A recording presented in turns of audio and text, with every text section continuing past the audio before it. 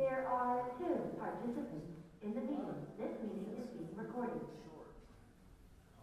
In terms of, you might be before 7:15. But okay. Okay, so you're at Lawrence. All right. Okay.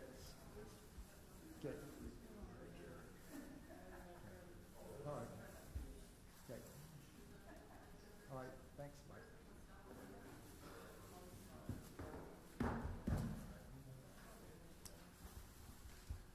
Okay, we're just getting out of a closed session, so we're going to start a couple minutes late. We'll just wait for people to sit down. Thank you for coming, those that came, and if there are any that are watching, thank you for joining us. I know at least one person that's watching.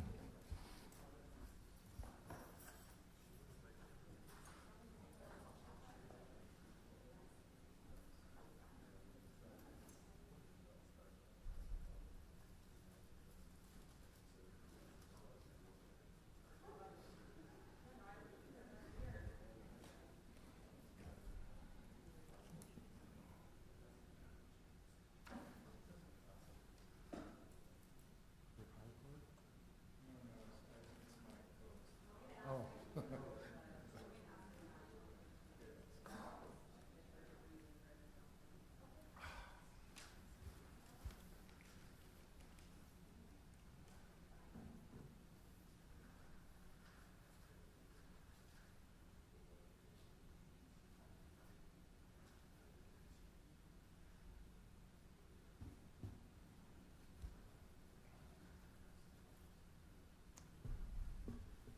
Tyler, we're not starting yet. Do you want to tell me if you can hear us, just to test?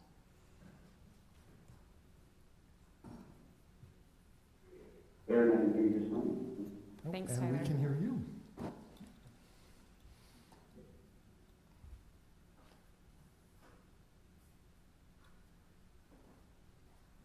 Okay, we are almost ready to start.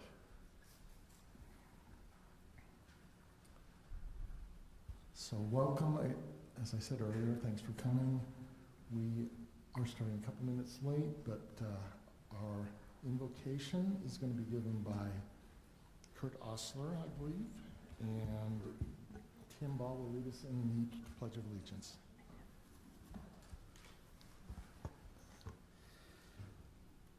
Our Heavenly Father, as we come together tonight as a city and as a city council, we're thankful for the freedoms which we have in our country. We're thankful for the beautiful area we live in. Heavenly Father, we're thankful at this time that for the most part that everyone is doing well in our community. Then we ask a special blessing to be upon those who might be struggling, if it be with emotions or with other things, if it be with sickness, that you might be with them. Be with us as a community, that we might be mindful of those who might have needs.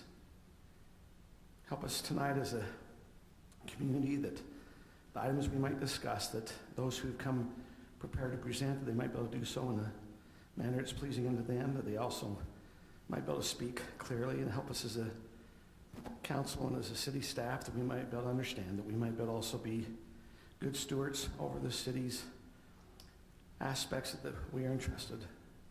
Once again, we're very thankful for the blessings which we have and for the freedoms, and we say this in Jesus Christ, amen. Amen. Please rise and join me in reciting the Pledge of Allegiance. I pledge allegiance to the flag of the United States of America and to the republic for which it stands, one nation, under God, indivisible, with liberty and justice for all. Okay, our next agenda item is public comment. Before we start with that, I would like to just say a few words. There's an issue in North Highland with a property owner in Draper that fenced off his property there. Blue Bison is the property owner, and he had every right to do that. We certainly don't want to encourage anybody to trespass on that or vandalize, so please don't. And if you see police up there, be nice. They're doing their job. They're not the enemy. So I would encourage everyone to be nice and civil. We are aware of the situation. We are looking at a lot of different options. Legal options are not off the table, but we are pursuing some other options that we think will create a simpler solution. There is a risk if a legal option is pursued that it could backfire on us. I don't know how big a risk, but there is a risk that if we pursue a legal option, Blue Bison could end up with a legal right to connect to our roads on Angels Gate and then Lighthouse, which would give them a second access if they build the road out to Highland Boulevard, which would allow them to build 300 plus homes on that 109 acres there.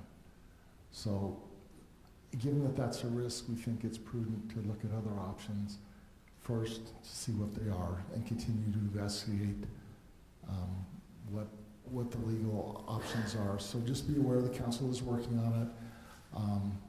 I just encourage everyone to be kind and patient. Any legal route will take some time. So if we can get a more quick solution another way, that would be a good thing, all right? You're welcome to call me or any member of council if you have questions, and I'll be happy to tell you as much as I can. But just be aware the council is very well aware of the issue, and we've talked with our attorney several times. I've talked with the mayor of Draper and the Draper city manager several times on the topic, and we've talked with the Alpine leadership as well. So we're aware, we're talking to the right people. Often in these kinds of situations, it's better to have those discussions in private rather than public, because if you're negotiating, you don't want to tip your hand one way or the other. So be patient. If you have questions, call me.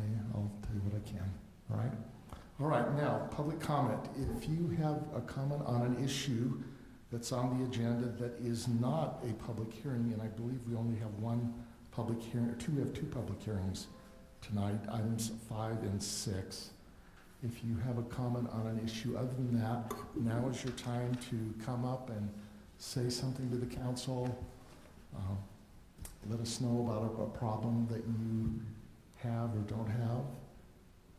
Otherwise, we will continue on the meeting. Erin, is there any online? Actually, we do have one from online, Okay, Mayor. yes. So this is in relation to the Highland Marketplace, which is later on our agenda, but it's not a public hearing. Okay.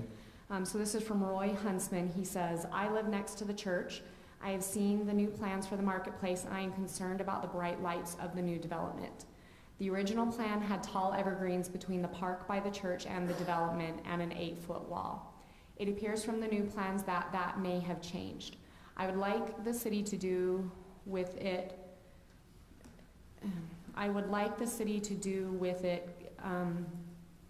to keep the tall evergreens and wall behind the marketplace between the church property and the marketplace. It would make it more livable for us not to have all of the nighttime signage from the businesses throwing light into our backyard and home. Okay, thank you for that comment. We will take that into consideration. I know we are talking with them, and there are some adjustments that we're asking them to make to the current plan. Anybody else?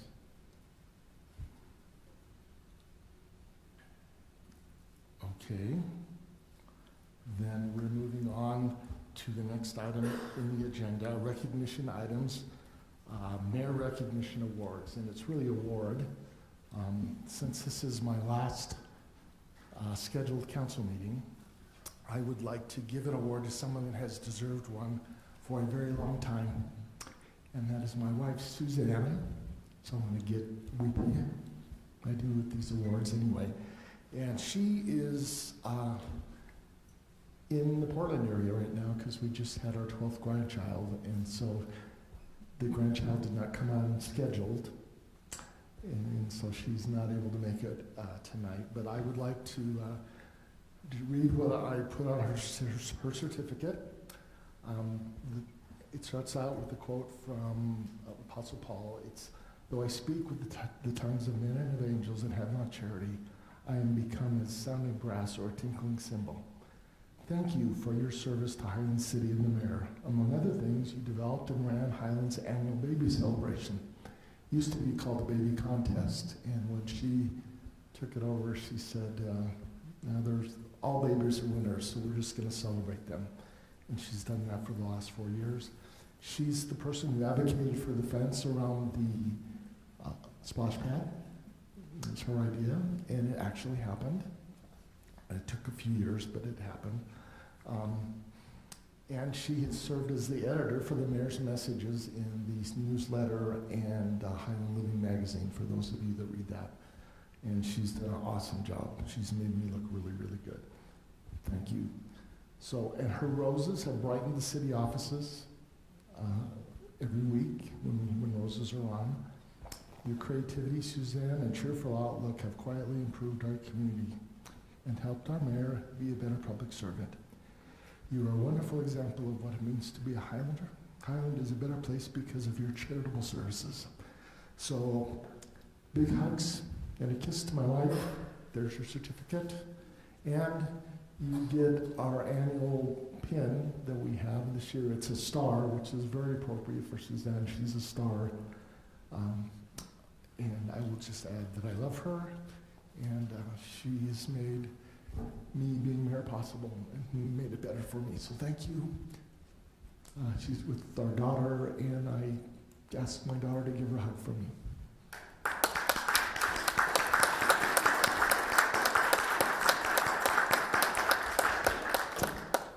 Thank you. All right, love you, Suzanne. Can't wait to see you. All right, so. Now, Mayor, I think the next agenda item is going to be turned over to me, and I'd like to have you come down here with me. Okay.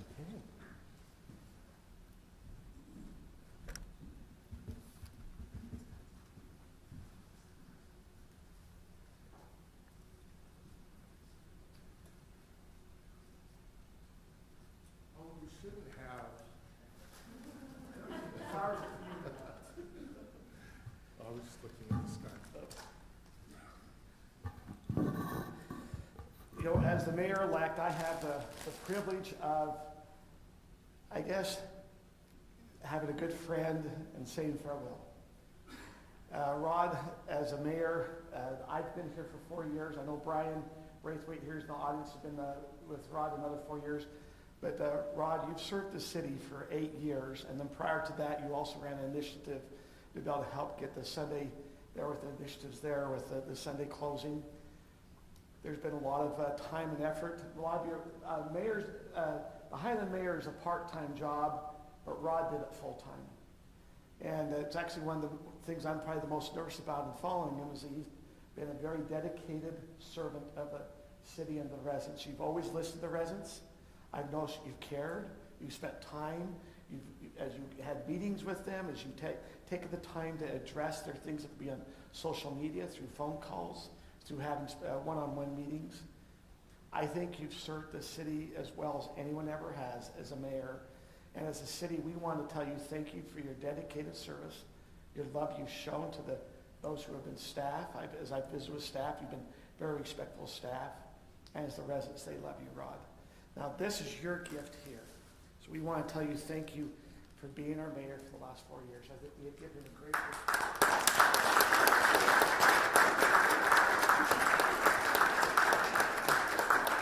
Now, as we found out, the mayor's wife's not here.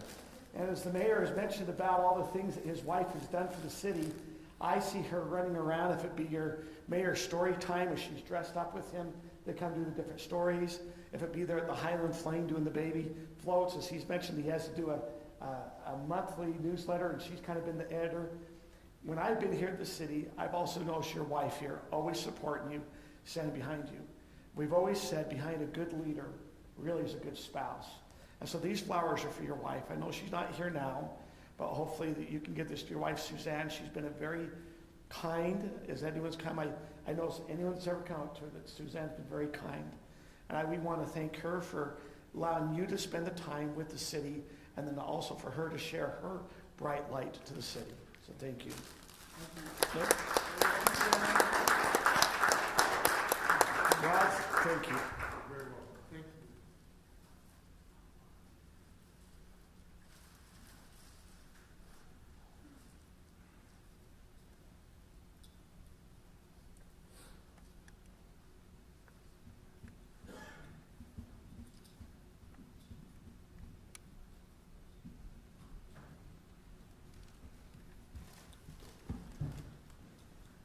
Thank you. I am a better person for having been mayor, so thank you. All right. Next item, we have a presentation on parks by Josh Castleberry. Good evening, Mayor and Council. Thanks for your time tonight. We appreciate it. Thank you for your service. I know there's a lot of things on the agenda tonight, so I'll be brief. I don't plan to read everything line by line, but I'll go over a few things, and if you have any questions, we can bring that up at the end. You're right. Okay, just so you're aware, we have 4 full-time employees, counting myself. Just to give you a little background, each one, of course me. Blade is new this year. We got to bring him on. He started 1st of June-ish, right around there. Then we have Chance, who is replacing Chris. If you're not aware, Chris is retiring. Chris has been a great benefit to the city. He's been in charge of the sprinklers for years. He is a great asset. We're excited for him, but we'll miss him with his hard work. And then we have Weldon. Weldon has been seasonal for many years with us, and now he is taking on the role over mowing. So Weldon's very familiar with each and every piece, probably more than I am, in each blade of grass where he goes. So he does a great job there. And then give or take on the year, 25 seasonal employees, if you can get them. There's a few lists there of the things that we go and take care of, just to kind of open eyes to how much we really do have. We have a lot to oversee and to take care of. If we go to the next slide. The last time we presented, we brought this up. We just wanted to go over where we were on open space maintenance. That is the, then we have a mistake there. That was supposed to be the maintained areas. So one thing that we wanted to add on there is just so you see how much we mow each day. It's broken down there. And then I think a great thing is not everybody understands acreage. So we translate that to, we mow approximately 30 football fields on Monday. Or if you broke that down to yards, about 143 yards. And that meaning yards of houses, just to kind of give that. So those are our days that we mow. We try to stay on schedule the best we can, but there are some kinks and some things change there, but most of that's all coordinated together. Next slide. The native, that's just to highlight where we got this year. We have an older gentleman named Doug that runs the tractor for us. He's done it 2 years. He's really familiar with all of the areas. We got to all of the native areas 3 times. So if you break that down, it ends up being about 390 acres. If you times that by 3, how many times we mowed that? So a great deal of area we cover. He does a great job, and if you ask me, it's probably the worst job. It's dusty, it's hot, it's miserable. Doug, if you ever see him, he doesn't take lunch. He just eats lunch on the tractor. It's just easier for him. He's a great guy, works really hard for us. The next slide covers the weed spray just on the native areas along the trails. If you remember, last year we got 1 turn. This year we did a little better with Blade's help coming on. He's helped us get 2 for all the areas. We got 3 in one area just by chance, and we were able to get the Wimbledon area a 3rd time. The weed spray for the goats, the goat heads, or puncher vine, however you look at it, is kind of a hard deal. Just temperature, it's in the middle of the summer. We only have a small window to spray, so most days we only get to spray for about 2 hours before it gets too hot to spray. So it takes some time and to get each one of those knocked off. But I think we've made great accomplishments there. We're continuing to work harder on that. We'd really love to be around that 3 times. I think that'll help, but I mean, I think we have a steep head of road ahead of us on this one. I mean, they're, as I've said before, those puncher vine weeds can sit in the ground dormant for up to 7 years. So it's going to take a while for us to get really on top of it, I believe. Next slide, I just wanted to bring up a couple of the highlights, just some things that I think people find interesting. We'll put down a minimum of 2,207 bags, or 2,207 bags of fertilizer. We may go a little bit over that, but it's all plus if we go a little slower, a little faster, how much we go down. But that's a fair amount of fertilizer. You can see the breakdown of everything. On the sprinkler heads, we're probably down 200 from what we normally do. So it makes me a little nervous. Chances first year full-time sprinkler, next year could be a challenging year, being we didn't do as many heads this year. So we'll probably have to the 600 or 700, I'm guessing, next year.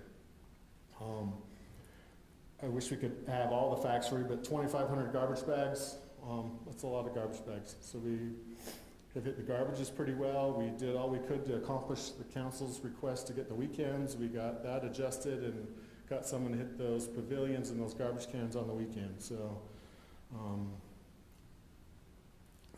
another thing I think shows we did take quite a bit of time on putting the new bathrooms in. So if you weren't aware, we did tear down the bathrooms, took care of all of the stuff to get the new ones in for Highland Glen, Heritage Park, Beacon Hills. We did most of the work. There's some work was done from preparation for concrete and whatnot. We still have a few things of decoration around them and making them look like they've always been there. But for the most part, we did a lot of time consuming there to get those bathrooms in. Next thing, moving forward, we know that if you take our amount of hours that are used, we're heavy on mowing. A lot of manpower goes towards mowing. A lot of that focus has come from times in past and complaints and things about mowing, so we spend a lot of time on mowing. It makes it hard to have a balance, but we're looking towards trying to balance that out a little bit. I posed a couple questions on there. I'm not looking for answers right now, but I would love to hear from you, whether it's the future or another meeting or whatnot. But do we need to mow all grass every week is one of mine. A lot of people feel we do, so I would be interested to hear from you later how your thoughts were on that. And then, is it prioritize the high visible areas more? Does that mean more parkway stuff to be there? So that's the questions that kind of posed, so we can manage those resource employees to try to get it balanced. The next slide, we did a pie chart, and that kind of to help see physically like where our time spent with man hours. A lot of that is towards mowing, and we'd like to break some of those down a little bit more so that that chart was a little more even. So we're looking to focus on that. If we go to the next slide, that's kind of where we would like it to look. So we're a little more balanced. We can hit some of those things, and those man hours are spread out, that we're able to get some more things accomplished there. That leads us to questions. And then we got questions. I've got a question. So where would you mow less? That's a good question. I mean, how would you prioritize that? It's hard. Like a 10-day schedule would be nice to accomplish, but it's hard as far as sprinklers.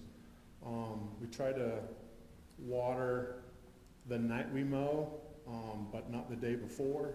And so if we skip, it always ends up, it would be 2 weeks. So it would be hard to pull off a 10-day schedule and be consistent, because most people are used to looking out their window and saying they mow on Wednesdays behind my house and they didn't come, and if not. So that part's hard. I don't know how we would assign that, whether it was an area or whatnot, but that was an option. So could we aeroscape some of these areas so you didn't have to mow them so much? Yes, we can. I mean, that's expensive. It's startup, expensive. yeah. In my mind, it's almost just as much maintenance, even though we're not mowing, because you still have the leaves, you still have the weeds in the rocks. It depends on how and what we do in the rocks, like trees, bushes, that type of thing tend to go there. The other hard part is temperature. It tends to rise temperature around those areas. We have lots of rocks versus grasses are usually cooler, Right. more inviting. I think that's kind of the hard part with our parkway details. I feel like they're really inviting, the way the sidewalks are set up, the grass, whatnot. I think it would raise temperatures a little bit as far as heat, and it might not be as inviting. But It might be interesting to see what American Fork Hospital's experience is, because they just zero-scape the whole campus. I guess this is gonna be in the minutes, I think it's kinda ugly. But at the same time, the original xeriscaping was really good, but they've torn out all their lawn and put it in rock now, so I think it'll be interesting to see what their maintenance is on that.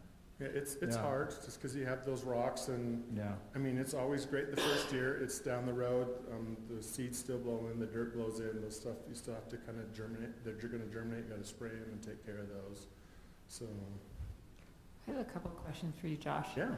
I know that over the past couple of years, we've committed some additional resources, money towards parks and open space, and I just want to know what we've been able to accomplish with that extra money.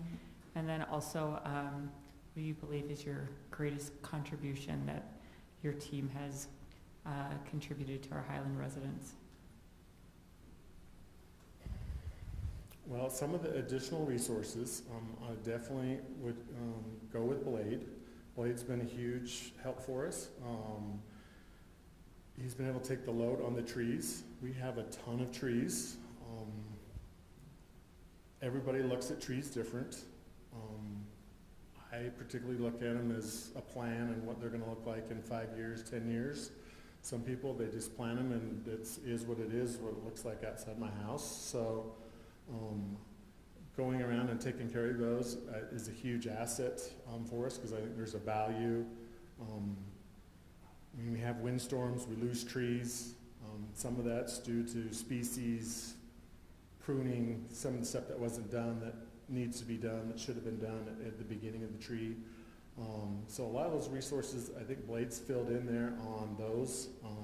With the spraying, he's helped out to get on the puncher vine. He's done a lot of the spraying as far as the grass areas and whatnot. So a lot of that resource was spent really with Blade and his contribution there to help us out. He did a lot this year. We did have to shift him over later this year to help out with mowing, as this has been a challenging year for employees.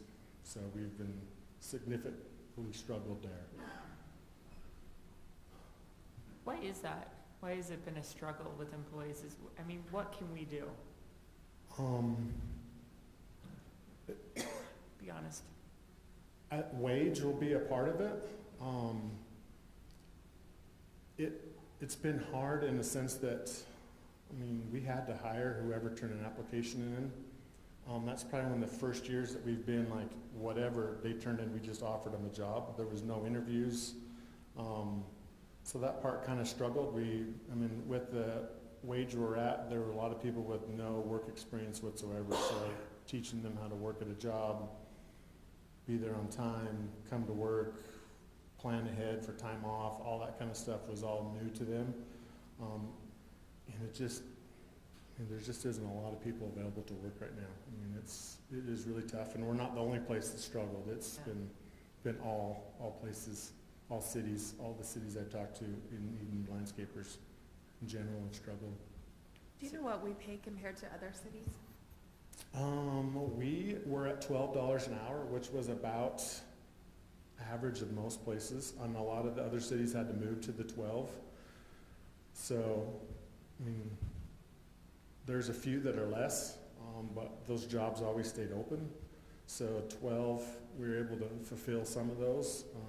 So we're pretty similar to a lot of the other cities. I don't know how far we go. I mean, you go to Wendy's and they're advertising $14 an hour at Wendy's, so, and they're still not open all day long. So it kind of makes me think that 14's going to probably be the bottom end next year. But. So Josh, you mentioned this last year, were we mowing on a 10-day cycle, or are we mowing on a 7-day cycle? We're mowing on a 7. We've looked to try to consider how to do a 10, but it's a little difficult. Most weeks where everything got mowed, there's some challenges in there with rainstorms and whatnot, but there was a lot of stepping up. We have some phenomenal guys that worked super late, worked Fridays, worked the weekends to try to help us catch up on that. So, I mean, we did a great job about every day getting things mowed from the Memorial Day through Labor Day for sure, all the way through September. So as you look at other years, because like, Kim has mentioned, it appeared we put a little more resources. Do you feel like we did a better job with maintenance this last summer than we had, let's say, the previous summers because of the extra hires, or where do you think we were at this summer? It's kind of a yes and no answer, and I know that sounds lame, but like, we've been able to offer more money, which is, I think, kept us with some more seasonals, but we weren't able to keep seasonals, but, I mean, a couple weeks and they started quitting, and that's where we kind of, at that point, was just a downward spiral as far as keeping the employees on. So yes and no. I think we've done better, but we still have had a struggle this year as far as trying to keep enough to. I mean, it's definitely been focused on the mowing part because that's all we've had enough to do. I mean, so it does not, I mean, to be very open, it doesn't sound like it was a budget issue. It sounds like it was more, can I find employees to work it? Yes. Okay. Yeah, I wouldn't say as much as a budget as trying to find employees to work that wanted to work and wanted to be here.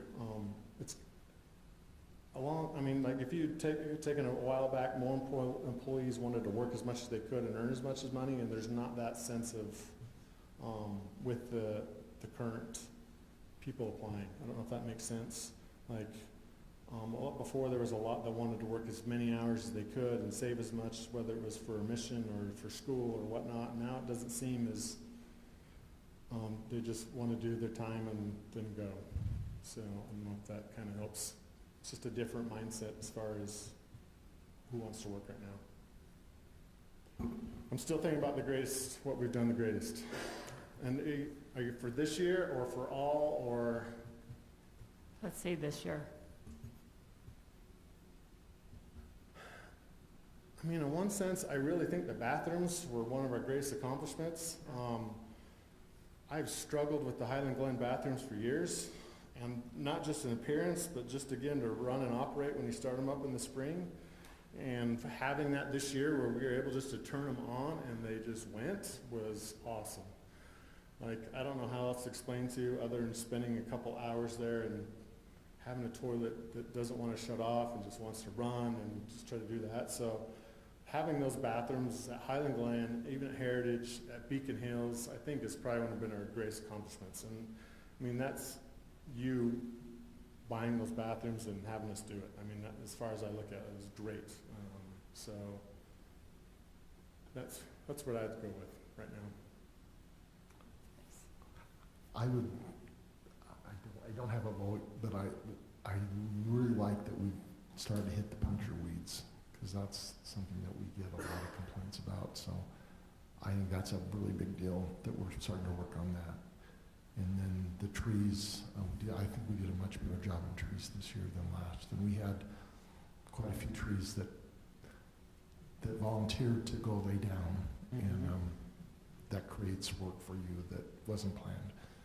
And so I think, for me, those are two things I've seen. I haven't had as many complaints about puncture weed, in part because we're doing something, and that this year I just haven't had the same amount of complaints on that than I have before. And I'd like to thank you too, because I think you kept things alive during a very challenging summer. I mean, we had record heat and record drought, and you got everything through, so we appreciate that. Thank you. Yeah, I would say that also. My neighborhood looked great this summer, so thank you. Is there anything that we can offer our seasonal workers besides money that makes it enticing for them, like different schedules or times, or are there any other incentives that work? I know a lot of guys, a lot of places are offering, and what we've done as well, we implemented, the longer they stay, the more that they make towards the end of the season. So we implemented that. I didn't probably go as well as I anticipated. I kind of felt it would help, that if you work so many hours a month, then you get, and I can't shoot off the hip on this one. I know there was like a $50 and a $75 range in there that they'd make more a month. I thought that would help. It did in some, but not in the way that I thought it would. And so I'm not sure that money is the motivator like I thought maybe it would be. So, I mean, a lot of guys that work the most really enjoy the 410s as a benefit that they get to have the weekends. and they have a set schedule is what a lot of them appreciate about, is that it's not like they find out Monday that they're working Tuesday and Wednesday and Saturday. It's like they know that Monday through Thursday is their schedule, and that's what they have to work. So I think we probably need to go after that more, that they have a set schedule and that it's to their advantage that way. But. Oh, I was just gonna say, I was just talking to Mayor, when I think of teenagers and kids, I sometimes feel like they go after stuff like gifts as incentives. Stay a month and a half, get AirPods. Stay, you know, till the end of the summer, get a Nintendo Switch. I don't know how much that costs, but I don't know, sometimes those items seem to be more enticing. Great idea. That's a great idea. I don't know, and I mean, AirPods are what, $180 on sale kind of thing, but it goes a lot further than saying you're getting a certain raise for some reason.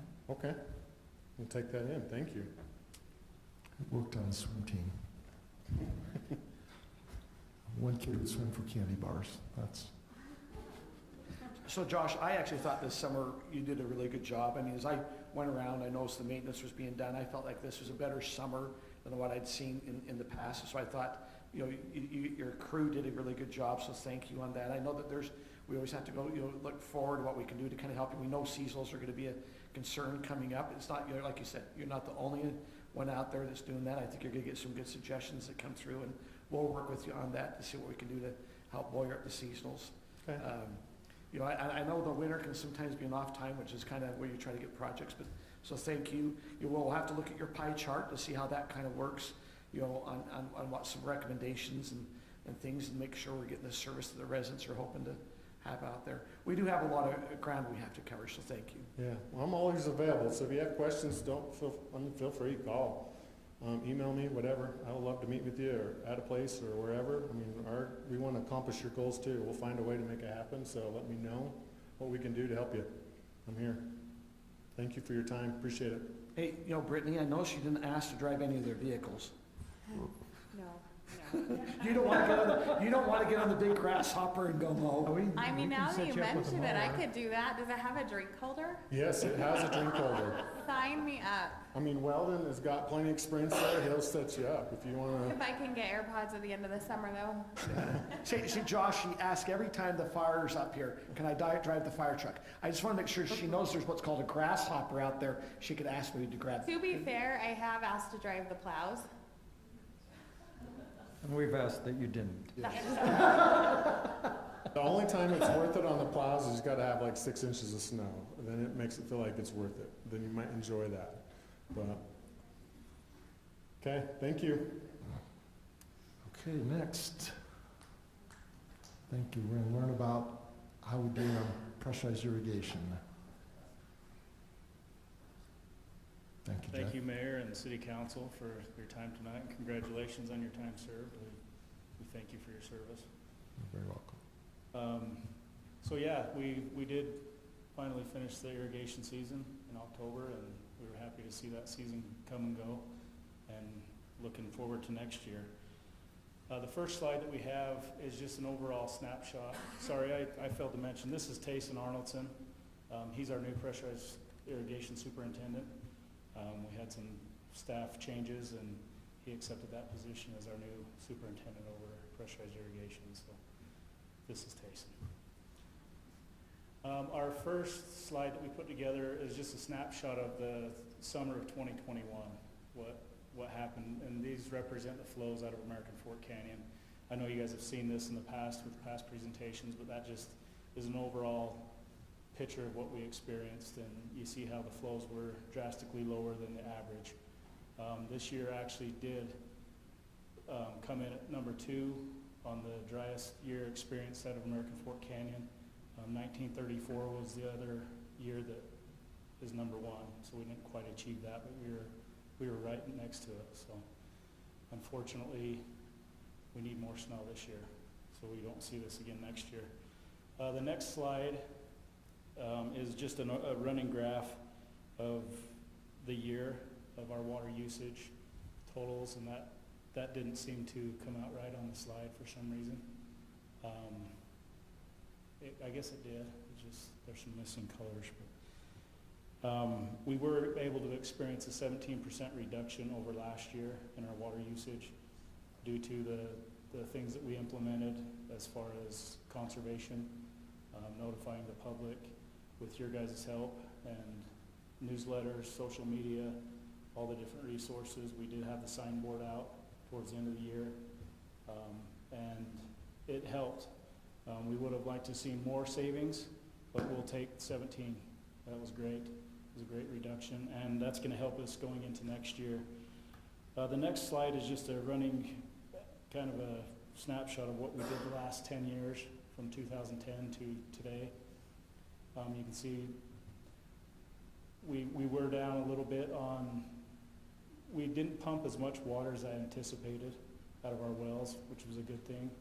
I know American Fork City experienced the same thing. They were surprised that they didn't pump as much, seeing that we experienced such low flows. But with those conservation efforts, we were able to see that reduction in usage, which is the lowest we've experienced in the last 5 years.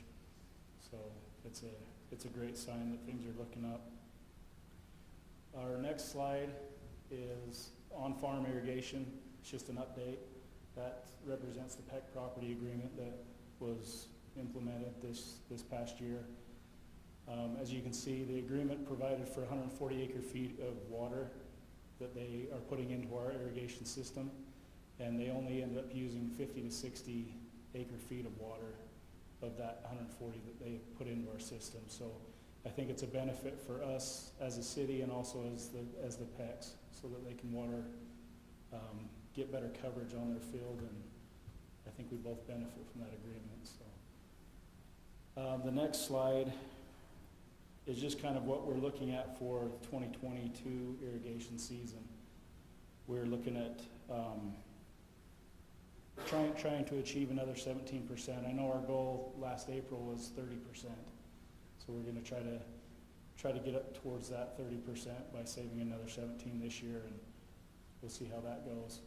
So in 2021, we used, out of our storage water, out of the Provo River water system, we used 3,242 acre-feet.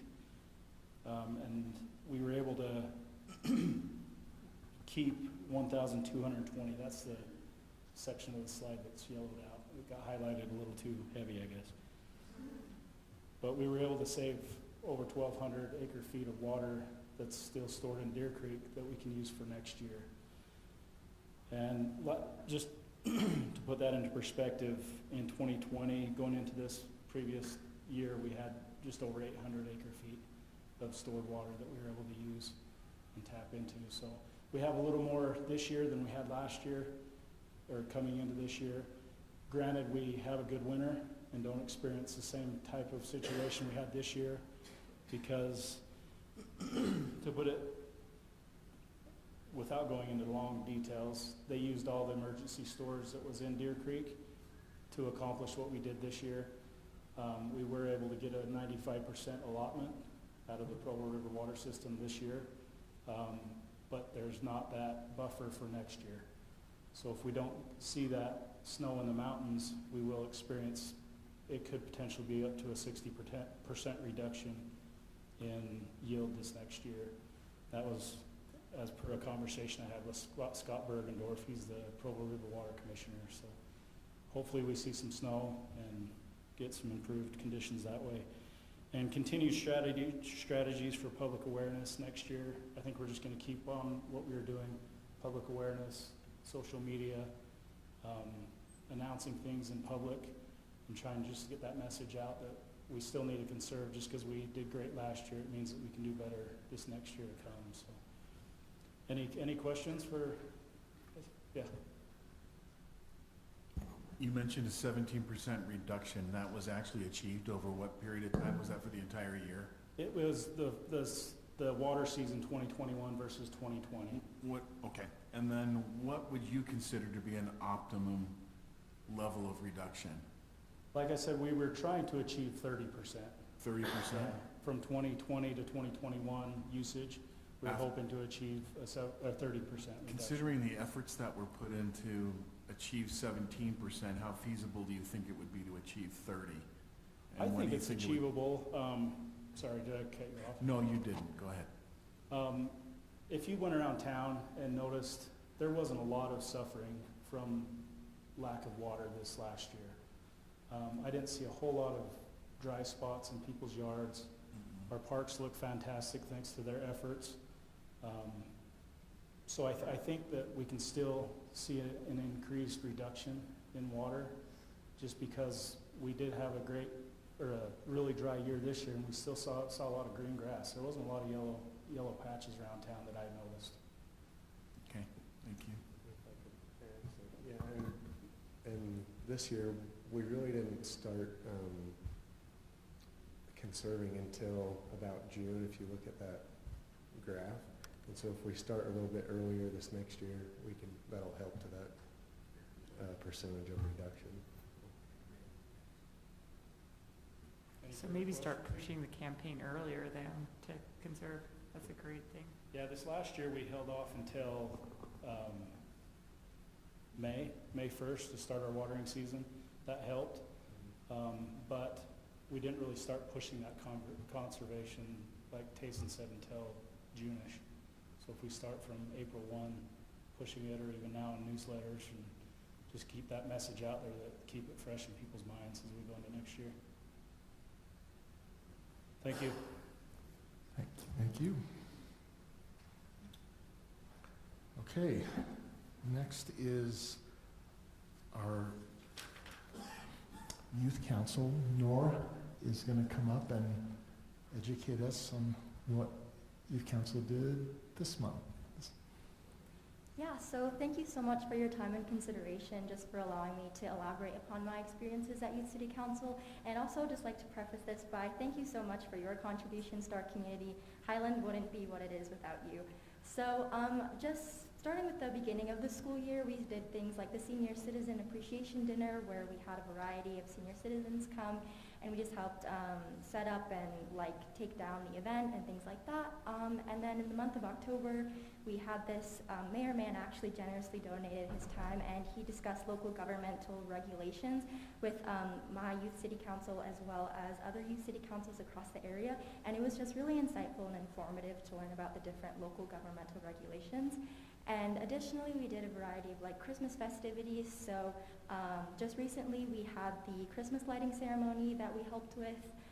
We also helped with the Art City Council crafts handouts. And we also helped with, just yesterday, there was a story time with the mayor, and so we helped with that, and I got to dress up as a Christmas elf, which was very fun. And now what we are doing currently is that we are assembling kits to help refugees for Christmas time. And overall, I feel like Youth City Council was just a really amazing experience, and I'm really grateful for it. So thank you so much for your time. Thank you. Any questions for Nora? I just want to thank council, on behalf of the council and myself, thank you for what you guys have done. It's been real fun. The craft giveaway last Saturday was really well attended. The story time was really fun. Thank you. Your help was definitely needed to hand out the gifts and the oranges. So I know Santa appreciates it. We don't know who he was, but I know he's grateful. We talked afterwards. All right. Thank you so much. Mayor, were you naughty or nice? What did the Santa decide for you? I don't know. I have to open this up and see. I have to say, we attended this story time yesterday. It was the best Christmas event we have been to. My kids just loved it. Oh my gosh, it was so much fun. They were still talking about it this morning, so it was a great job, and great storyteller, and even greater Santa Claus, whoever that was. Thank you.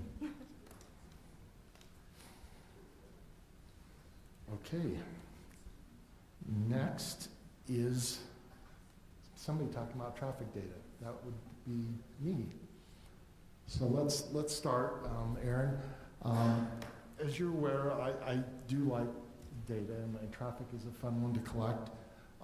We purchased this year 2 radar data collectors and have used them a lot. And I just want to show you, let's click on Highland Boulevard. This is a standard summary. You probably have to move it over to the So this is a standard summary that is generated once I get the data into the template. And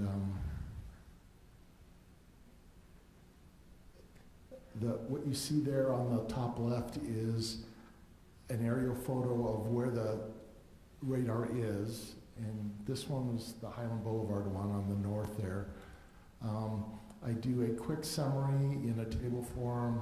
Speed limit's 35. The 85th percentile is what 85% of the people travel that speed or lower than that on the road. You notice that it's 48, so that's a little bit high than it should be. The max speed, there's one instance of somebody going 101.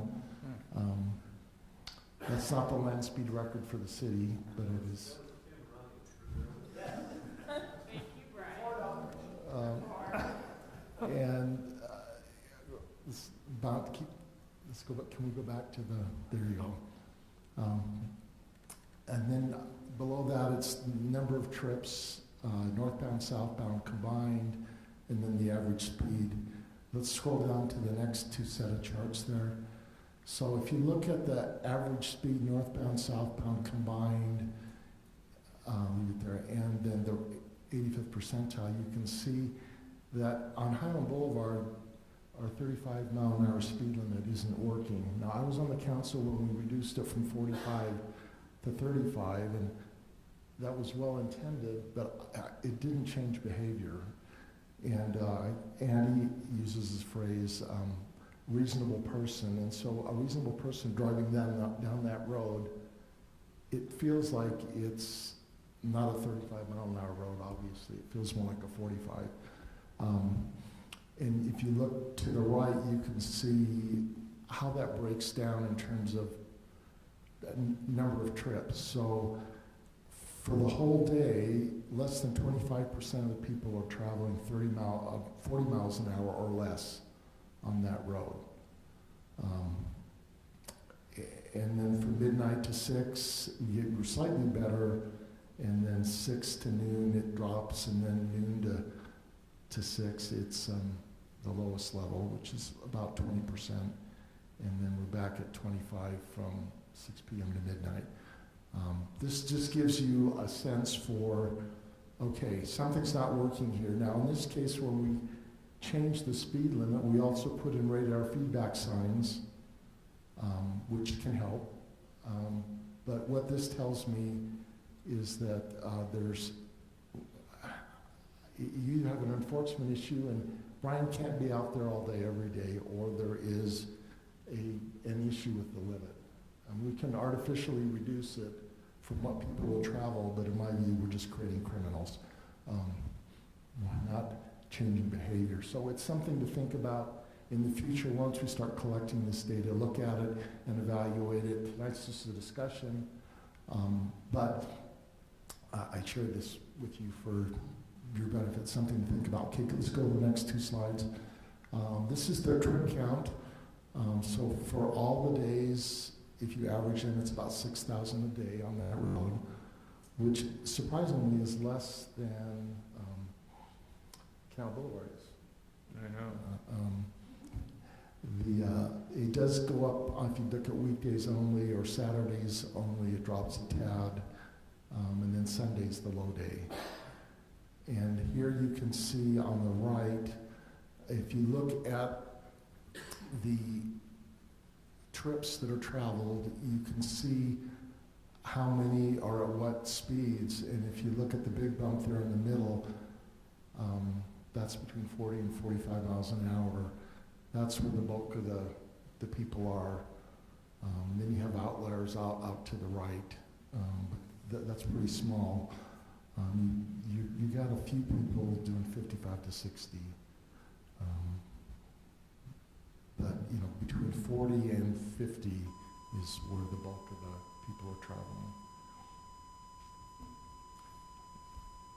Next two. I've got three charts here that just look at average trips per hour. That gives you a profile of hour of the day, what does it look like?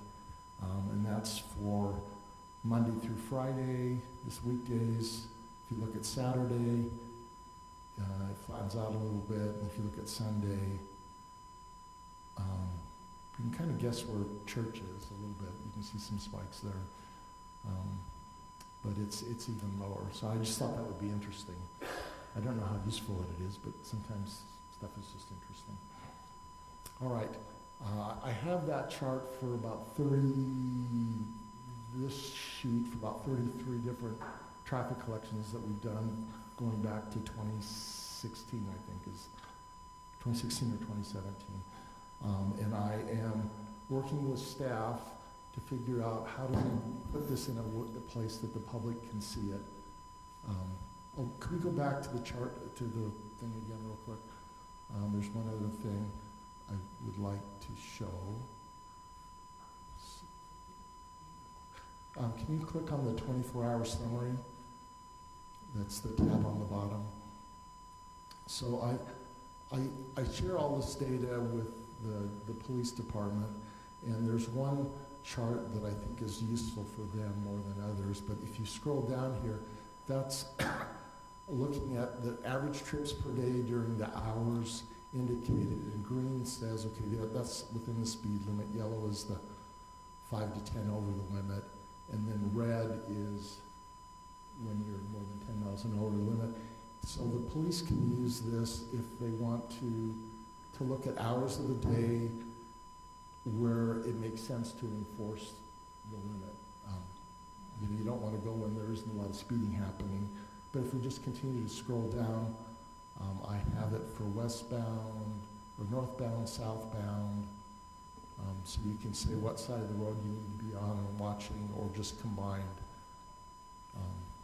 So again, interesting. It gives you a visual picture really quick, where you can say, okay, these hours of the day, there is a problem. And I break it down into all days, weekdays, or weekends, so you can have the same map for all three of those data sets. So that's more useful to police, yes? Do you think any of the speed limits need to change due to your data? I would say yes. And you can look at them. I'll send you the link. I've got a post that I'm working on as a sample for what the city could do, and it will have all the data sets, the dates, the locations, and then you'll be able to click on, I just want to see the charts, or I just want to see the 24-hour summary, or show me the whole thing. And it's almost done. I wanted it done today, but I didn't get it done. But all the data's there and all the charts are done. And now it's just a matter of plugging it in. It will also have, and let's go to the next slide, Aaron. Once I've collected the data, I can take a set of collections and then compare them. And let's look at the next slide here. This is comparing the two collection points on Canal Boulevard. The 4780 or 4870 is the one closer to North County Boulevard, and then 5288 is the bottom of the where the Alpine, that Merrick Fork River is. And you can see between June and October, we had a significant increase in traffic. I think part of that can be attributed to schools. And we did do a test on another data that we sampled, actually the October data. If we split that up, that was when spring or fall break was on, and there was a significant difference in traffic between when fall break was on and when fall break was off. And so school had an impact on that. It'll be interesting to see if we sample again in the summer where we're at. So if we do another June sampling, we can see where we're at year over year. And okay, next. So then when you compare the speeds, here you've got the speed limit's 30 miles an hour, but in all the data samples, the average was closer to 35 to 40. And if we go to the next slide, we can see, if you look at how many people are obeying the rules, it's really, really low. It's about like Highland Boulevard. So, Mayor, let me ask you this question. You said over on Highland Boulevard, it used to be at a 45, and as a council, they moved it to 35. That was about six years ago. Was there any data showing, hey, when it was 45, do they go 55, or were they going 45? Because your data. I don't have data. You know, Chief Williams, is the police ever had any data that if it's, your speed limit's 45, do people always believe they can go 6 to 10 miles over? Or is what I'm saying is, do they drive what they think the road's supposed to be, or do they drive saying I can go 10 miles over what the speed limit is? And I'm not saying for you to say what the secret is, but just what you noticed. So we don't have anything in Highland City that would indicate how that works. My experience has been that people will drive with what they're comfortable driving. If you posted that at 60 miles an hour, I don't think you'd get very many people that would drive 60. It's just not comfortable. But if you posted it more close to something that feels like what it should be, you're going to get more compliance with individuals. Now, is that scientific? No. That's just been my experience for the last years. And there is road information that's out there, and it validates what you said. And we do have I have one anecdotal data set. I didn't put it in here, but when we changed the speed limit on Canal from 35 to 30, we have a data collection before and a data collection after, and the average speed went up like a tenth of a point. So it did nothing. So dropping it didn't reduce the speed. I don't think changing it back to 35 would increase the speed. I don't think you'll know unless you try it. But then your consistency has to be part of this too. So. Yeah. So we have data. We also have data on 6800, and we dropped that speed limit from 35 to 30. I have after the fact, but not before. And they're treating it as if it's 35. And you can look at it, once I get that up there, you can look at it. It certainly will serve as discussion points next year, looking at things. Now, if I had recommendations going into next year, I'd say I would evaluate, that section on east of Alpine Highway, and really look at that and what makes sense. I think you'll find if you change the limit, you're just creating less criminals. You're not going to change the speed that people travel significantly. But that's the value of having data and starting collecting it.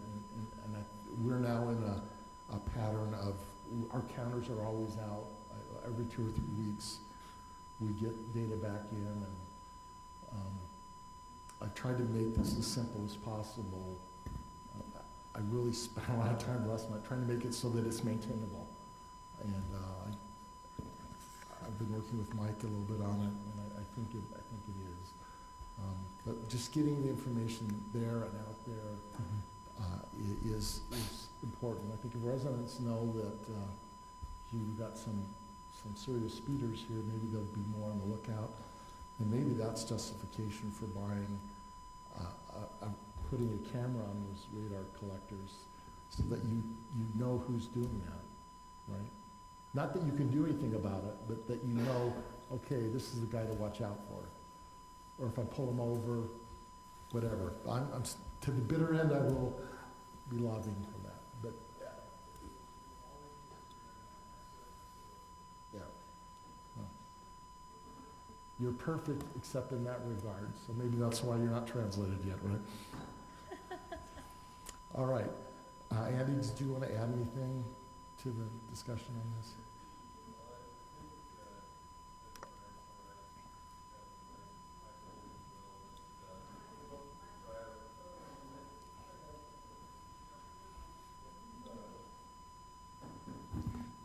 I think Brian summarized my feelings on this as well, that most reasonable drivers drive the speed that feels safe and comfortable on a road in the given conditions, and that the engineering principles behind speed limits are that your speed limits ought to, mirror that, and that your speed limits ought to be within that range of the reasonable driver. Okay, go ahead. I'd just like to make a comment, though. I don't think we should jump to a lot of conclusions yet, because a big part of Canal Boulevard is still being built, the Madison Boulevard part, as well as the Boyer property, which will add a lot more cross traffic onto Canal Boulevard. True. And so I'm not sure you want to increase the speed there before you find out how much cross traffic and stuff you have on that road. Because people are going to have to get on and off that road at higher speeds and that. So I think I'd keep analyzing it. No, I think that there's value in what the mayor was suggesting, in that you collect multiple data sets before you make a decision. Meaning, maybe you look at it for a given period of time. You go out 2, 3, 4 times and you count it and you see how it's going. You see where you are in time, as you've indicated to Scott. If there's still a lot of things changing, maybe you say, well, let's continue to watch it, measure it, etc. In that given section, but even in any section you're looking at, saying, is this a stable condition that we're analyzing this under? So one of the things that happen when the speed limit is artificially low is you'll have people that comply because it's a speed limit, and then you have people that drive the reasonable speed, and you end up creating a bigger differential between the average driver and the slow one or the fast one. And the bigger the differential, it increases the propensity for accidents, because then it becomes hard. If there's a big differential between me and the guy ahead of me, if he's going slower than I was planning on him going, and I look down, I should never do this, but if I look down at my phone for some reason or another, or go to change the radio channel, it's really easy for me to just all of a sudden have a collision that I wasn't planning on. And then it's harder for people to predict, if you're getting on to the road, the speed, if there's a lot of variability. So it does create the potential for increased potential for accidents. Let's go. I think that's the last one, but let's see if there is something after this. Oh, nope, there isn't. There is. So let's look at Highland Boulevard.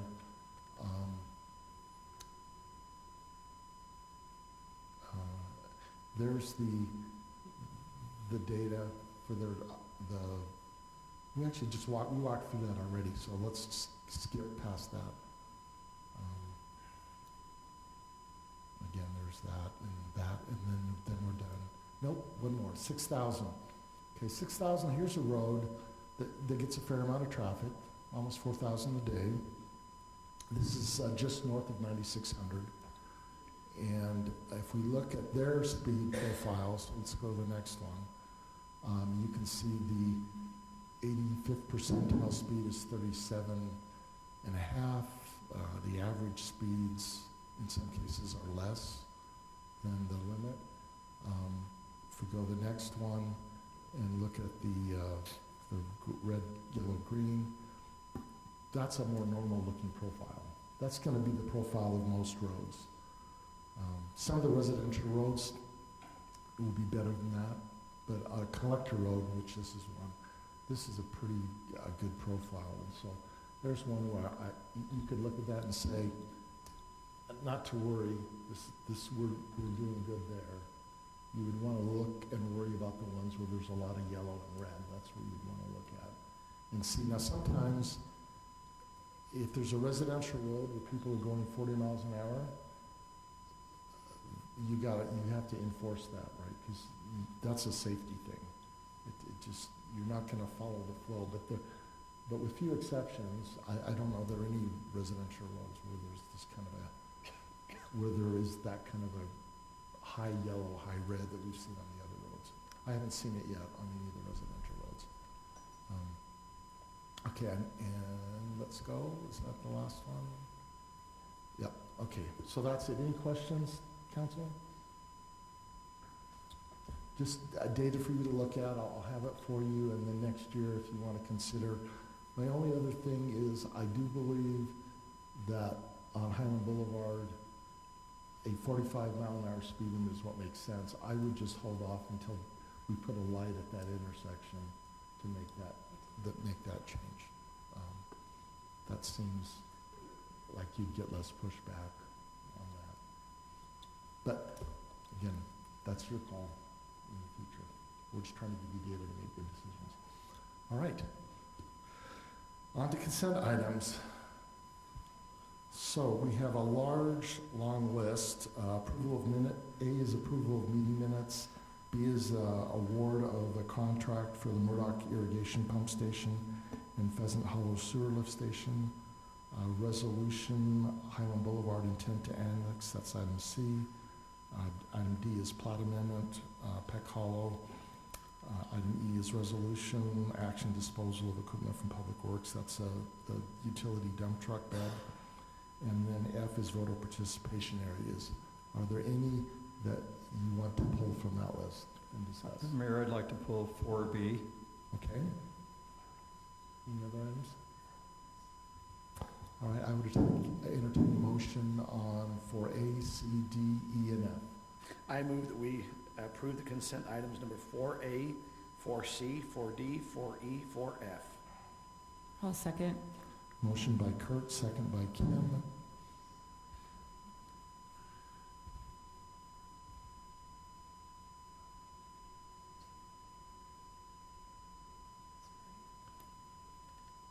No pressure. There you go. Okay. Thank you. That passes unanimously. Okay, Scott, on 4B. I just had a couple questions, and this is mainly for Andy. You know, personally, I think when we're spending $2.9 million, we should probably discuss it in public with the council. So that's why I wanted to pull this one. The second thing is, I know a lot about the Pheasant Hollow Sewer Lift Station because I live next to it, and I know it's got to be rebuilt. It's a pretty little small facility, kind of, and so that needs to be done. The Murdoch Irrigation Pump Station, though, can you explain a little more about that? Where it's located, where you're hooking into the Murdoch Canal? I mean, it's got to be up in the Boyer property somewhere. Yeah, it came to the property we were putting on this, came to the city as a dedication as part of the Ridgeview project. So it's just tucked right in the corner, just north of the trail, and right against North County Boulevard. So those units that they've just built that are right adjacent to North County Boulevard, yes, it's just south of there. Between that and the trail. Between that and the trail. So right on the road. And how big a facility is this? So this one will do for us for CFS. And the reason that it's so important to us is in past years, we've been able to use Alpine's capacity in the Central Utah piping system. But this coming year, Alpine will now be able to draw on their capacity. We no longer get to use Alpine's capacity in that pipeline. We didn't get to use Alpine's water, but we got to use their capacity of the pipeline. And so we need to have this up and running to replace, in part, what we're losing. We never really had right to it. We just got to use it, so we're not really losing something we had. But that's the purpose for this, is because now we'll have to take more of our Deer Creek water through the Provo River pipeline, and so this gives us the ability to get it into our system. And that's through the Highland Conservation District shares and the Provo River water users, is that? Yep, I understand. through those shares, yeah, because we have the ability to take those shares through the Central Utah pipe, as long as they have capacity. So what is the actual construction? I mean, is there a little building there? Yeah, there's a little building, and so we connect to the Provo River pipeline. We take it out of that pipeline, and then there's a building, there's a pump house, and it'll be surrounded by fencing and a driveway that leads there from North County Boulevard, and then there's a little driveway that'll go from the Ridgeview side too. And mostly we'll come in and check on it, do our checks and things from the Ridgeview side. So and the Ridgeview side, we don't really have to build much. How is it sandwiched between the Murdoch Canal and the Central Utah Water Project? Because they parallel each other. Is it between the two? It's north of the pipelines. So it's north of the Central Utah Water. Yeah, it's north of the Jordan Valley Aqueduct there. So it's really sandwiched between the pipelines and Ridgeview. Okay. Because the pipelines are the And farthest Central north. Utah Water Project doesn't have any problem with you putting pipes and stuff on top of theirs, because you'll have to do that, right? Well, no, all of our pipes will be north from there. We're connecting well, I guess we cross the Jordan River. Yeah, you've got to We gotta cross cross the them. Jordan River aqueduct with our pipes, but no, they're okay with it because that happens all over, right? As we're drawing water out of, the Provo River pipelines, we have to cross the other pipelines to get them to the various facilities. So when I say they don't have any problem with it, we had to go through their approval processes. Sure. But, yeah, thank you. The parcel is up on the screen for you. Okay. Yeah. So Scott, the other thing with this is it's actually needed to serve Ridgeview also. Right. Well, I Yeah. don't doubt it's needed. I just hadn't heard much about it till this agenda. I was just curious. Yeah, this is part of the utility agreements and reimbursement, service agreements that we made with Ridgeview. Right. So how big a pipeline do you bring from that facility across the Central Utah Project to the Murdoch Canal? How does that access it? It's just a 12-inch pipe. 12-inch pipe, Yeah, okay. I'm just going out of memory. We feed it through the 12-inch main, and I believe it just comes off as a 12-inch pipe. Okay. So it's not a huge pipe. I mean, that's why they're okay with it crossing, right? I mean, 'cause we're not putting a 5-foot diameter pipe or something across their pipe. We're putting something that's a common city service line size pipe. I have a question on this item. I noticed that we are $291,000 over budget. Yeah. What is the anticipation, how we're to capture that overage? Where are we gonna get it from? So we've got two sources. Ultimately, we get paid back for each of these facilities through the impact fees, and the Ridgeview development has a unique impact fee structure. And number two, we do have available fund balance. We do note that, when we look at our mid-year budget changes, that we will be, changing our budgets to reflect this, but there are sufficient fund balances available in each of these funds to allow us to build these. But you're saying that Ridgeview will reimburse back the $291,000? No, we just get paid back through their impact fees, right? Because both of these facilities facilitate in part, their development. And so we have a unique impact fee schedule for the Ridgeview development. And those impact fees considered, these improvements when those were put together. So it's not, Ridgeview's not gonna cut us a check for $291,000, sorry, I was looking for the figure, but for the 200, for the 200,000, we're gonna get paid back through their impact fees as they're coming in. And do we anticipate how long that will take?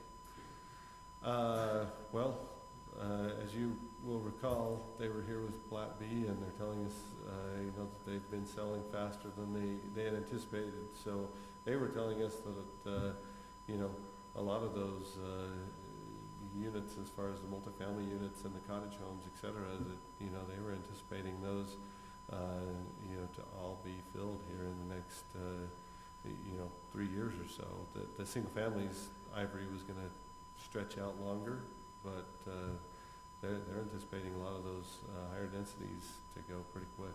They're building 5 homes right now in the last week. Do you know how many homes we have to build to make the catch up to these? Like, do they, if they have 600, will all 600 take all this money, or is it 300 of the homes will take this money? Do we have any idea? I don't, sitting here, I apologize. I should have been prepared with that, but I don't know. And I should have asked that question before. Yeah. Kurt, the impact fee was based on the entire development. As we look at this, and I think Scott asked the question, I understand the lift station's off the side of Canal Boulevard. Once again, where's this pump station going? Is it going in what the old boneyard's at, or where's the? It's right there. So the pump station is on the screen, and if we can zoom out just North a County little, you'll get a Boulevard. better feel, but that's North County Boulevard on the right. That's the canal trail just south of it. So that's where the pump station is going. And then the lift station, if you go down through the hollow, you've got the lift station on the south side, kind of adjacent to the golf course, right where American Forks filter stations is, kind of pretty close to that BYU golf facility, kind of in that area. That's the American Fork, and then up above's our. Yeah, right there. Now, Yep. maybe this could be for Scott to help, or you, we also had another water connection over by the high school soccer fields. There's a little fenced area there that appears to have like a well or something there. Are we accessing that also? That's developmental center as well. That's USDC. Okay, so that, we're not gonna get any water out of that well itself then? That's what they irrigate all the fields down below the canal with. Okay. Yeah. No, I mean, development if you- center's providing shares. Yeah.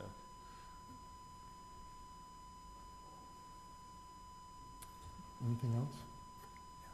Okay, I would entertain a motion. I move that we approve consent item 4B. Second? I'll second. Motion by Scott, second by Kim. Is this, will we be able to vote on it?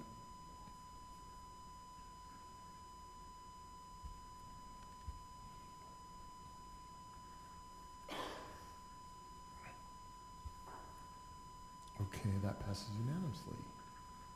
Next item, public hearing ordinance right-of-way vacation, Miller's Acre subdivision, Plat B. Kelly. Thank you, Mayor and members of the council. This is a request by Highland City staff actually to vacate a portion of dedicated right-of-way. It's about 1,400 square feet.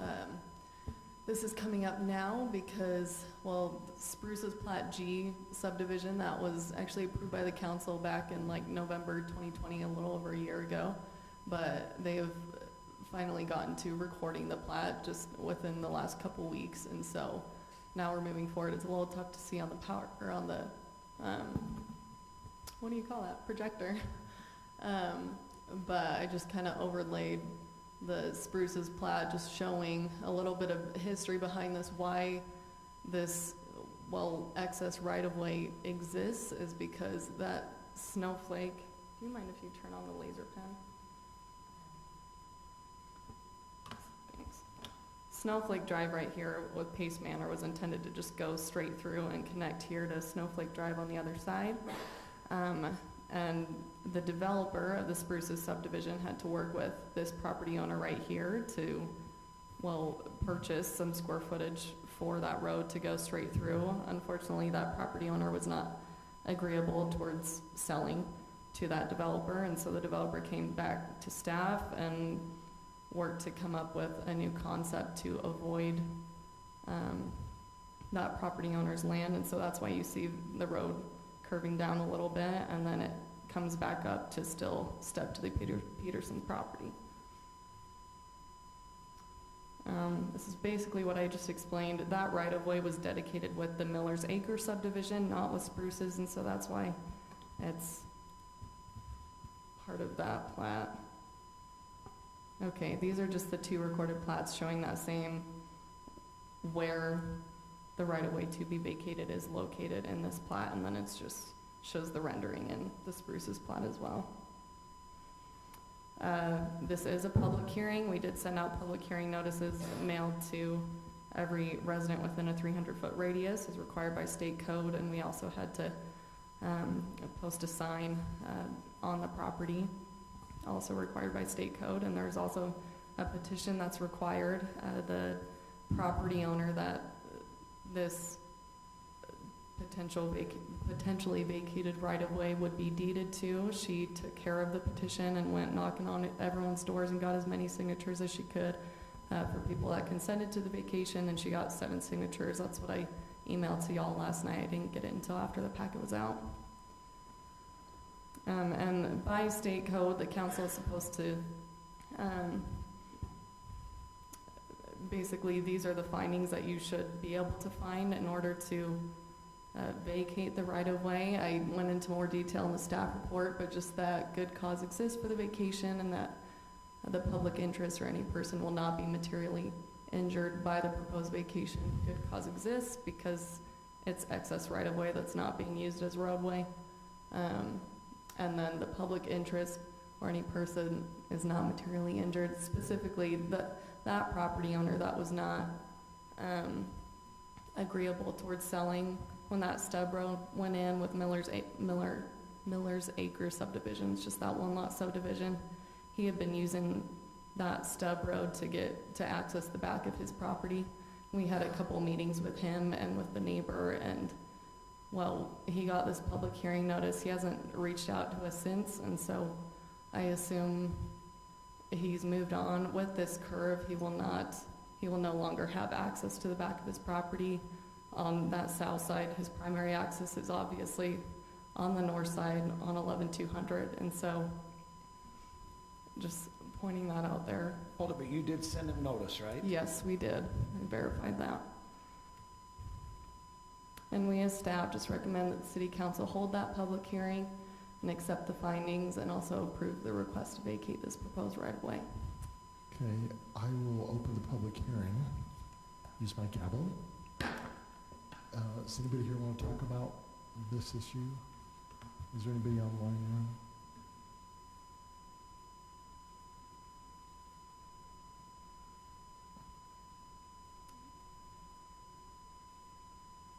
Okay, public hearing closed. Council, any questions or motion? Kelly, the only concern I have is you're stating that there was one person that they were using this for access to get to the back of their property. And that's the person that didn't want to sell his property, correct? Say that one more time, Mayor. So the person that was using, So that's the thing, when the developer was working with him, basically, conversation was if you sell this portion, he would have had access to the back of his property had he sold that portion to the developer to continue the road through, and he did not want to. And so that's kind of where the conversation stopped. I know that he's been working with the neighbor that this right-of-way will be dedicated to, and they've had private discussions of him still having access through her property. I don't know what their agreement or conclusion was on that, but that was the last meeting we had with them.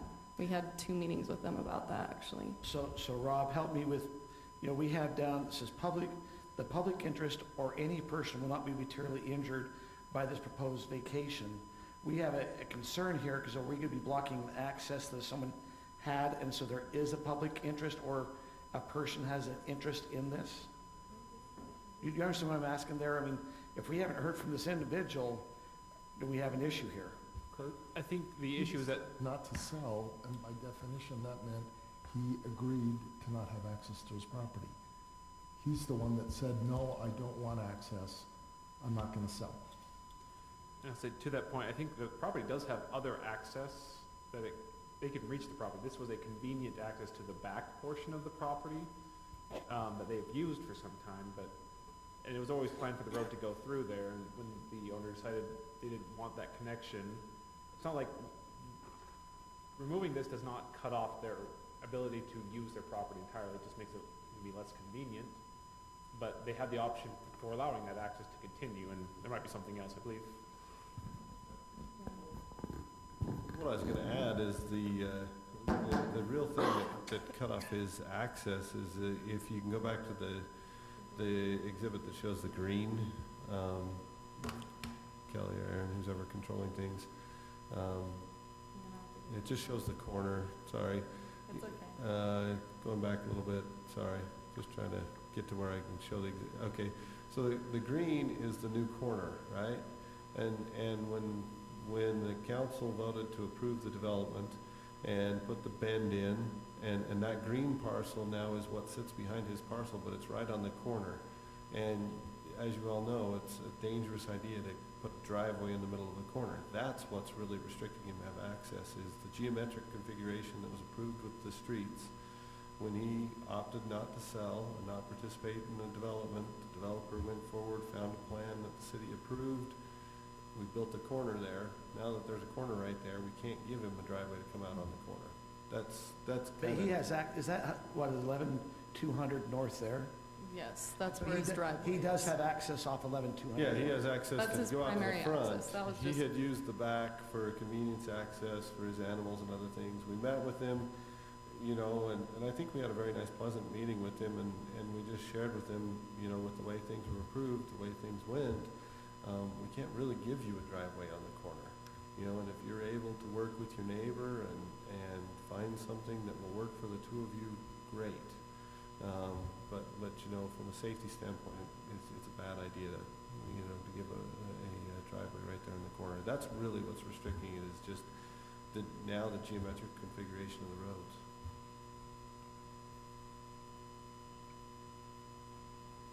I'd like to make a motion, if that's okay. Sure. Okay. I move that the city council accept the findings and approve the request to vacate the proposed right-of-way in the Miller's Acres subdivision Plat B. I'll second. A motion by Kim, second by Brittany. Any further discussion? No, we're ready for vote.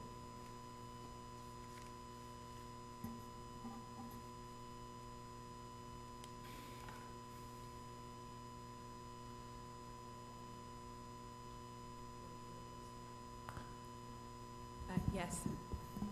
So Brittany's a yes, and everybody else is too. That passes unanimously. Okay, Kelly, you've got item 6, public hearing, ordinance, general plan text amendment. That is you, right, Kelly? Yes, it is. Thank you, Mayor, and members of the council. Okay, so state code requires that every city's general plan include a transportation element, which basically establishes general traffic circulation, and major roadways, major connections outside of the city, etc. And our Highland City General Plan and our transportation element calls out the following as major road, sorry, major roads and connections.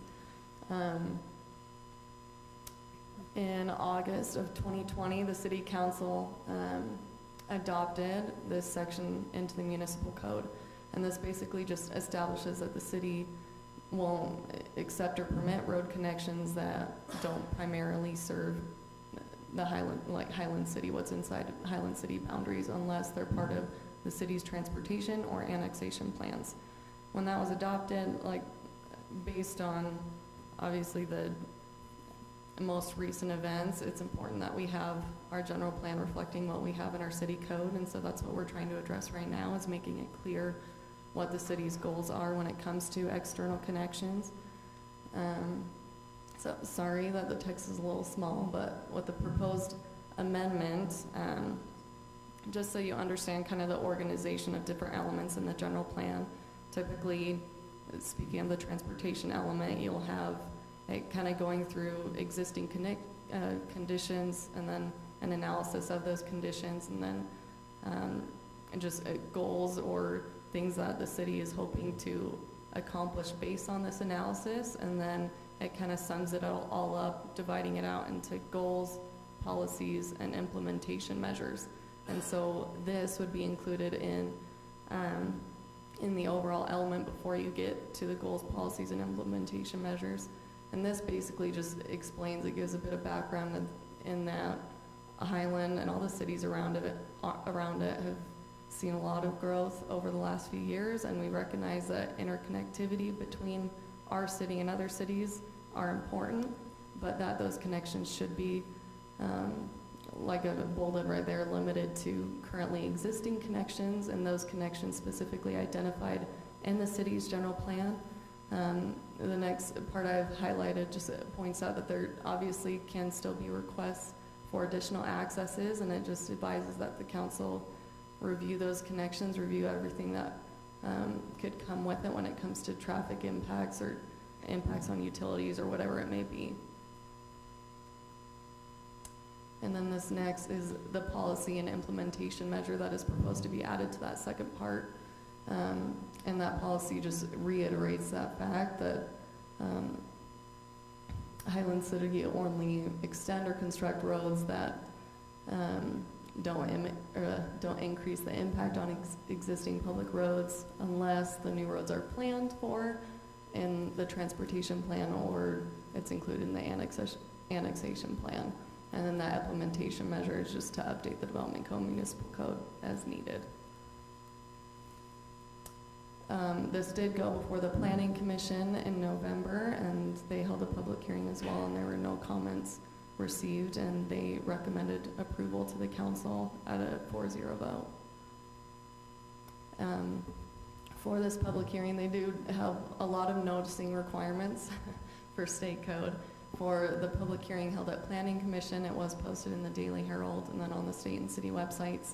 They also do require us to mail out a notice of intent to affected entities, which for this circumstance includes public utility companies, the county, neighboring cities, and then we also send it to Alpine School District and a few others. That's just to name a few. And then we also sent out that same noticing for the public hearing to be held here in the Daily Herald and on state and city websites, and we have not received any correspondence. And we as staff just recommend that the city council hold that public hearing and approve the proposed general plan amendment. Okay, public hearing is now open. Yes, you have.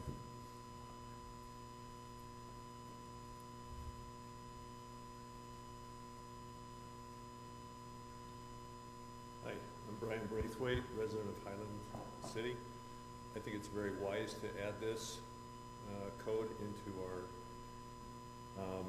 city code, because one of the issues that we have, and we've had this many times as we've been growing with Lehigh and other cities, is small connections in. This gives us the flexibility. It sets the standard where it's not a standard to automatically accept it, but it does give you the freedom still to accept it if you feel like that it is a good proposal in a given time. So the standards are out there, and you have the right to deviate if you choose to, but you don't have to argue that they have a right. They have to prove to you that it's something of value to Highland. You can decide whether that's right or wrong, and it gives you the flexibility of that. So I think it's a great addition to our code, and I support it 100%. Thank you, Brian. And he's the person in the room that has the most experience with the city government. 12 years on the council, 7 on the planning commission. Long time. Any other comments? Did you want to? Okay. Doesn't its name have to be in the minutes as we dittos? Yes, Mr. Giles dittos.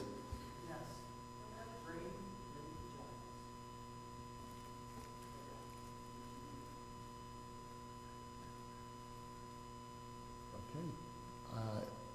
Any other comments? Nothing online? Okay. Public hearing is closed. And I am ready for a motion. I'll make a motion. Well, no, don't we get to discuss as a Sorry. council? If, yes, you can make Yes. a motion or discuss it, yes. Okay. So, Brittany, you seem to want to say something. Yeah, I was just gonna ask, what, if any impact this will have on Viewpoint, and then also if you could explain what impact this may have on the gravel pit.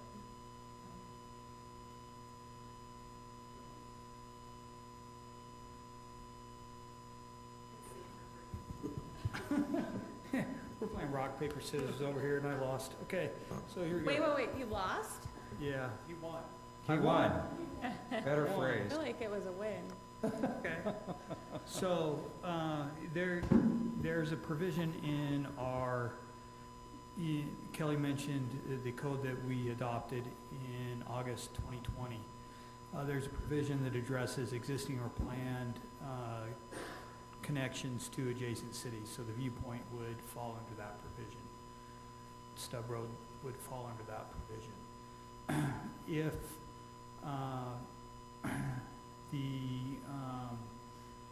a potential connection through the gravel pit is added, we would update our general plan, and it would show that, therefore it would be covered under that. But it'd have to be approved by the council, correct? Yes, it would have to be approved by the council. Does that answer your question? So in other words, this particular provision doesn't have an impact on either of those, because A, it either be addressed through the general plan and approved by the council in the relation to an update to the transportation master plan that would show a road through the gravel pit and coming out. And B, there's a provision that addresses existing connections already, existing or planned connections already, which is the Viewpoint Road. And perhaps as a comparison, this is a general plan amendment, so it's necessarily written broadly. It sets up kind of the city's policy overall. The actual implementation language is found in the city's code, which was that ordinance the council adopted, which basically said you don't allow connections except in certain cases. One of those cases was for existing planned local roads, which would be the Viewpoint example. The other one was if the property gets annexed in, or the council essentially enters into an agreement to provide for how that connection impacts Highland. That would be more along the lines of the D.R. Horton agreement regarding that connection. And so that's kind of the comparison of, council can allow it, but subject to review and approval of the council. So let me just clarify this, because I don't quite understand Nathan's explanation. I probably need to go back and look at the general plan considering Viewpoint. But are you saying that there's always been a road connecting Viewpoint to Alpine in the general plan? There's always been a road connecting Viewpoint to Alpine as part of the Viewpoint development. So when the development was approved? When the development was approved by the council. Back then, with the development agreement, et cetera, there's 103 houses at Viewpoint. Right. There's only one point of access for Viewpoint. We've already had a number of public safety issues up there where access has been restricted for residents. We also have the Park Drive going up is above 8% grade. So school buses won't go up, which is why we have the bus stop at the bottom of the hill. So this would allow potential access and school access from the north into Viewpoint. So there's a number of reasons from a public safety standpoint, from circulation standpoint. As the subdivision ages, there'll be more water repairs and things like that that allow people to get in and out of that subdivision. So it is needed, and it was provided for and planned for since the subdivision was in its infancy in planning. Yeah, well, I guess we'll have to discuss this in the future, because I have a hard time believing that it benefits Viewpoint over Alpine. I think it's much more beneficial as an exit point out of Alpine, because we seem to need to increase the exits out of Alpine, and I would think it'd be better to go down through the gravel pit. The problem is, yeah, I'd give another road into Viewpoint, theoretically, so they could exit better, but I think you'd increase the traffic through Viewpoint dramatically from Alpine. So I think that's going to be something we got to discuss in the future. Yeah. Yeah, I can see why you think you lost that rock, paper, scissors game. I get it. Yeah, I think we'll need to discuss it. I understand the safety aspect of needing another exit from Viewpoint, but I also think there's a huge public safety issue with driving lots of cars down the hill that is too steep for school buses to come up. So, to me, it seems like it would make sense to have a connection to Viewpoint, but then a larger, wider connection that goes to the west of the gravel pit. But I understand that is a discussion for later. Also, just to add another comment, this is essentially a new policy that's being formalized in the city's general plan. So essentially, it's helping to guide the city moving forward. Viewpoint was, for whatever reason, it's been approved for a while now. And the policy as it's written says that the city's policy is to, that connections between cities should be limited to currently existing connections and those that are already identified in the city's general plan. So, as I would read, that would include this, as that's currently a planned one, but I think you're absolutely right that a discussion regarding how to facilitate that traffic is very wise. Right, because that talks about having a connection, but doesn't talk about what kind of a connection or what kind of traffic that would, correct? Correct. This is a general policy, so the traffic study, the level of, what's acceptable, what's not acceptable, that's reserved for more specific review of road construction plans, that kind of process. So this is a discussion that Alpine would need to be included on, because it really, to get to the gravel pit, it's through Alpine. And whoever's developing, for example, if you wanted to put a connection, a gravel pit road along the north boundary of the gravel pit, when that property's developed there would have to be a planned connection there. If they build a home there, that's not gonna work. So there's gonna have to be discussion with them, and we don't control that. Now maybe you can leverage your... All right, well, I think we control our end. Yeah, but we don't control whether or not that road connects into Alpine, right? You could build a road, but there needs to be a place to connect it. So that's something that we'll have to work with Alpine on. And they would need to include that in their plans. And it makes sense to me, if you're gonna build a collector-style road, that would benefit Alpine, and they would want to support it. I would think so. We'd have to, that'd have to be part of the discussion with them. Any other discussion? Okay, I'm ready for that motion. I move that the City Council accept the findings and approve the proposed general plan amendment to discourage external road connections that are not existing or listed as a major road in the general plan. I'll second that. A motion by Kim, second by Kurt. Are we ready for vote?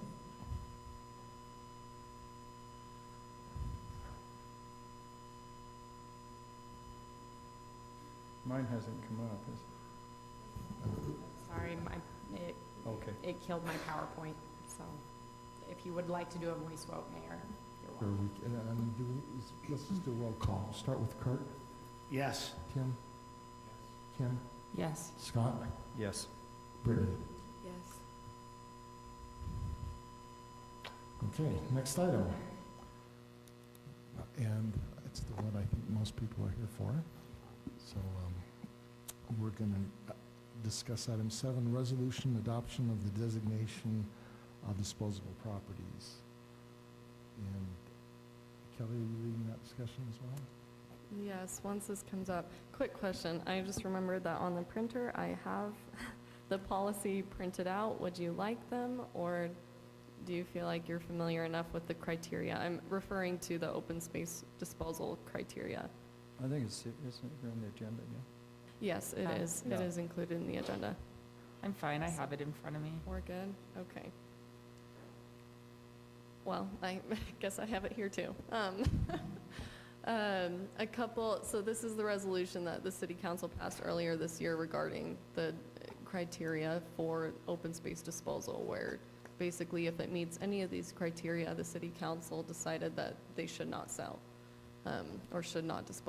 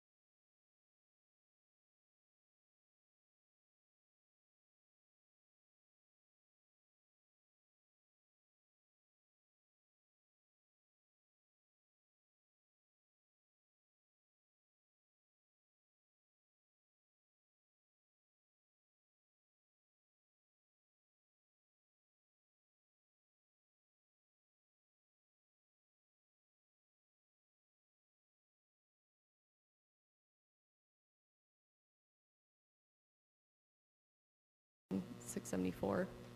And then this is just an arbitrary number that we came up with just for our analysis, was if the council decided to sell 15 feet from the property line. This is not a staff recommendation. It's literally just to show different levels of analysis when it comes to the PI system. But if you were to consistently sell 15 feet from the back property lines, it would come out to be a little over 31,000 square feet. Or if you were to do somewhere in between, then we could analyze that in the future if the council requests it. Looking at the PI system, this is the Hogs Hollow pump station. This is what it services. It's a 2-pump system, which means to build out and metering, all we were planning on using were 2 pumps. We do have a 3rd pump, which is meant for emergencies only. But right now, with about 20 lots that still aren't using our PI system yet, that's based off of Tavis's analysis. By the way, Tavis is one of our consultant engineers that has been working on our water modeling for years and is amazing, and he knows more about the city than most of us ever will when it comes to infrastructure. But he was the one that provided all of these numbers and analysis, and so just want to thank him for that. But this is kind of to get a visual of the actual impact on the PI system when it comes to the encroachment, the 10 foot from Scrub Oak idea, and then the 15 feet from property line. So with the current encroachment, when it comes to the water being used, the additional water being used, it's about 40 gallons per minute is what we're coming out to. And then if it were to just be 10 feet from Scrub Oak to property lines, which taking under consideration that would be taking all the encroachments out that are between that 10 feet, between the Scrub Oak and the 10 feet, it would come out to be an additional 30 gallons per minute rather than the 40. And then if we were to just do 15 feet from the property line, it would bring it down to 15 gallons per minute. Keep in mind, this is still 15 gallons per minute more than was intended when it comes to this system. And that 15 from property line would only be 15 gallons per minute if all the sprinkler lines were taken out past it. Ignore the road line. That was for my own analysis, and I forgot to take it out. But this is what Tavis gave me. It's just reflecting the water usage over a 10-day period in the middle of July. We looked at this before. That green line is where represents the 2-pump design max, and that's at 690 gallons per minute. Every time it goes above that green line, we're using that emergency pump. And like I said, we still have 20 houses that aren't on PI yet, and I know that the council was discussing on the 9th the idea of if we did sell, using that the monies received from selling as oh my goodness, what is the word? As updating or offsetting the cost to upgrade the pumps. Upgrading, that's the word I was looking for. I said updating. Upgrading the pumps to be able to have higher capacity. Obviously, after Jeff Murdoch's, our Assistant Public Works Director's presentation, it's just something to consider is, yes, we can increase capacity, but we can't just increase water. And so that's just something for the council to think about.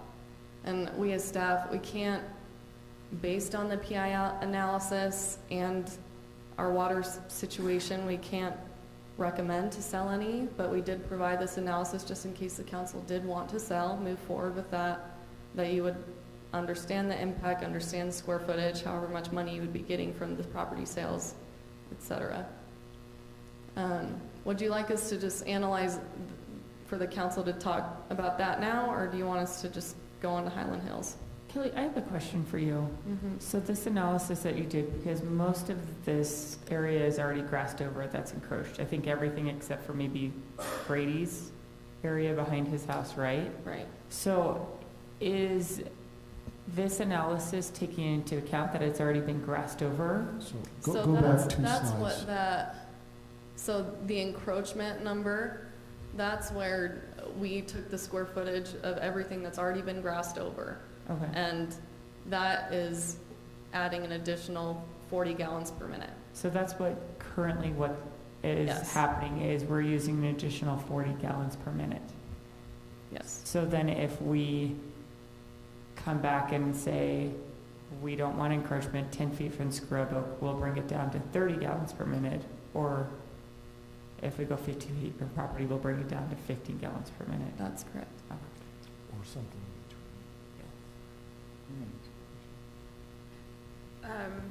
No, I'm just wondering how we make that happen. Me too. So, I mean, Make what like, happen? the big charts question. are, right, I mean, we just are gonna have to address encroachment, because we can't have this conversation without talking about that, really. Right, because all the analysis about how much water it uses with encroachment and how much it would use without, I mean, that's only useful if without encroachment is an option, which I think we have to talk about.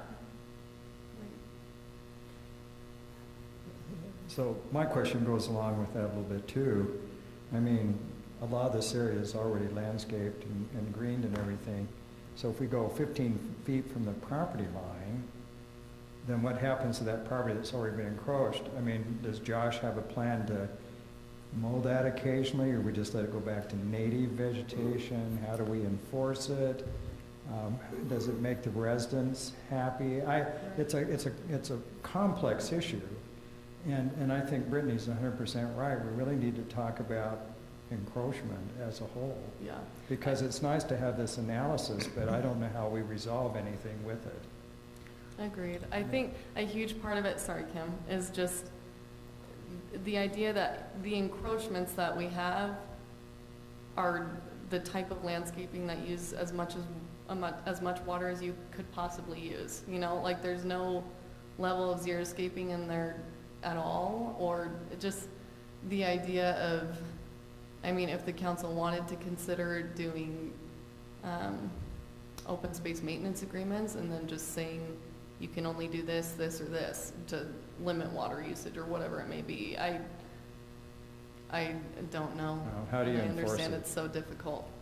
Well, you know, also, because they have encroached and grassed over, but Brady Giles is the only one that hasn't. But he's got a notice from Lone Peak Fire saying it's a fire hazard behind his house. So now what do? Do we then come back and say, you have to take out all your grass, and now you guys all have fire hazards behind your house? Next to Scrub Oak. Yeah. So I guess I don't know what to do there. Yeah, I'd let them buy the whole thing, to be honest, and take care of it. Me too, and then And then upgrade our pump upgrade, system and and take things, that money and upgrade the system. encouraging xeriscaping as much as we can. But I don't know, it's a dilemma, because first of all, I don't think you can enforce any of this. No. Encroachments? Well, right now, I mean, it's already encroached, so we can say, okay, so these options, we can say, we're gonna sell you this much.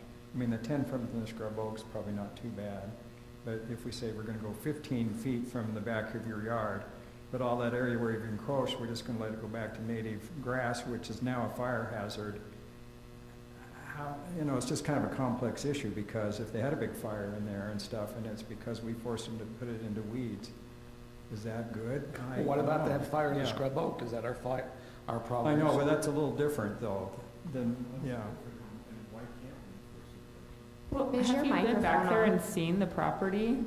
I mean, I've been back there several times and seen it, where the Scrub Oak versus dirt weeds, it's different.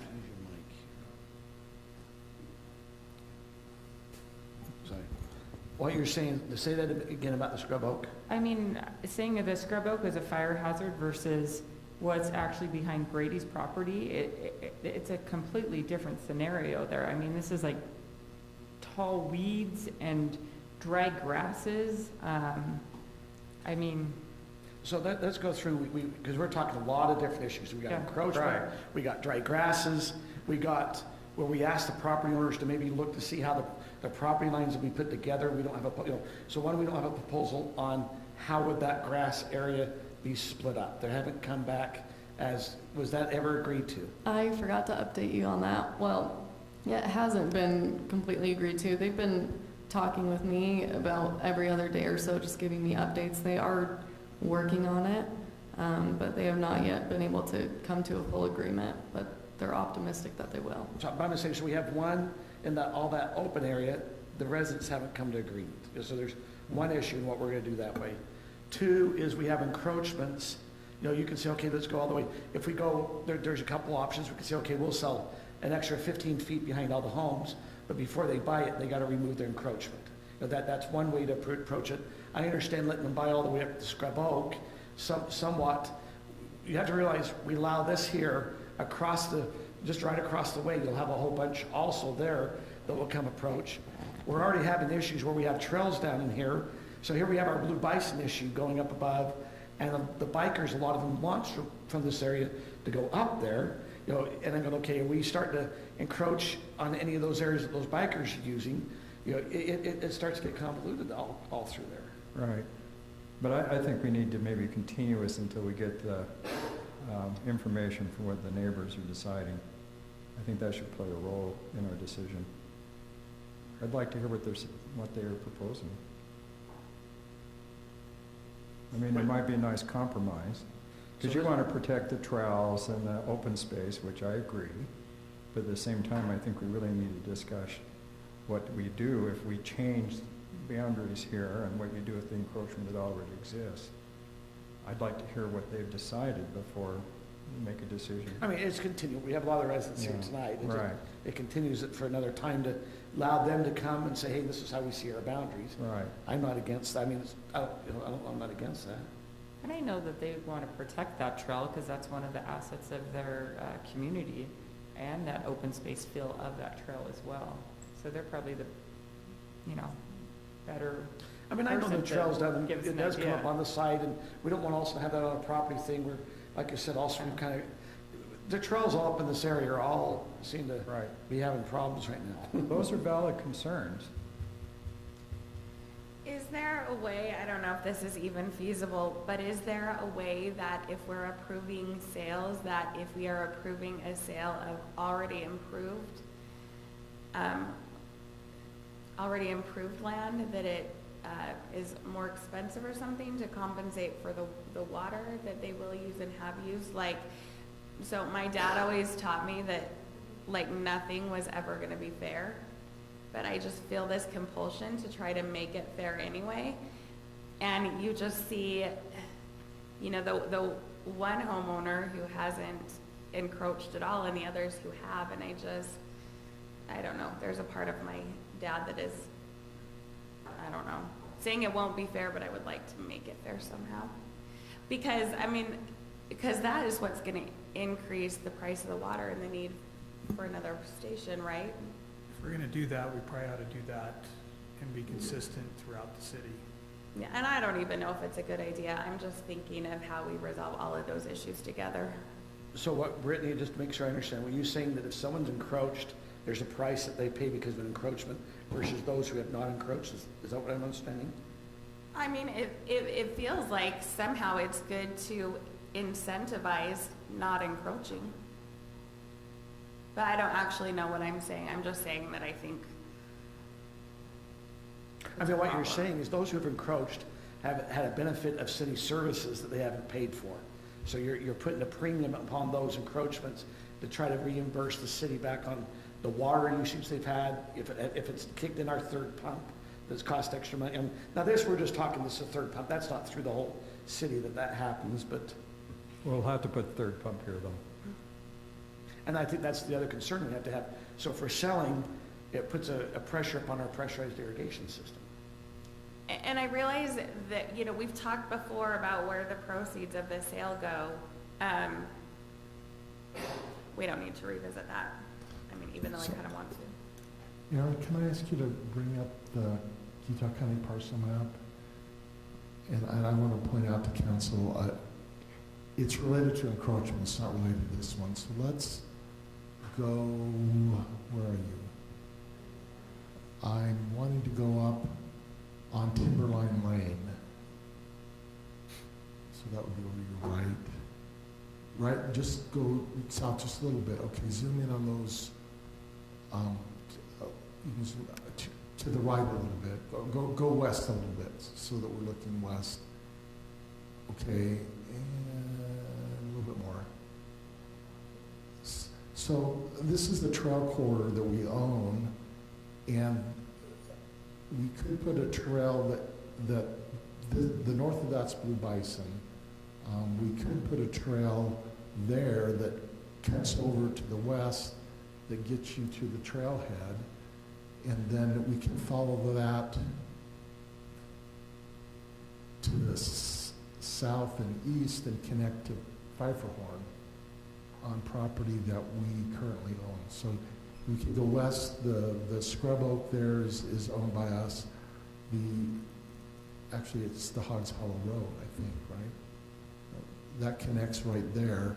Now going south, that's been sold already, but we could create another alternate route for people to use to get to up in the hills there.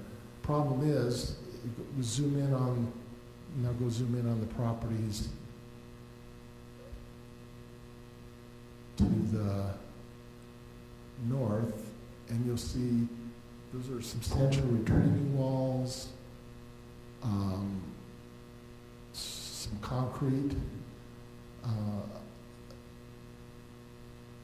that we may, if we want to provide other alternates, we're going to have to ask residents to vacate what they've done, and those wouldn't be cheap for the homeowner. But it is our property, and if we wanted to do something to provide alternate access, that's an area that we could use. That's just unfortunate it's already been encroached. So there are other areas besides this that we're going to have to deal with that involve significant encroachment if we want to service all of our residents, not just the few that have encroached. I think there was a report at one time, there were 220 residents that have encroached on city property. And climbing. Because when somebody does, then their neighbor does, and they presume it's okay, so they don't ask. And it's done out of ignorance. I don't think it's malice. As we come back here to this one that we're talking about, do we want to continue this, allow the property owners to come back and share with us how they're trying to divide it up? Are we still wanting to move forward that way, or are we thinking? I think we need to let them come back and hear what their suggestions are, because they're working it out amongst themselves. You know, I'm going to tease the mayor just a little bit, because we just had a discussion with the traffic study about decriminalizing lower speed limits, and maybe we need to think about decriminalizing encroachment and coming up with some better definition of it. I think, and I hate to put residents off because I know that they've been working on this for a while, but I think it is bad public policy to make any decision that we're not going to be able to apply to the whole city, and especially where we already see unintended consequences, and especially where we are working on that border there north, and you know, we discussed those properties that back to the Bonneville Shoreline Trail last time. I think, to me, it just is something that probably you're all gonna say, I told you so. Brian, do you wanna say I told you so? That this is much more difficult than it seemed, and that it makes sense to do it right. So would you like to continue it, or what are your thoughts? Are you saying continue this, or are you saying wait till we have a policy before we decide on this? And how can we decide any of this if there's no policy about encroachment? So what you're saying is first come up with the policy, then come back and revisit this, let the residents come back with their thing, but we have to come up with a policy of encroachment before we solve this issue here. I mean, it just seems to me like it doesn't make any sense to make a decision when we can already see all the problems that we're going to cause by making the decision. Well, I kind of agree and disagree, because I think your encroachment is going to be pretty individual per neighborhood. And I guess you can have a citywide thing, but you're still going to have individual neighborhoods with different degrees of issues. So I still think you need to make it kind of specific to neighborhoods. But I would really like to hear what the neighborhood themselves recommend or what they'd like to see, because after all, they live there. They live there, but it's Yeah. the city property, and it affects That's the true. city as a whole. Yeah. Mr. Mayor, it Yeah. feels like there's a tendency now to decriminalize behavior that is against ordinances as opposed to enforcement. And where do we draw the line? So anytime there's behavior that is against some sort of an ordinance, we just decriminalize it because we don't want to enforce it? I don't know. Is that a good precedent to set or a good tendency? And I was joking before, it's not a good tendency, but the problem is we also have to have a discussion how we're going to enforce these things. Yeah, So you can make all kinds of rules, but if you can't enforce them or don't enforce them, it's a problem. Is there, so I personally, I think it's a good idea to continue this until, one, that's settled, but the other is until we have a policy. Are there a couple council members that would like to work together to come up with a policy? At least a stake in the ground, your favorite phrase, to bring to the council before our next meeting and at least give us a way to move forward. If we just continue it and nobody does anything Well, no, that's what you're until the saying. next meeting. So let's go back. If we continue this, what we're trying to do is come up with a policy for encroachments. You know, if it be, hey, if we're gonna sell any property, before you purchase, you have to remove any encroachment past that property line we're doing, or whatever it might be. What you're saying is come up with some type of policy, if we're gonna do something, how to try to address some of these encroachments. Because some of the encroachments, we can sell the ground that they've encroached upon. I mean, that's been the issue. So we come back to Brittany's. If they've encroached and if they've taken a lot of water during that time, should there be a recapture for a certain number of time for the water? And I think maybe we do that. Maybe we better get a little committee together, come up with encroachments, and then we can kind of address this specific parcel here once we understand what we're doing. So are there two volunteers? I'm happy to work on it. I'll probably call Brian. Maybe I'll call Sarah. So what we're doing is you probably have the mayor and two councils, what you're thinking? I would just say two council members, and I'd be happy to sit in, but. Put Sarah on it. Sarah? Yeah, Brian, you're welcome, come on up, make a suggestion. Sarah, do you like that we're volunteering you for stuff already? Yeah, welcome. Just one suggestion. This is not unique to Highland. Every city that runs up against the mountain has this issue. Cottonwood, Mill Creek, every single city has this issue. So I would suggest that we don't try to reinvent the wheel, but we go look to see what some of these other entities are doing. Also, the water that's up there that people brought with their property, that's how much water is used up there. So if you're going to sell this, you need to make sure that they are bringing more water to the table for any additional acreage that they're going to be doing, because there was never supposed to be water on that land coming out of our pump system. So it needs to be, we need additional water, and somebody has to pay for the pump. So those are just some concepts of things that if you're looking at this, you ought to be seriously considering. But I would go look at these other cities. I mean, Bountiful, another city that's right there. Those are cities that really care about some of these things. And I'm sure that they're struggling with some of it, but they've probably been through some of this stuff, and just it may save a lot of time. So, Brian, you were involved with the open space neighborhood concept. Do those cities have open space neighborhoods with similar situations?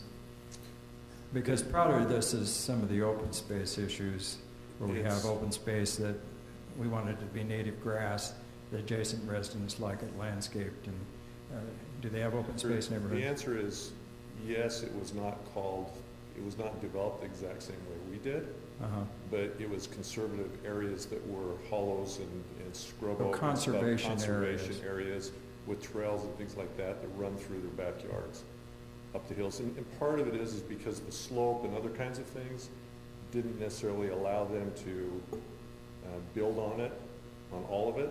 And so it's a chunk that goes through, but some of it was buildable and it is encroachable.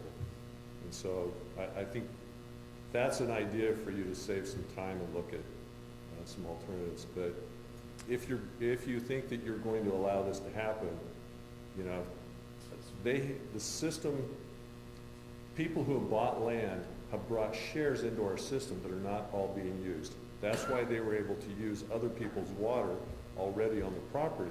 The system has it in the capacity, but we haven't been monitoring it to what would have stopped them from actually using this water on this additional property. So Brian, this was my way of thinking. We sell them this open space, use some of that money from the open space sales to go towards pump. When we put meters on, then that's the way to require them to pay extra for the water. No, it doesn't work that way. You have to have shares. You can't give them something we don't have. Okay. So they're currently using other people's shares of water to be able to actually use it. When we're at full capacity, that means all the shares are being used for all the property, because the pumps were designed for the shares that we would buy for all the property. So how do they go get those shares? I thought the developer brought all the shares in. Didn't the developer bring in all the shares for this neighborhood? Yes, but it's allocated per property that is physically going to receive water. So that This was planned to be native. Yes, without- so there was no water. So they didn't bring in No shares for any of the conservation areas? Their property line to other people's property line, all that conservative area, the open space, there are no shares. So every drop of water that goes into that from our irrigation system is water that was never anticipated. It's being used by somebody else. But they brought shares in for the parks and the landscape green open space. Yes. Well, the other problem, we're already finding it here. Our pressurized system wasn't designed for all the watering, and that's one of the problems we're having. That's the other thing. Is that we weren't designed to be able to increase all this extra ground. You're gonna have to increase the system, and somebody's gonna have to pay for increasing the system to handle more water that you're going to buy to allow this to happen. Well, that's what I was saying, the open space, what they sell for. It could possibly build the pumps, but you're gonna have to go in and tear out lines and increase lines just to get capacity within the whole area. And so it's a lot more expensive and complicated. And I think you also have to consider that even if we say that it is going to come from open space sales, the way that we've discussed open space sales is, the money still comes from somewhere, and it still is money then that we spend on these few residences that we're not spending otherwise. Well, the other problem is our 11,800 north pump is one of our most expensive pumps to operate to move the water up here. So this is, we're providing some of our most expensive water in the whole city, right at this area. Does that make sense? It doesn't flow. It comes down and then we pump it. A lot of the other areas of the city, it's a gravity flow system. This is not a gravity flow system. We have to pressurize to put it up there. And then, Mr. Mayor, do we want to take revenue from sales of public land and use that to increase the value of private property? That seems counterintuitive, and this is one of the few times I'm going to disagree with Kim. I just don't think we should take that money and then use that to benefit certain individuals. I think that just doesn't make any sense to me. I think we're putting a pressure on our PI system, so I really am not really interested in adding more pressure. You already hear that we have to go buy another pressure system. We're going to sell the properties that can benefit. The one concern that I haven't been able to answer is, what do we do if this becomes native and it becomes a dry area? That's the one thing I'm trying to overcome. However, the other way is that we have to go and increase our PI system. But, So but at the same time, and I think Kim's kind of been saying this, they're already irrigating it with our current system. So by selling the land, then you upgrade the system. Yeah, but if you look at it, it's already peaking it out. We have to have the third pump come on because they're doing it. It was not designed for that. And we still have more homes to come in. What we're saying is we'll let these guys sell. This is where Tim was saying. We'll let these guys sell, and we're going to go put an extra pressurized system so they benefit by having that extra system. They don't encroach. I mean, let's just kind of go through it. We're going, you encroached, you benefit by the encroachment. Now you're going to benefit. We're going to sell it to you. We're going to go put an extra pump system. It's a complete benefit there. Well, I'm going to start breaking all kinds of laws. But I mean, So that can be all kinds of- the problem is too, that now we just circled back to encroachment, and if we don't solve that problem, then none of this matters. Here's what I would suggest. I am happy to serve on a committee and try to figure out what to do with encroachment, and I am looking for volunteers to help me. And in the meantime, I would be super interested to hear what, if they want to email me or something later, what the residents who are here think now that they've heard some of the, you know, the problems that we're running up against, to what they think the solutions would be. And then I am happy to work on this and bring it back. So, so did I see Sarah volunteer? Okay, Sarah volunteered, Brittany volunteered. I would ask staff to involve Tavis on this one, because I think he's got a really good sense. So help me out, so understand what we just did. We're gonna have 2 council people work on this to come back with a policy for encroachments, a recommendation for a policy. I would recommend that you come back with something before January 4th. That's my authority, runs till then, and that gives council the time to see what your proposal is, and then have discussions, either, you know, how you call each other on the phone, that kind of thing. I think that's a short time frame during the holiday season. Yeah, I'm happy to do what I can in that time frame, but I do have 5 children who seem to have high expectations as For well. Christmas? Okay, well, we'll have to let the, I would just say before your next discussion that a week before, and I guess the first meeting is the 11th, the second meeting is 18th. So maybe by the 11th. We'll have to see. I mean, we got a lot of, it's a new council coming in. We might have a lot of agenda items. I think we'll have to just kind of see what's on the agenda. And we'll have to see if the committee that's come with recommendations have something. It'd be a good goal to bring it into January if it'd be the 11th or 18th. But I don't want to say on the 11th, definitely, because that's your first council meeting. Right, no, but that gives you a week ahead of the next council meeting. Anyway, I would just recommend that you have something to council at least a week before the council meeting where you're going to discuss it. I am happy to work expeditiously.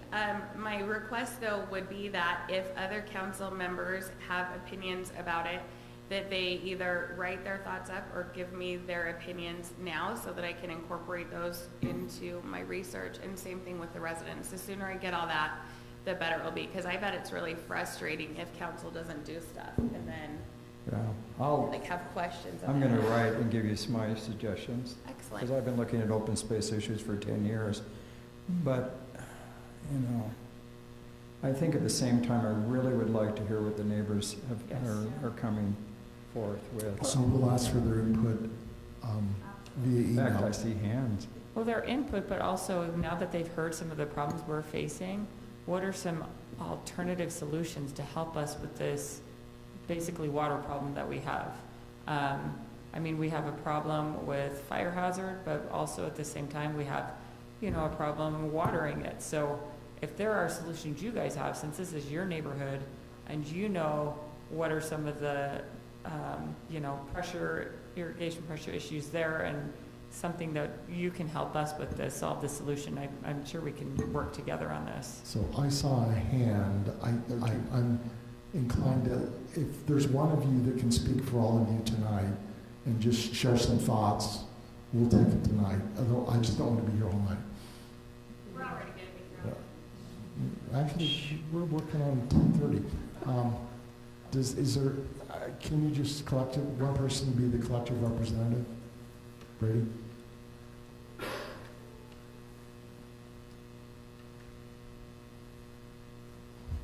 Mayor, City Council, thanks for allowing us to just spend a few minutes on this. We recognize that this is a challenging topic. There's no question about it. I'm not sure that we have a magic bullet to solve it either. I think something that we feel and we want to chase a little bit more is, Kim, the thought that you had that this is already being watered, and therefore, you know, with no disrespect for what might have to be spent to upgrade the size of pipes, I'm not sure that necessarily that's the case, and he may know, but it sounds like the pumps were one way that we could get that done. I certainly hope we wouldn't have to go through the whole system and add 3-inch, 4-inch pipes to push the water. That's the first thing. The second thing I think that's important for us as residents, the reason that the 4 of us are here is because 3 of us are on a corner. And so the city council has asked us to come up with a plan there. we've been working diligently on that and trying to figure out what is fair. Would you as a city council please offer us clarity on whether or not the property can even be purchased? Because if it can't be purchased, we don't need to have more meetings like we've been having at my home instead of standing on the back of the property. So anyway, clarity on that would be helpful. Thank you. So I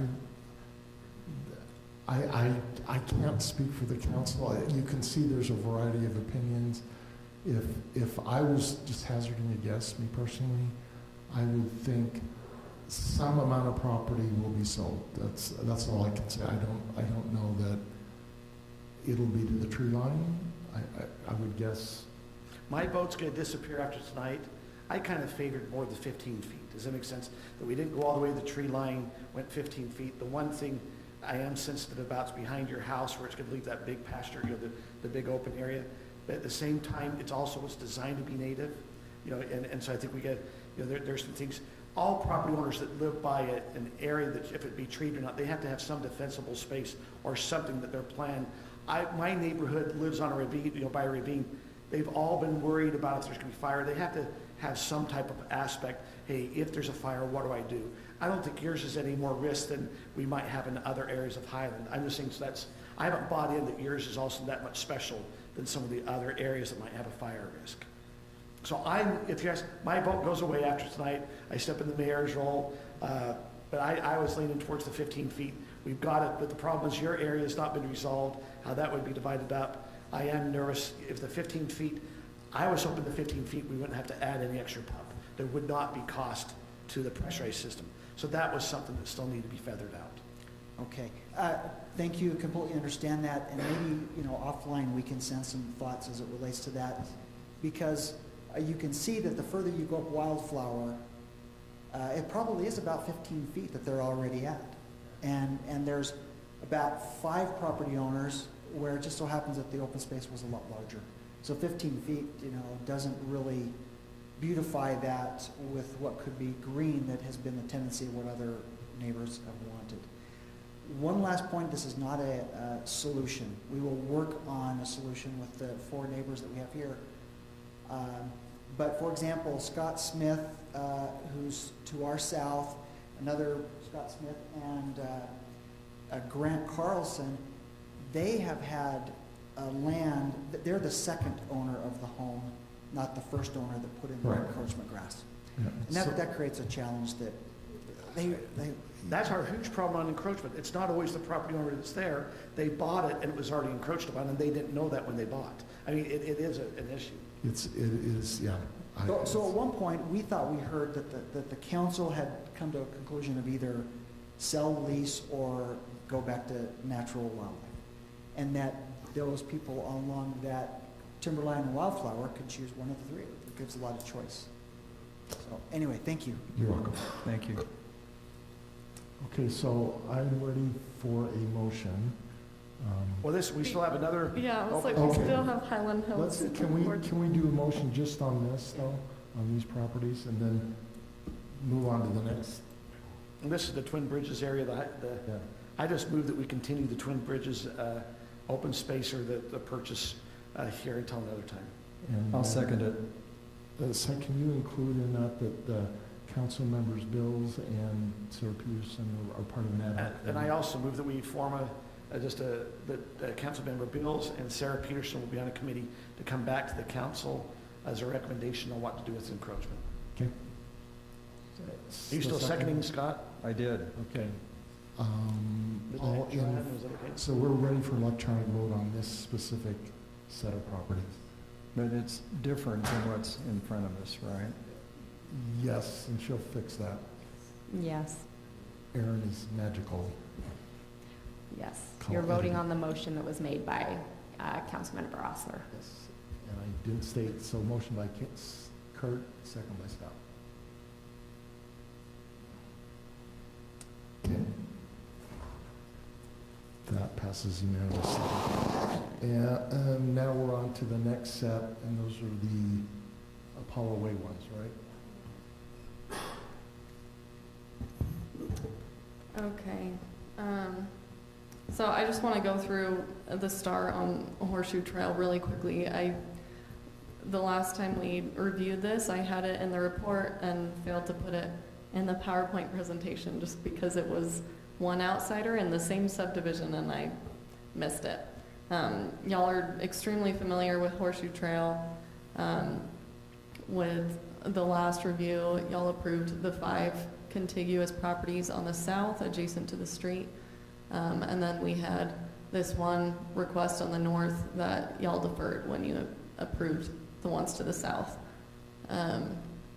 We, as staff, recommend the same thing that we've recommended since the beginning, just that we don't do checkerboarding when it comes to the fact that our parks guys, well, it's our seasonals that are mowing this area, and when you include checkerboarding, it just becomes a lot more difficult to maintain and to know what's private property and what's not. But just to know, there is the neighbor directly kind of southeast of this applicant that sent in her request for 2022, so it could potentially be 2. But as of right now, we're just reviewing this one request. You're talking the one star that's up on the farthest to the, I guess, our left? Yes, the star That one that's right there. alone. So do you want to just tackle that one first and then? Now, I thought we said because there was not continuous that we already were a no on this. I thought we already had voted no. I went back to the minutes and listened to the recording actually, and it was deferred.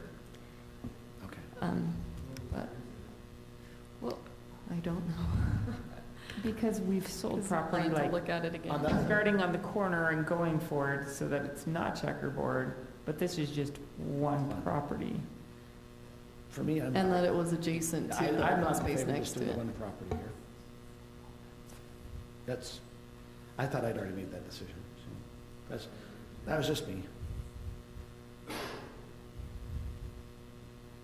Should we just move on to the next ones, or do you want to Brittany, do you have establish that right an now? opinion on that, or Scott? Scott, we're talking about just the one star to the farthest left. If you could highlight that. 'Cause I know- So back down there at the bottom, we've sold 4 or 5 properties. If I remember. 5 were approved, the one on the very end backed out, and we're working on the And sale. I'm sorry, I had to leave for a minute, but, Okay. so the concern is this is an isolated property. Correct. But is there any problem with the staff getting in and maintaining the rest? Or is it more the irrigation issue?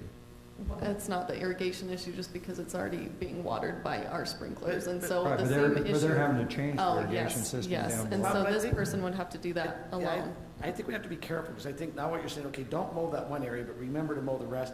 I think it just, if it's a continuous line, it's easier than if it's one-off property. I just think we gotta be careful doing one off in open space. The checkerboarding was the problem, Yes. I think.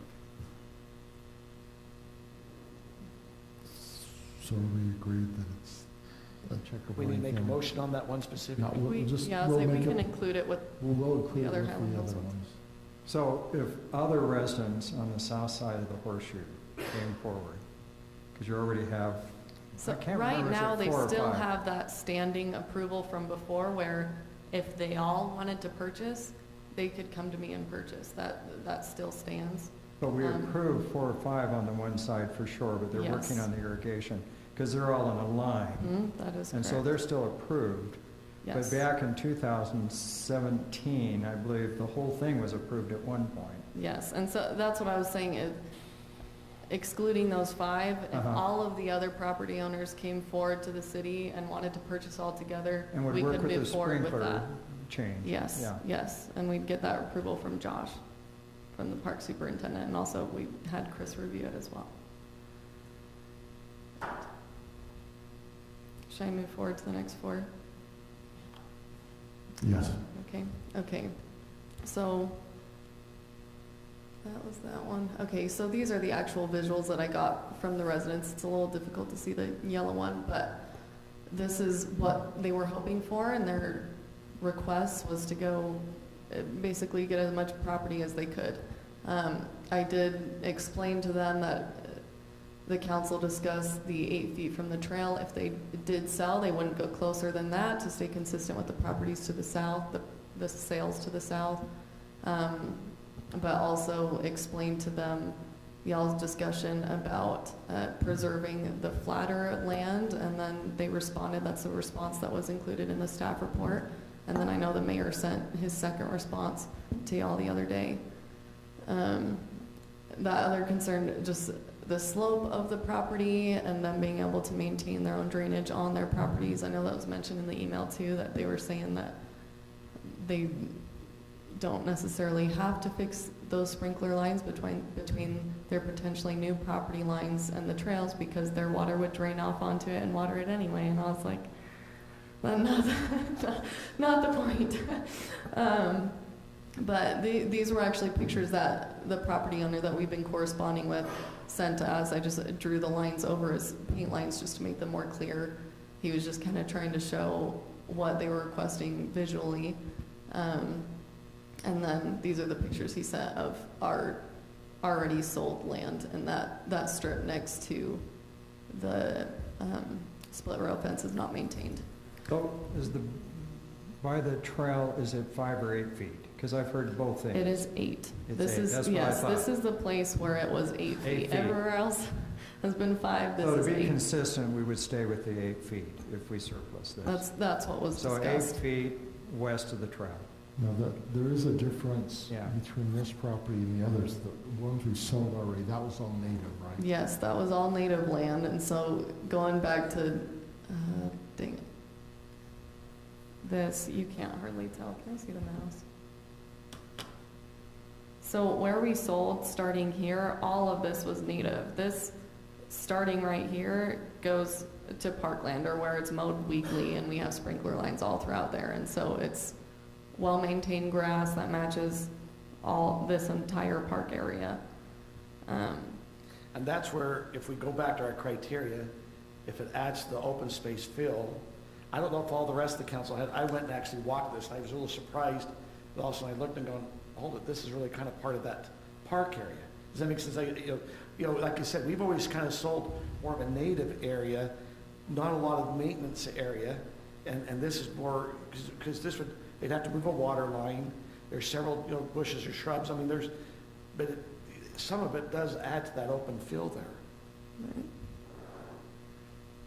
trying to think of if I had any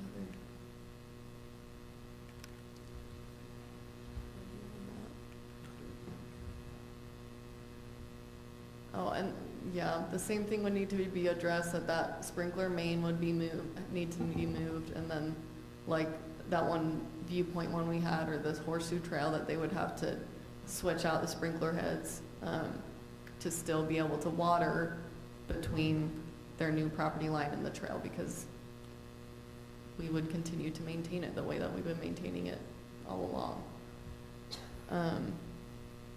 Yeah, that's basically all my review on that one. It sounds like we're leaning towards no on this one because of the policy of leaning towards that open space and keeping it like that. Yeah, just because this is already planted in grass, this is already being maintained. It's this is a park. I mean, what we're doing is we're selling park ground. Yeah. This is not a trail corridor necessarily. This is not a native vegetation. This is park. And I think that's where we have to, are we interested in selling park ground? Well, I think one of the other issues, though, and you may have addressed this when I walked out for a minute, but I think some of these neighbors were concerned that their yards were a staging area for sleigh riding. And one of the reasons they wanted to buy this property is so that they kind of fence that. And I don't think they mind having people use the slope in there for sleigh riding, but to park in their street and then come through their yards so everybody can go sleigh riding down that hill. That's kind of... Scott, I don't agree with the assessment. I went and looked. They all have retention walls or fences there, and I was going, I don't think people are starting above the retention wall and dropping 2 or 3 feet off a rock and then starting down the sledding. I think the sledding probably starts on the other side of the trail. If not, they could maybe slide across the trail, but I don't think... There was a complaint that they were like using water from their yard, but if they can fence the new property, they can fence the existing property. Well, I think they can build a fence today. Yeah, their complaint was is people park in front, they walk through their yards and use it as the staging area. Oh, is for that sleigh what their riding. concern is? Yeah, that's their concern. So, getting more property would do what to address that? It wouldn't do anything until they fenced it, which they can do today, right? Well, They don't need to buy more property to put a fence in.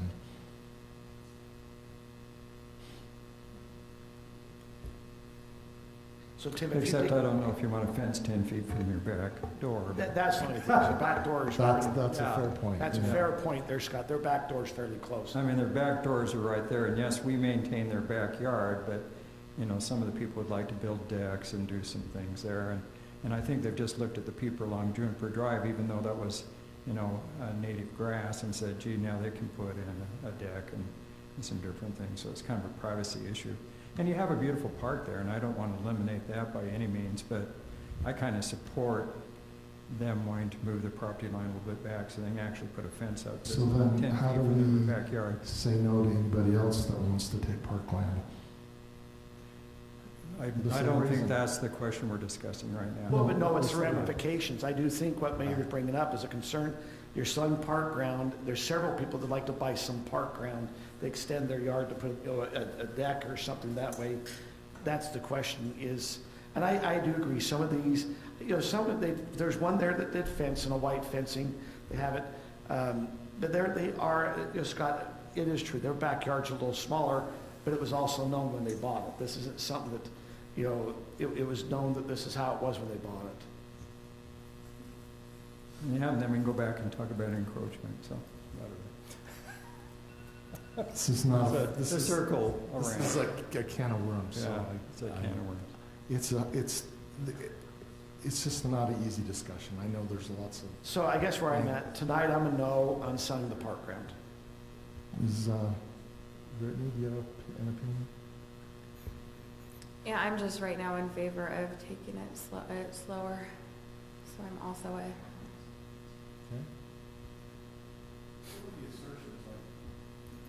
Some of the assertions aren't consistent with my experience. People don't park up top and then go down. They park down below. I take my kids sledding there. We park on the street along here, we walk up, we don't go on the other side of the trail. That hasn't been our experience. And the other kids that are there don't do that either. I'm siding with, I tend to agree with Kurt in this, right at this moment. Okay. I'm the same. I'm a no.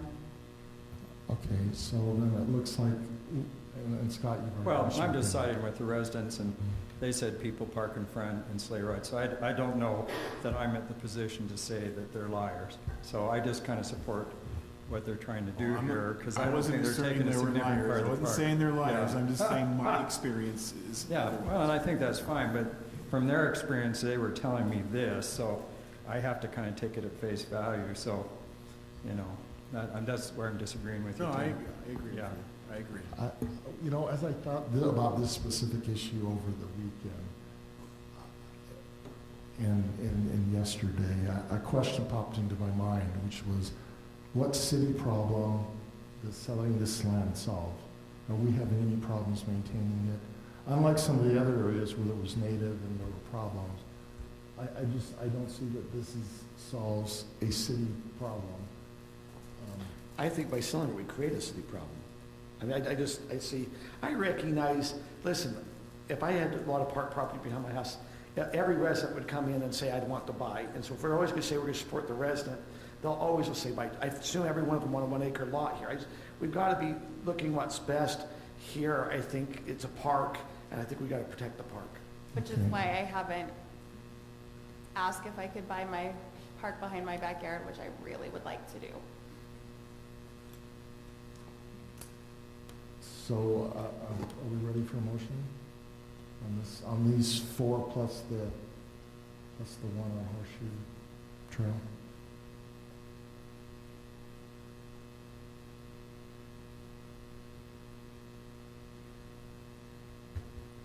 I just move that the city council deny the application for those up there in the Highland Hills, plat up here for those, I guess it's the 4 plus the other one. Okay. Is there a second? I'll second. Motion by Kurt, second by Kim.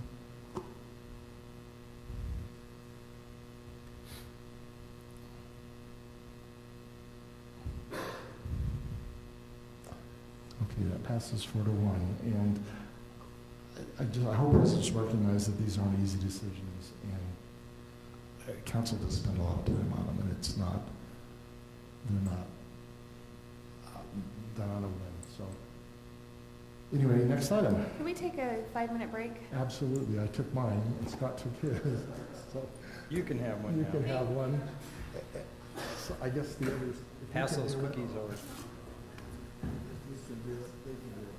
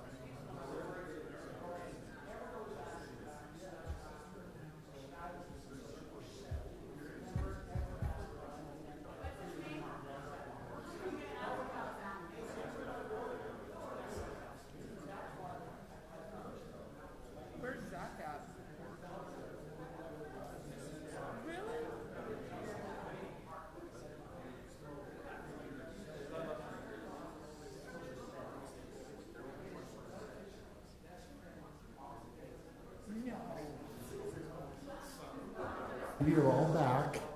So I was having a really fun time socializing. But let's re-engage the meeting. And our next item is park tax ordinance. Is that, Aaron, are you doing that one?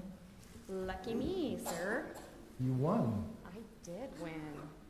Winner, Well, winner, and chicken on better dinner. news, the city won with the parks tax. So, as a reminder, council, just to kind of give you some legal background to why we're here. So there's a particular state statute that allows cities to enact special sales tax in their jurisdictions for specific uses outlined in state code. So in this election, we did ask the question on the ballot, and almost 63% of our residents did vote to approve the parks tax. So now, council, it's up to you to decide how do we want to manage these funds. And so the proposal staff has come up with is, if you remember, Blue Line updated our parks inventory just in May of this year and gave us some ratings, A, B, and C, based on things such as essentially, is it usable, is it a safety issue, things of that nature. So our proposal is Josh and I will work on updating that this year just to make sure we've captured everything, because the original parks inventory is a little over a year old at this point. Make sure we've captured everything, and then work with the Parks, Trails, and Trees Commission to establish, to prioritize projects, similar to what we did with the roads prior to instituting the road fee. You know, give essentially the projects grades, and so they can easily essentially be plugged in. So at that point, prioritize projects, and then we would draft a project list based on how much revenue we expected to receive. Take that to the Parks, Trails, and Trees Commission for their recommendation. And then that recommendation would then come to City Council for your final decision, whether you wanted to make any changes to that or uphold the recommendation. One thing I did want to point out is if an item ever ended up more than $25,000, which is the limit that council needs to approve at, such as a playground, it would end up coming back to you again. So this would be kind of a preliminary approval, and then it would come back to council. And then essentially we would repeat that process annually. So like, as Josh and I were talking, his slower time is January, February timeframe, so he and I would work with the Park, Trails, and Trees Commission in that timeframe and get it ready for council after that.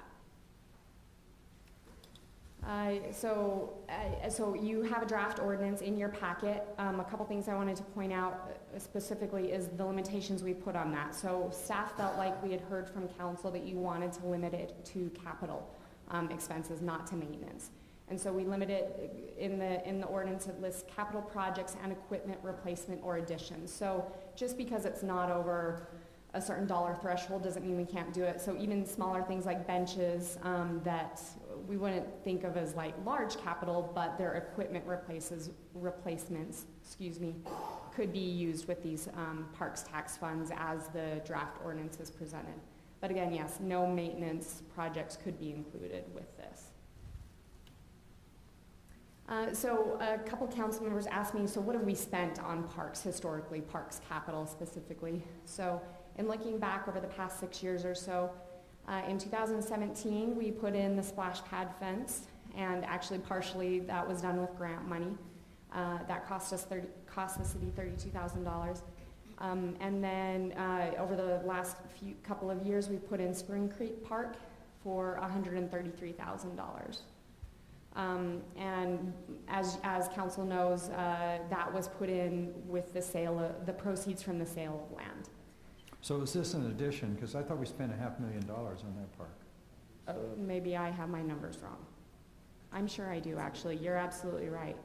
I mean, that would have been a real steal if we. No, you're right. I either was looking at the wrong line item or I hit a typo there, and I am sorry about that, Councilmember Smith. I'm just noticing that. Yeah, now. we spent a lot more than that. You're right. I don't have a good answer for that, other than I messed up there, and I'm not sure what I did. Well, that's okay. We all make errors, but it just seems Thank like you. we spent a lot more money No, than we that. did. Okay. In terms of the finances for what we do expect for the parks tax, so it depends on how sales tax goes. So finance department's estimated between $135,000 and $164,000 we would get annually. The parks tax would go into effect in April of this year, And so we will get a little bit this year, between $33,000 and $41,000 this fiscal year. So we'll have a little bit of money to spend, which is exciting. Aaron, would Yes, you sir. anticipate having the Parks, Trails and Tree Commission look at the capital that we have, the Open Space Capital Fund, and make recommendations on that as well? Because there's some cash in there. If the council would like, so I only really considered the parks tax monies, but if that's a use that the council wants to have for the Parks, Trails, and Trees Commissions, I think that makes sense.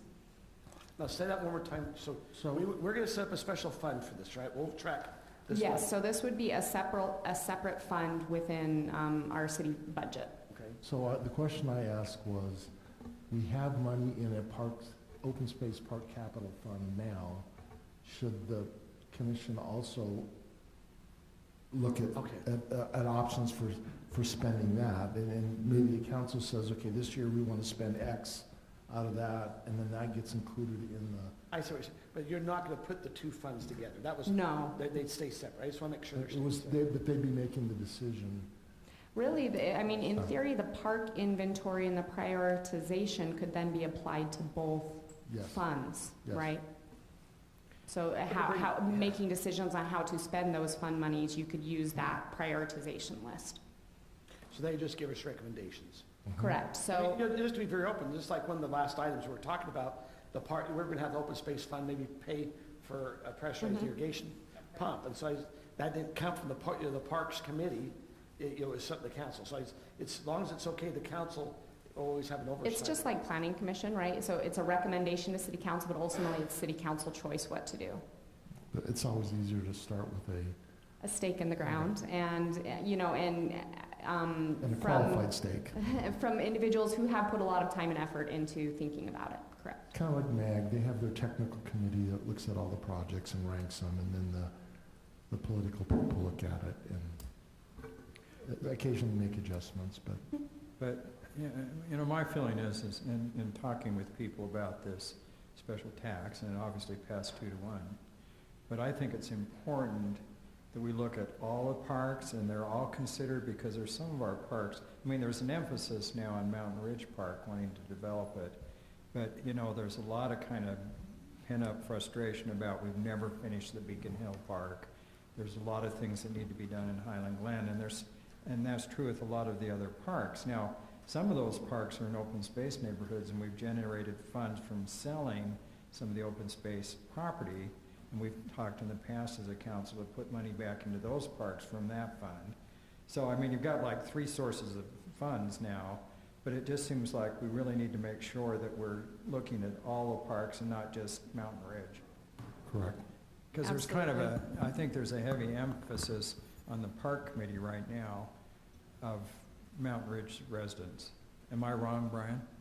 Seems like there's a number from Mountain Ridge area, which is fine, but it's just, yes. And so I just want to make sure, and I'm sure you'd be fair, because there's all these other parks we need to put a little money into, because when I was on the council before, we were paying about $30,000 a year into Highland Glen Park, and we did quite a bit of really good upgrades with just that $30,000. So maybe having, $35,000 or $40,000 a year from this for that part might make a great big difference. Same with Beacon Hill. Well, no, and I think that, Scott, I think you're bringing up some very good points. Because maybe even, here we are trying to fundraise for Mountain Ridge. We might be able to find there's some people up in the Beacon Hills that might be willing to donate for a pavilion or things that. Some of it we just got to sense. Some of the parks are unique. You bring up Beacon Hills. But you could match funds. I think we got the funds here. That's something I think we ought to discuss. Hey, do we want to allocate that to certain parks? I think we can look at that. Well, you take the list that Brian puts together, and then correct. You have different funds, and then you optimize correct. Which funds you use for what. Okay. I think that makes sense. Just one thing. We've had a lot of discussion about how do you choose a playground, right? And so something that staff included as part of this packet was to work with a vendor to when a playground rises to the level, right? When it becomes one of the things we want to fund, create a few designs within the budget, work, and then survey local residents to see what they actually want in that playground. So within, you know, we say we give them 3 different ideas, right, that fit within our budget and fit within the parameters of that park. What do you want to see? So we can, you know, do mailers, and then also just, you know, put up signs with a QR code at the park. And for those who actually use it, right, I think they should have an input there. Good idea. And again, if it will likely be over 25,000, which means it comes back to council for final approval. One thing that I think is absolutely important with the parks tax that the city does well moving forward is communicate how the funds are being used, so that come 10 years from now, hopefully our residents see a good use and are able to continue that. So I would want to work to get some logo and branding. So like in American Fork, everything they build with the parks tax money has the logo on it, right? Paid for by parks tax kind of a thing. And then also just get a good web page going with information about the lists and planned projects and what we've done so far through our website and other communications channels. And I think, sorry, I'm double checking Mayor and Council, but I think that's, I went too far. So I have a proposed motion for you that's the same in the agenda packet, but what questions can I answer for you?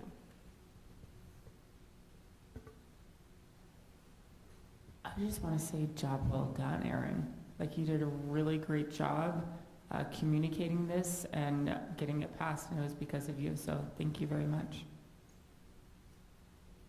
And our video helped. I absolutely believe that. And I think council did an excellent job on the video.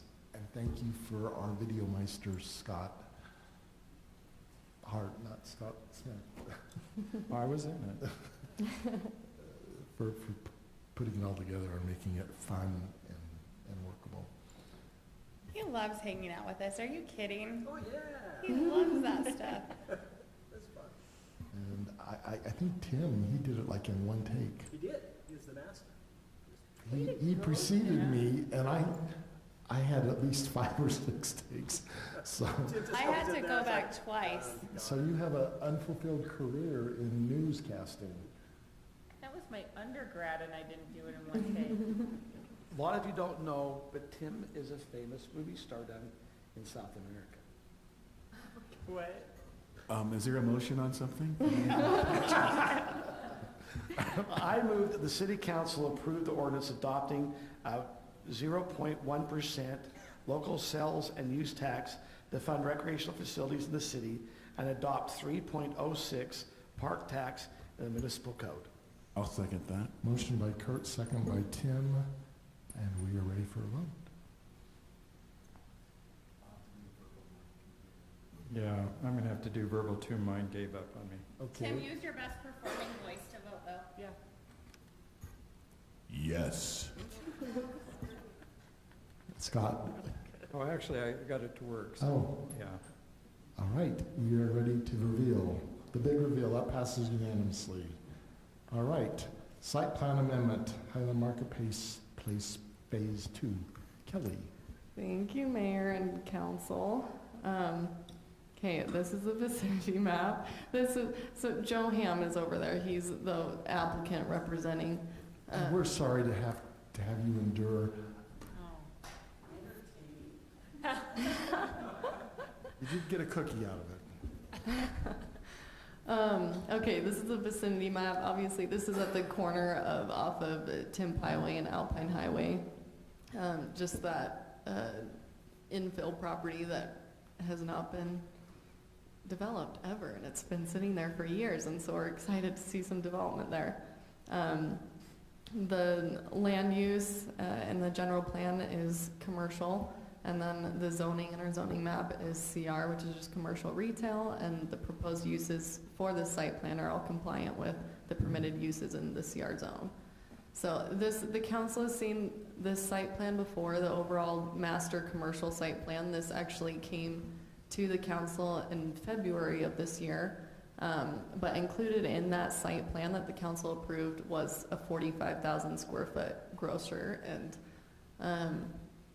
the applicant has been working very hard and has been communicating with a lot of companies and has just failed to find a grocer, and has come back to his site plan and decided to try to amend it to accommodate that loss.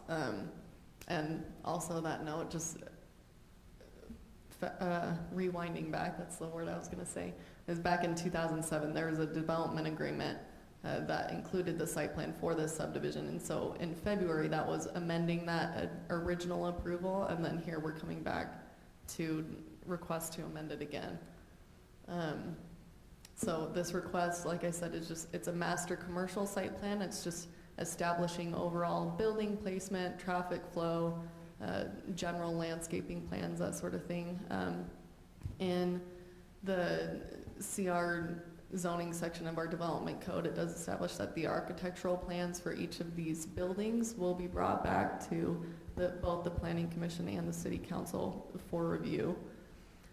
This is kind of just to split up to show the actual differences between site plans. I'll show them in just a second, but before the approved site plan had 5 buildings, and now it's split up into 8.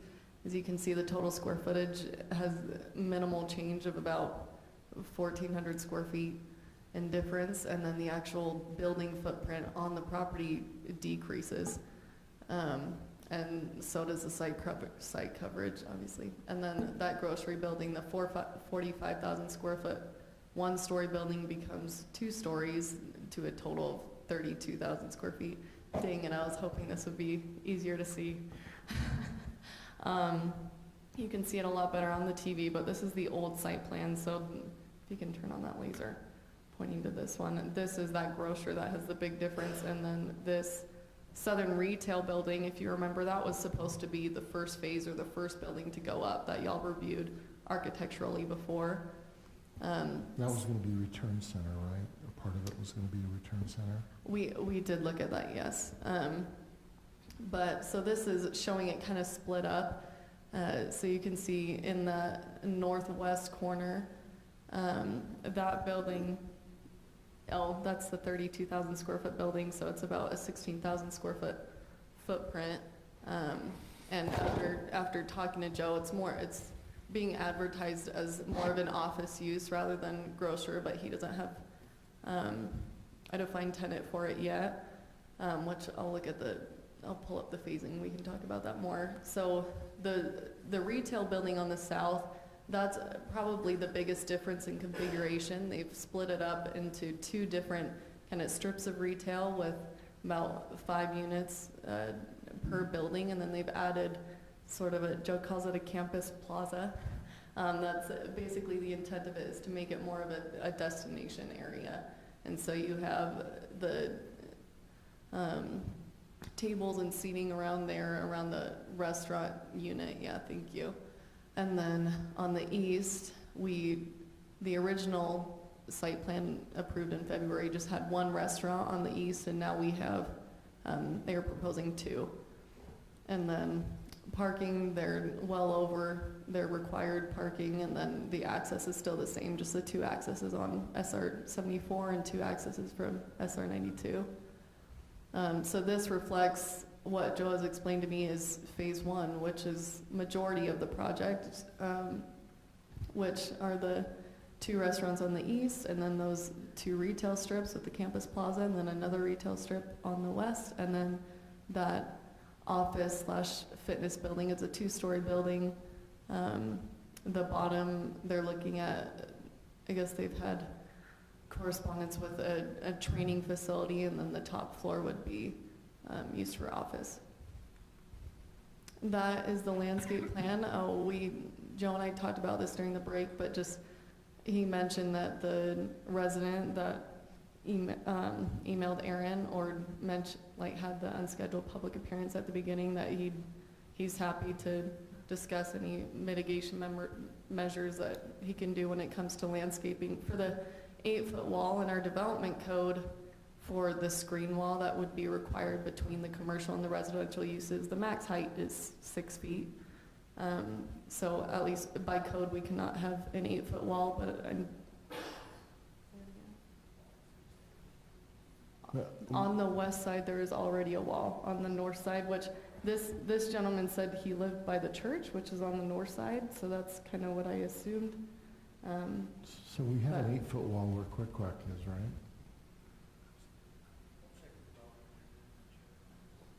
Okay.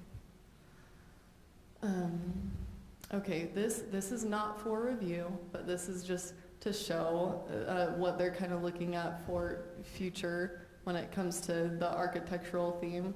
But that was the old one that was approved, and this is kind of what they're looking at for newer. And so you see the lighter colors, it's more of a modern look that honestly I think matches what's across the street a little better. And then, I know this is small again, I'm sorry. But these are just the stipulations that are found in the staff report. Honestly, these are just the same stipulations that were included in the approval in February, and so it's just establishing that these continue through with this approval. And that's the proposed motion. Like I said, Joe Ham is here. If you have any questions for him specifically, or I'm happy to clarify anything that I missed. Kelly, so in our packet, there was it appeared two different plans. There was one that was called Proposed Shopping Center Monument Sign at the bottom, and then the other one has the concept you were showing up here. Is the one you're showing here the one we're supposed to be looking at? So let me ask you, how does... The monument sign, I'm trying to... But anyway, it just has the parking a little different on some of the stuff on the south. Yes, I'm glad you pointed that out. Okay, that's something that was an adjustment that that the property owner decided to make, because the building on the very south was just a little too close to that curb area, and so they wanted to shift it up a little bit and give a little more room south of that southernmost retail building, and so they shifted it all up, and because they had more than enough parking, they just got rid of that top strip of parking. Does that make sense? So this one has some unique, I mean, if we look at, meeting our code, the access points with the So that shows the old parking, sorry, is the landscape plan. That's the one I have. Yes, so that, as in, when I say old, it's as in, we just adjusted this over the weekend, was shifting that up. It's the new old plan. This is the It's old one. This is the old the one. new old plan, and then this is the new plan. New plan. Hey, on your new plan, how does the parking, I mean, you have that one parcel on the very far left bottom. It has very limited parking. I assume they're taking parking from everywhere else, but that. Yes. And then you have some unique parking on the next buildings there in the middle where it's just a half a parking. Right here. And I'm just wondering, the property owner, it's your flow of traffic, the parking, I assume that I just want to make sure it flows with the way the parking is going to go.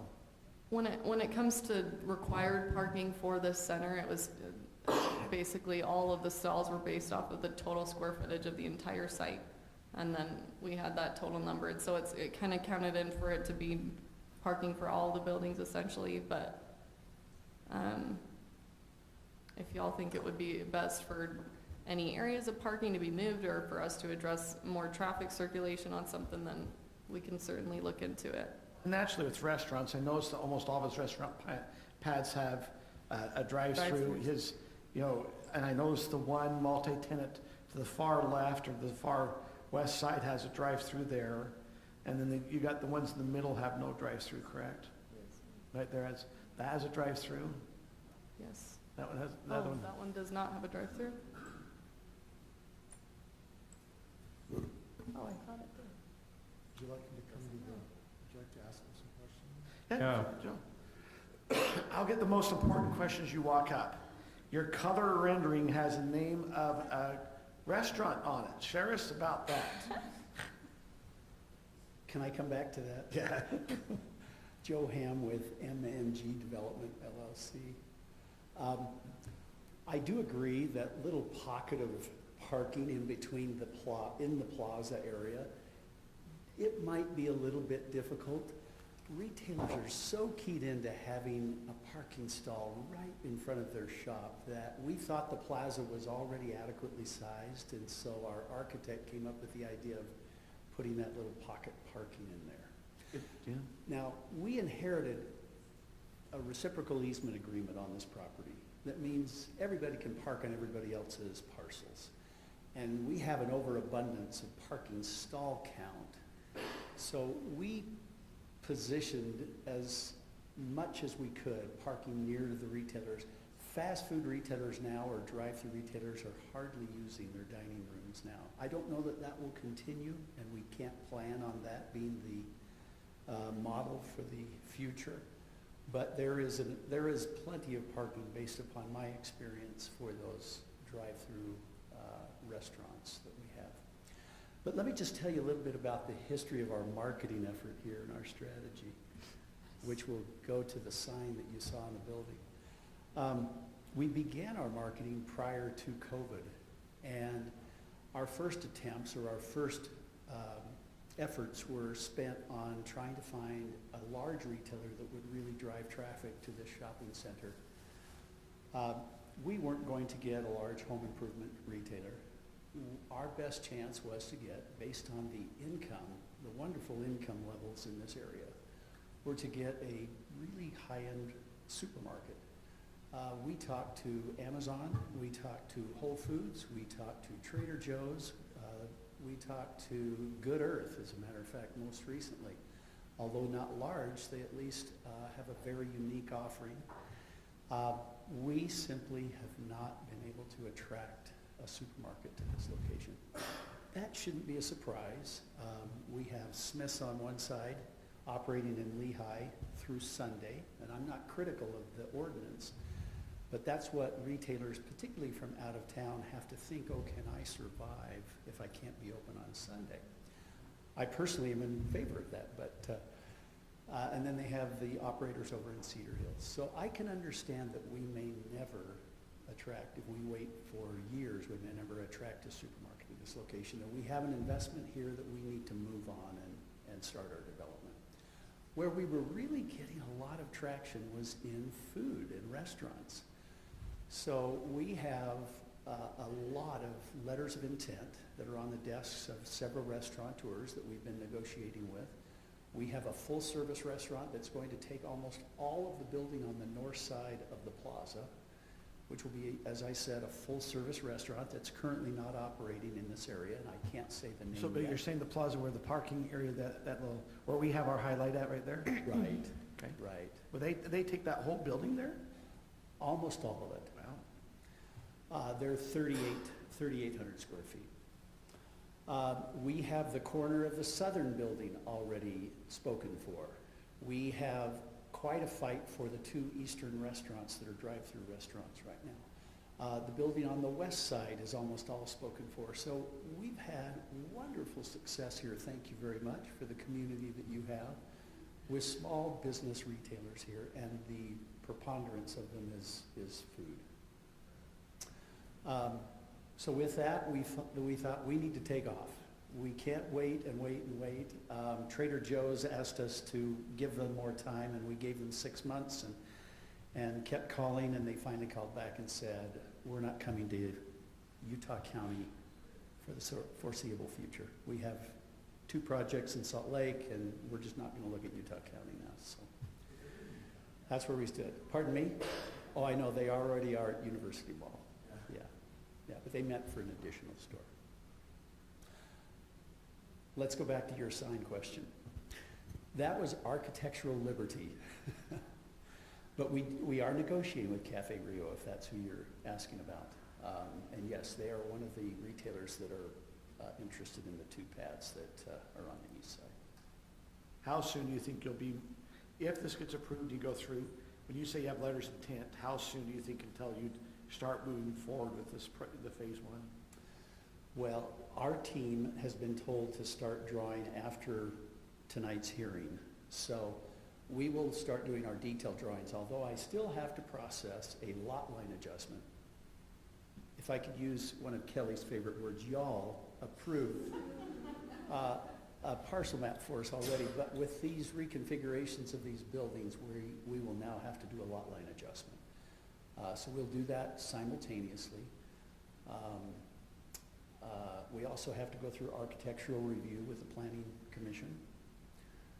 But we do think we have struck a chord here with a better elevation than we had in the past. So we think that'll be favorably received. I do have a question.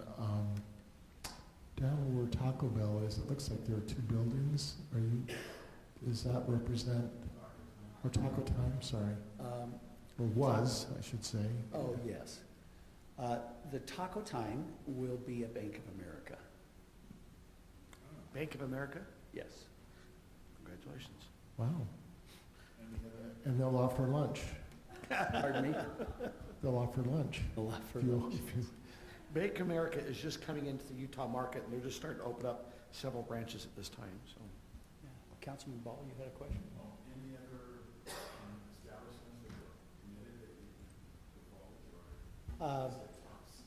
you I can tell you that we have, and I hope they're not watching, I can't remember my confidentiality agreements right now, but I can tell you that we, Nobody's listening.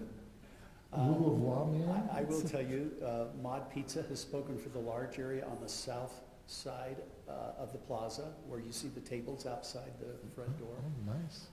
We are talking to Vessel Kitchen. We are talking to Cubby's. We are talking to quite an array of. It's all hungry. My question here for you is, as a lover of Vessel Kitchen, Cubby's, all these areas, what can we as a city do to help you attract quality restaurants and commercial retail to this area? What can we do to help you? I think you've done it already. I think this location and this community is already attractive enough. You have some ordinances that I mentioned earlier that are hard for them to understand. Those aren't going to go away. So we will deal with that, but we've had wonderful response even with those If you can think of anything that we can do to help in this process, please let us know, to just make sure that, because this is something that we do lack here in Highland, is some, quality areas to eat. Sounds like you're fixing that. Yeah, and if you need help to go after these companies, then we'd be glad to help. Thank you. So now, do you have a fitness coming into the far north corner? The far east side has been purchased. That parcel was purchased simultaneously with our closing. It was purchased by, and I can't say who that is right now, but they're a local company in Utah Valley, and they intend to put a training facility in the bottom floor and put an office above that in that building there. So that's their land, but you have a cooperative That deal. is theirs, but we have a development agreement with them that says when we go, you go. Okay. And they're ready to do that, and that's why I included them in the phase one coloring. Perfect. So a training facility, do you mean like a full-service? Tim, I don't think your mic is on. Okay, you got to speak up there. Do you mean a full-service gym, or do you mean an open training facility where teams could rent out space for The latter. cross practice? The latter. So it's Yes. not a food training center. Yeah. We Okay. must all be really hungry. So then you have your other two spaces that would be a phase 2 or phase 2 and 3. You are anticipating that used to be kind of the grocer area. You mentioned that might turn into an office. Is that what you're? The most interest we've had is from office users on that property. Now, recently, we've also been several rounds with the Vosses, the Planet Fitness, the EOS, and one other gym. All have been very cool. Gyms aren't going anywhere right now. They're like theaters. They're just afraid to move because they're not sure what the future holds for COVID. So we are just holding that out in reserve to see. And then you have that one more restaurant with the drive-through in the bottom. Yeah, that lacks very good exposure. Not that these other two, but they perceive that the two on the east have much better exposure and much better traffic from the CVS and the other traffic that's coming through that area. The one on the west sits behind Quick Quack, and it has Get a been- free car wash when you eat. Concierge service, right? You eat, we'll drive it through the car wash. I'd like to make a couple comments if I could. And I think this echoes Councilwoman Rodella a little bit, but when I talk to people in this city, I mean, with Alpine and Highland and some of the other areas in North Utah County, not only is there phenomenal growth, especially in North Lehigh, but there really is a demand for a nice sit-down restaurant. And yet no one ever wants to come here for whatever reason. But if I want to go to a halfway nice restaurant where I can sit down and have a good meal with people, I go out to Thanksgiving Point or we go to Salt Lake. And I just think with the phenomenal growth here, I'm not sure why the demographics doesn't support that, because more fast food is okay, but it sure would be nice to have a nice place that you can take your family or a group of people and sit down and have a nice meal instead of drive through and get fast food. And I hear that from people all the time in the city, and I've been on the council a while. So if there's any possibility, I'd like that. The other thing is, it's nice to have a lot of office space, but we've got a lot of empty office space in this city. And that's some of it that's sat empty for as long as I've lived here. And so I'm not so sure I'm hot about more office space. Now I know you have to do what works for you, but you know, I'd sure like to see a nice sit-down restaurant. And so that's kind of where I'm coming from. And if you did a survey in this city, I would say the majority of people would tell you that, because that's what I hear constantly. So, you know, I hope there's some effort to do that. I will send a recording of this meeting to the sit-down restaurant that we are speaking to, and we're very far along with them, and they're very enthused. Now, I mean, if it's a nice place, I promise you they will be used. And I want to make another comment about, I go to the Vasa Gym in American Fork, and they're packed all the time. So I'm not so sure they worry about COVID down there. I mean, we clean the equipment and some people wear masks, but all through the pandemic, except for the first couple of months, that gym's been packed. I mean, I can't even get a machine, and they've made it bigger and bigger. So I don't understand the argument about they're afraid of COVID. They sure don't seem to be down there, but I don't know. Yeah, I can tell you that it's crazy. I've been in the office of the Vasa people down in Provo, and I couldn't get them to budge on this property. But I completely understand. So Joe, can you kind of just help educate us as a council on the process? I mean, you've mentioned several different food establishments. Is it because they've noticed this out in a marketing brochure that you have out on CoStar? Is it that you're personally contacting a lot of them and having your marketing agency saying, hey, here's some space available? Or are they looking in this area, like I said, they saw that you had space and they're coming to you? What percent are, because this comes back to Kim Rodella's question, what can we do versus what's being pulled to you versus what are you going to go grab? Like Utah, and I didn't grow up in California. I live there now, but I didn't grow up there.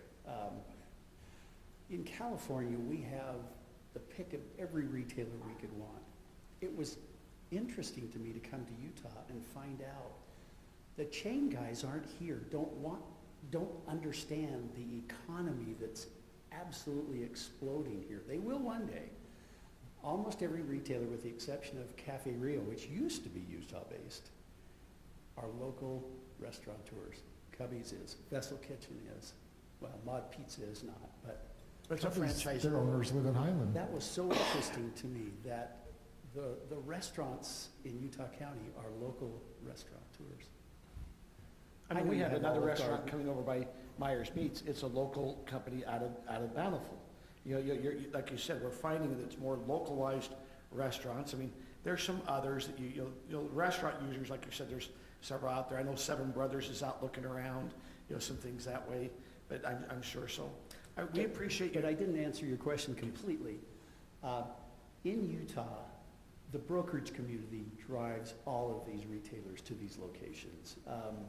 Sure, you can put a sign up at the intersection of the 15 freeway and Thanksgiving Point, and everybody's going to see that. But outside of freeway locations, your brokers have to bring them to your location and announce what you're doing. And when we give them a demographic package of what the median household income is and the median household size and the just all of the demographics that go with Highland and Alpine, it's very impressive. So coming back as a city council or as mayor, what could we do? I mean, is there anything that it would help us to call and say, hey, this community would welcome that type of thing. I mean, is there anything we could do? I think that goes back to that we could help you. Naturally, we're excited. We want the retail here. We want the restaurants. Our residents are all asking for restaurants. What Scott mentioned, I do agree with Scott. I think a sit-down restaurant would do well. You know, what can we do to help and support you? I think we have a lot of traffic right now with the Cubbies, the Vessels, all of those guys. The one guy that I could use some help with is the sit-down restaurant. We're very close with them. I'm trying to get them to come to the location on the 17th of December. If I do, I'd like to ask for a meeting over here to just have you guys give them the pitch. Love to. We'd love to do that. We could announce that as a public meeting. I'd be happy to come here and give them the pitch. Yep. You mentioned the Sunday closing. I'm assuming you were referring to the Sunday closing law that we have here in Highland. And like the blue law, liquor sale. Yeah, I was going to ask you about the liquor sales. Is that ever a problem also, or no? Well, the sit-down restaurant is struggling with that issue. Now, Nathan has helped me understand and helped them understand that they can sell wine by the glass, I believe. Is that correct? Sorry. That's when Nathan had a beer. He's had to answer that question for me so many Is this times. restaurant or have a store down south by any chance? What do you mean by south? Down in the Hurricane St. George area? Yes, they do. Okay, I know who you're talking about. Where is your development company based? You said California? Solana Beach, yeah, Oh, nice. just north of San Diego. And Okay, south of right. Carlsbad. Yeah, south of Carlsbad. My son's trumpet teacher lived there. On the beach. Anyway, So Ken, to to your come back, question- that restaurant, I think, is struggling with the alcohol sales, correct? that restaurant is struggling with the beer because they can sell wine.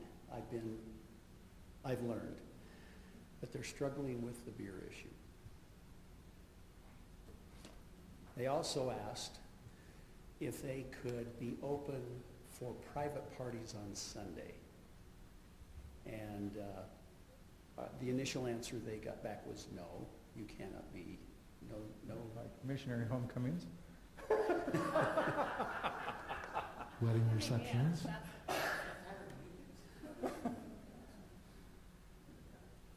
You know, if you want, I would be more than happy to come to a meeting. I think we all would, because this is what I hear repeatedly. We want a sit-down restaurant. And, you know, maybe we can work through things. I don't know. Great. I will do all I can to have that meeting on the 17th. Thank you. Just let us know. All right. All right, council, a motion.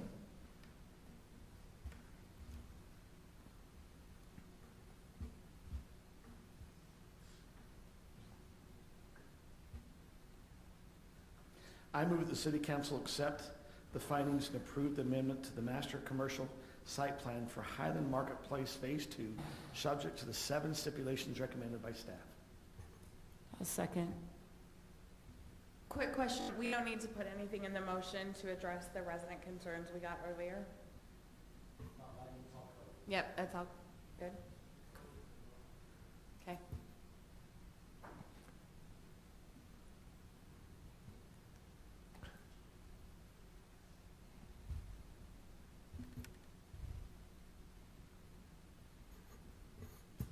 Yes. Okay. And that's unanimous. All right, next item, Andy. Award contract for well number 4. Okay, if we can go to the next slide. Oh, I get the controller. Okay. So just a little reminder for you where well 4 is located. In this little vicinity map, down kind of bottom left corner is the property we were just talking about. So we're looking in the neighborhoods just north of, it's in the 11200 neighborhood. There's a leader on the map indicating where it is, but it's just a little bit northeast of where we were just talking. So the replacement of well 4 has been in the plans here for a little while. And just to go to the next slide. All right, which button takes me to the next slide? Right button. No? I don't know. User error. Here, pass it back. Evidently, I'm not qualified to run the remote. That might be the resolution, put the well there. Yeah. I had to pass it to the attorney to run the slide. Oh, good. So it's not just me. I'm feeling better. All of a sudden, I'm feeling much better that I, can run a remote. Okay. So just a general status update on our wells and what we've been doing. Recently, we've been doing a number of, quite a bit of work on the wells, and so we've rehabilitated.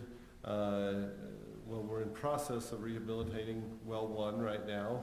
We're hopeful that our new pump and new motor is delivered next week and starts to go in next week. We want that to be installed before we commence drilling on this one, because when we commence drilling on this one, we can't run well 4. So we want well 1, 2, and 3 to be top order when we undertake this. So we're currently rehabilitating well 1. Well 2, we replaced the pump and built a new pump house last year or earlier this year. And then well 3, again, we replaced the pump and built a new well house. So the next one in order was well 4. The problem with well 4 is we're having problems getting the full capacity out of the existing well without getting a lot of air in the lines. And when we get a lot of air in the lines, and that's what makes your water look cloudy and bubbly. And so you get customer complaints because they think there's a problem with the water, even though it's just air. It's concerning to people. Additionally, what we've looked at is that in a long-term sense, we need the ability to replace the equivalent of, we need redundancy.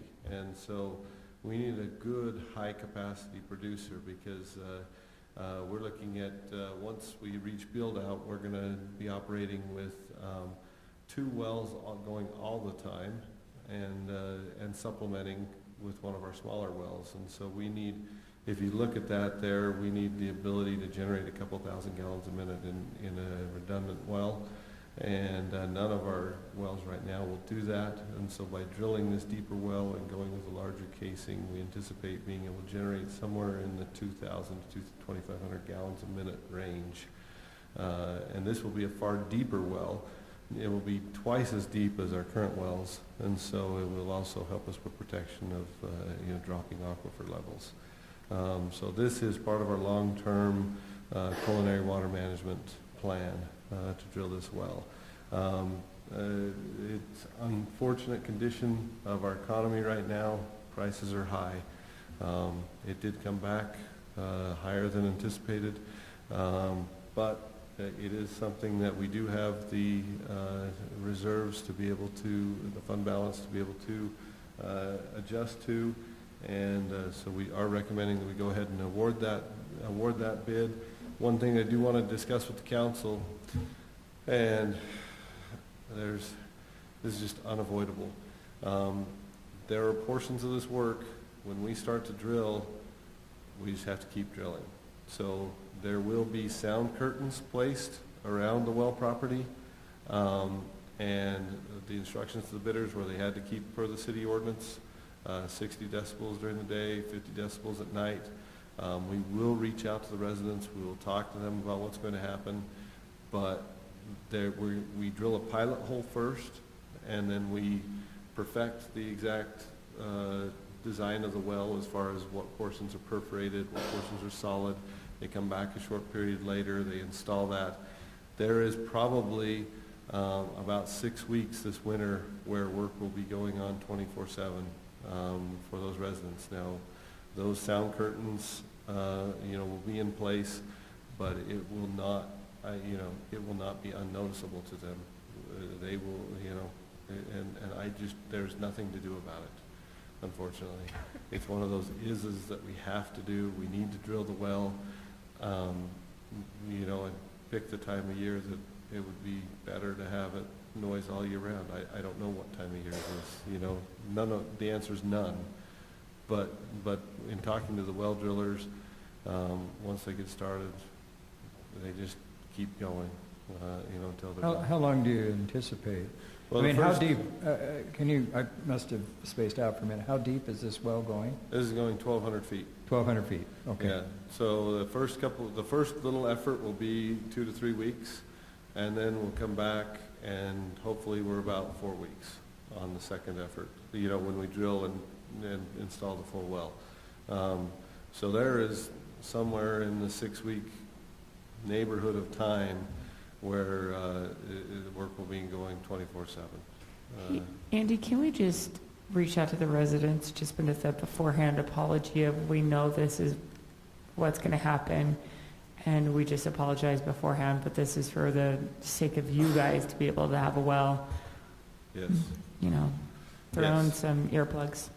Yes, and we'll try to work with them to do whatever we can to mitigate the effects. And we're not insensitive to what this is going to mean for them. We just don't have another answer.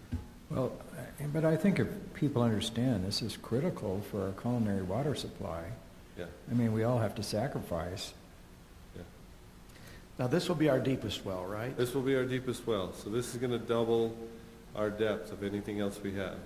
And so this is going to be double the capacity and double the depth. So in theory, this is going to be our core workhorse. We can count on this well, you know, facility. So as we're looking, how much over budget did this come? This particular one, I don't know the percentage, but it came in. We had budgeted, and in the budget we didn't break out the you know, the future facilities, because what we're awarding right now is just drilling the well, and we have to come back and install the pumps and build the well house. So the utility rate study had anticipated the cost of this complete well at $1,622,000, and right now, with the contingency, we're at $1.58 million. That's just for the... That's just for the drilling of the well, and we're anticipating it's going to be about another $600,000 for the... So we're roughly 600,000. About 600,000 over. 550 over. So here's a question I have for you. We're looking at all of our projects over the next several years. Our costs this year, you know, we're already starting to come in, you know, this is 600,000 or 550 over. Where are we going to get the money for projects down? I mean, do we need to start prioritizing? Is this well priority number one? Because right now we're going to run out of money based off, you know, as we keep spending, we're going to run out at some time, you know, of what we were projecting for projects. Do we need to start allocating priority on projects because the money, if it be with inflation or bids, are not coming in what we thought? Right. Well, yes. I mean, to answer your question, is this something we need to look at and analyze and say, how are we going to finish the rest of our capital projects? The answer to that is yes, absolutely. So you know, I think you know, relative to priorities, this one's critical, because this one's, you know, we've had in the last year, we've had 2 wells.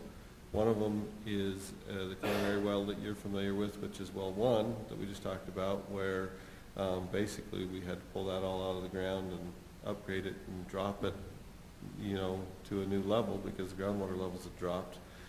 We actually have to do some work on our PI well at the mouth of the canyon, you know, for similar reasons. And so we definitely need to get a well that's, you know, that we've got a long-term deep water source. So this is very high on that priority list. But to answer your question, absolutely, I think we need to look at the rest of our capital plan and say, boy, with costs going and being what they are and the increases we're seeing, you know, are we able to finish our capital plans, or do we need to make some adjustments, and what are those adjustments? So our other wells are at 600 feet. This one's going to 12. Yeah. Where's our water at? Is our water at 350? Our well oil one, I think we're dropping that one to about the 470, 480 range. So that's where something we're like picking that. that's where water's starting to get. Well, that's where we're dropping it to be into the safe level, you know. So are we seeing during the year, does the well, I'm just saying, if it starts at 350, let's assume April 1, and maybe I'm just going through irrigation thing, does it drop down into the 550 range during that, or do we stay pretty consistent? No, we see it drop through the season as everybody's pumping. It's not as quick. The deeper aquifers aren't as quick to react both in a recharge and in a drawdown, right? The biggest thing that affects our deeper aquifers is sustained dry times and also increased pumping from the region, right? Because our whole North County acts as one large groundwater aquifer, right? So it's not just us, it's all of our neighbors, it's the growth, it's what everybody's facing and pumping, right? So what level is everyone else? So if Lehigh's drilling, are they going 1,200? Is Alpine going to 1,200? They going to 800? Lehigh has some, Lehigh and Central Utah have some really, really deep wells. Lehigh has some that are a couple thousand feet deep. Central has, I can't remember their depths, but they're in that neighborhood, right? I don't know what Alpines are right now off the top of my head. But yeah, the new wells that everybody's doing, they're going deeper. Now, does it matter, we're a little bit higher, because we're a little bit up. So when you're going, if we go 1,200, and let's assume we're 200 feet higher or 400 feet, and they're drilling down there in the valley in Lehigh, if they're drilling 12, it's like we have to get to 16 to get to the same level. Am I thinking right, or is the water level different? No, we actually have a little bit of benefit because through some of the aquifer studies and things they've done, the aquifer reacts the best, and not to get us completely off topic, but we're looking at trying to do aquifer recharge and things, but right near the canyon with some of those, the way the soil layer work, et cetera, the aquifers recharge quickest there. So in my opinion, we're probably at a better condition to react a little bit. So the recharge water's coming out of the mountains in the sense to get down to the underground. Okay. Right, and so we're probably in a little better condition that way, but all the questions you're asking are the whole reason that we have the North Utah County Aquifer Council, and we're starting as a group, as a region, to study and look at the aquifer more so that we can understand better the impacts of the hydrologic cycles and the pumping on our groundwater, and be able to predict and see, because in large measure, it's been very reactionary over the years, right? Oh no, we've got a problem, we've got to drop our wells, et cetera. And so all of the cities that are member agencies, and we're trying to really get everybody on board to providing regular data to the group, so that as a whole, we can see what's happening with our aquifer and try to manage it better. So here's a question. So some wells have water shares you have to be able to pull it. Do we have to have a certain number of water shares to pull from our wells, or can we pull as much water from the aquifer? It's not based on water shares. Yeah, well, no, you can only pull what your water rights are. Okay. But what we do, and what most municipalities do, is they put the point of diversion for their water rights out of all of their wells, so that in theory you could draw all of your water out of one well, because you're all still drawing out of, for lack of a better word, we're drinking through a straw from a big bowl underground, so to speak. So municipalities and the way they handle their water rights is a little different than an individual well owner, if that makes sense in that regard. So we're about 550 over budget here. Okay. Yeah, that's probably close to 600. You may need to look at adjusting the culinary water rate if you don't. We're still the lowest in there. Yes. Yeah, so I have to adjust it up again. Any chance we'll hit oil? Just looking for a way to balance the budget. Yes, there's that. Yeah, always looking for another revenue source. I got it. Yeah. With all the dinosaurs that were in Utah, I can't believe there isn't oil somewhere around here. So next slide, Aaron. Is there more? Next slide is voting. The next slide's the suggested motion, unless you have further questions. I'm ready for a motion, unless there are other questions. I'll make that motion.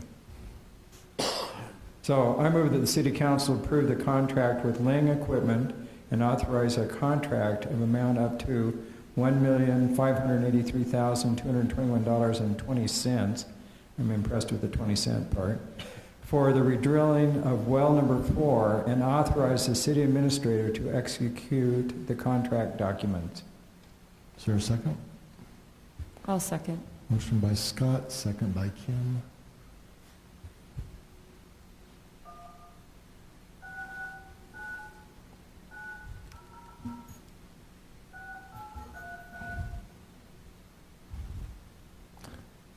Tim? Yes. Okay, that passes unanimously. All right. Tyler is on deck. Welcome to Zoom. Enter your meeting ID followed by pound. So we managed to keep all of this up and going until right before Tyler's presentation, and it dropped. So give me a minute to get him back.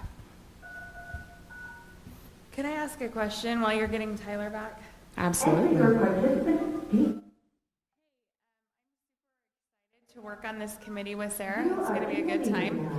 But is there a possibility of ever including anybody on planning commission in a committee like that? I feel like they would be interested and helpful. Can I email them and see if they would like to? What? Who we would like? The council, we can actually make a decision on this. Oh, well, I mean, I can't pick favorites. But I mean, it was super helpful to have Jerry at that meeting the other day. It just seemed like it might be really nice to have a planning commission person on that committee also. Sure. Yes. Why not? Absolutely. So if council is okay, we'll invite Whichever Jerry. planning commission member is watching and emails us first gets to be on the committee. On your mark, get set, go. Go. That's Actually, yes, Chris everybody's has step been back. watching. I don't know if he's still on. Good news to Councilmember Bills. We as staff had sent out an email questionnaire a couple weeks ago to other cities about, hey, how do you deal with encroachment kind of a thing. So we have some responses and one policy example from a different city for you to start your research. Okay, so Tyler texted me, I think you are on, sir. Is that still correct? Yeah, can you hear me okay? We can hear you. Awesome. Okay, so I'm going to try and get you set up where you can run. So are we supposed to look at the Poncetta when we talk to him? I will put his picture over. Sorry, give me 1 second. Make a co-host, yes. Yeah, I thought he changed his hair color. I don't know. Yeah, there we go. Okay. He does that with some regularity. You want to keep it dynamic? We practiced this and I can't, oh, remote control, there it is. Okay, remote control, Tyler. Okay, Tyler, I think I've given you control. Great, thanks, Aaron, and really appreciate the opportunity to be with you tonight, even if this virtually, and appreciate Aaron's efforts. She was really above and beyond today to help me get set up. So, we're talking about the Q1 financial statement for this fiscal year, and that's the period ending September 30th. You'll recall,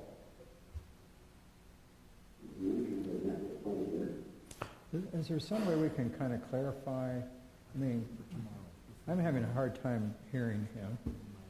I mean, it's a little like it's muffled. I don't know where your video went, Tyler.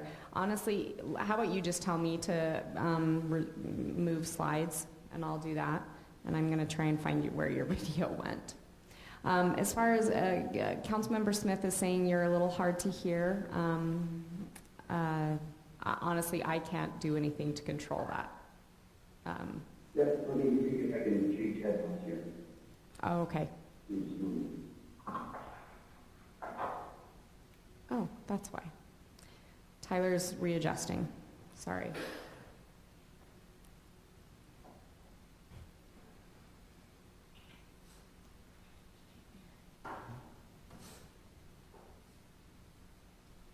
Great, are you still with me? Sorry, keep talking for a minute, Tyler. All right. Councilmember Smith, is that better? Yes. Great. You're going to go ahead and advance that plan if you could, please. So, Council, Mayor, Council, you'll recall that we, here almost 2 weeks ago, had a discussion regarding the balance sheet. And I'd like to compare that to the bucket of savings that the city might have in the given fund. Compare that to the budget where we're talking about inflow and outflow, revenue and expenses. And that's the focus of our discussion tonight. Next slide, please. So our purpose in having this conversation is one, to fulfill a reporting requirement that's established in the city code. Of course, we want to be accountable to you as the city council. And we also want to identify significant trends that are going to be useful as we plan for the remainder of this fiscal year and looking to the coming fiscal year. Next slide, please. While we're discussing finance, I want to point out here we've made progress here recently in our purchasing processes, and that includes ensuring that all purchases are approved in advance. That we're consistently documenting that approval without getting in the way of operations. And also that we're aligning the processes between Highland City and Long Peak Public Safety District, where many of us in the finance department and other functions in the city also work together. It makes sense that those processes mirror each other. Next slide, please. All right, with your package, we included a few summaries, and then followed also the email yesterday with the full details on the financial statement. What you see on this slide here is a summary by fund that's formatted similar to some of the information presented with the budget was approved. The columns with the green headers detail the revenue information. The columns with the blue headers are expenses. And you'll see various percentages throughout those. You'll note a couple of percentages that stood out to me. On the debt service line, you notice that 96% of that is here. Of that line has been used here, and that's because the larger bond payments come due in September. So very near the beginning of the fiscal year, that line is almost entirely exhausted. You'll note also the capital improvement fund roads. They're only getting 4%. We'll talk a little bit about that here in a little more detail in a couple of slides. Tyler, can I ask a question? Yeah. So we've spent 96% because we have to pay the bonds early on, but we don't have any revenue yet for that. We just take it from other funds. Is that what you're? When does the revenue come in? Is that all property tax or?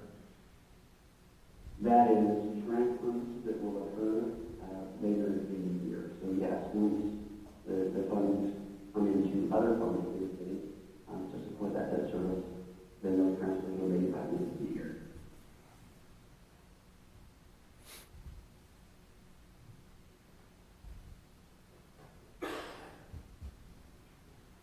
Any other questions on that one? Okay. Next slide, please. So looking at revenue trends,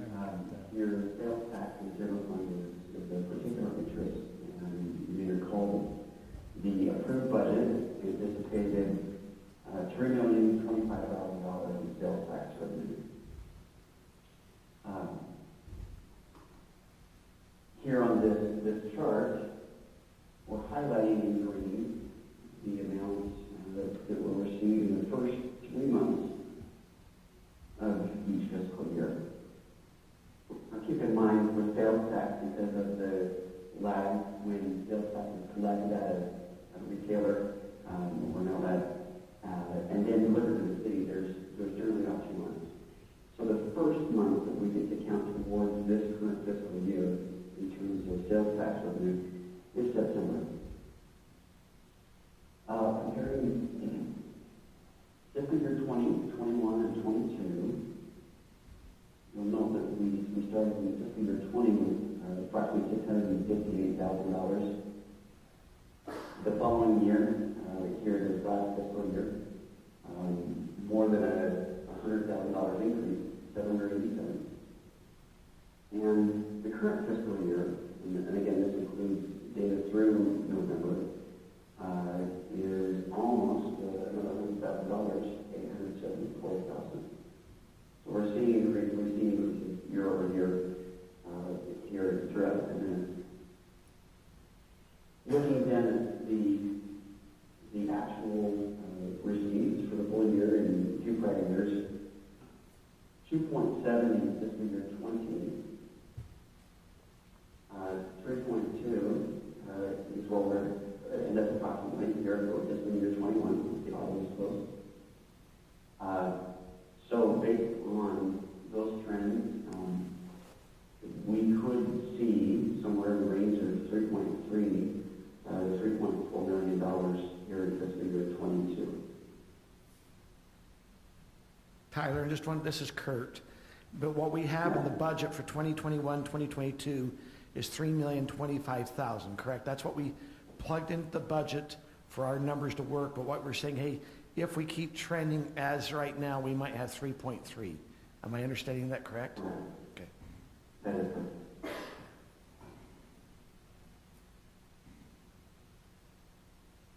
Any other questions about this? Great, next slide, please.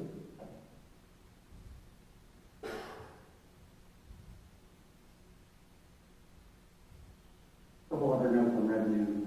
Cemetery fund, we know that it is, we've had a number of lot sales, a little more than anticipated at 25% of the year. And also with impact fees, there has been a considerable amount of development and permits pulled, particularly in July, right at the beginning of the fiscal year. So impact fees we're seeing across the board higher, in a couple of cases where fees changed towards the end of last fiscal year. There's even more of an increase compared to what we had anticipated. Next slide, please.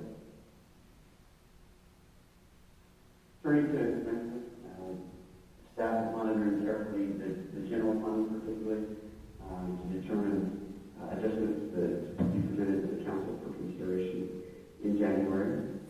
And that would, of course, include the sales tax revenue, which at this point was positive.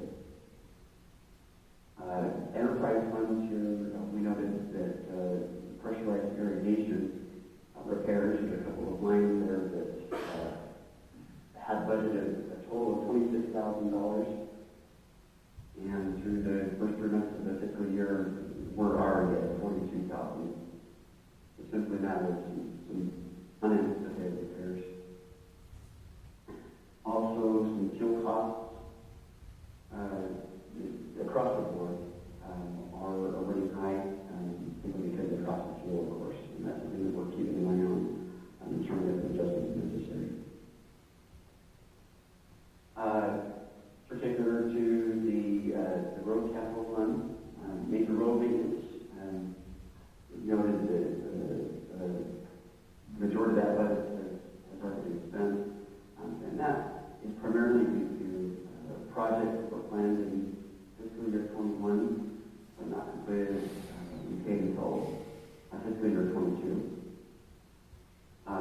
In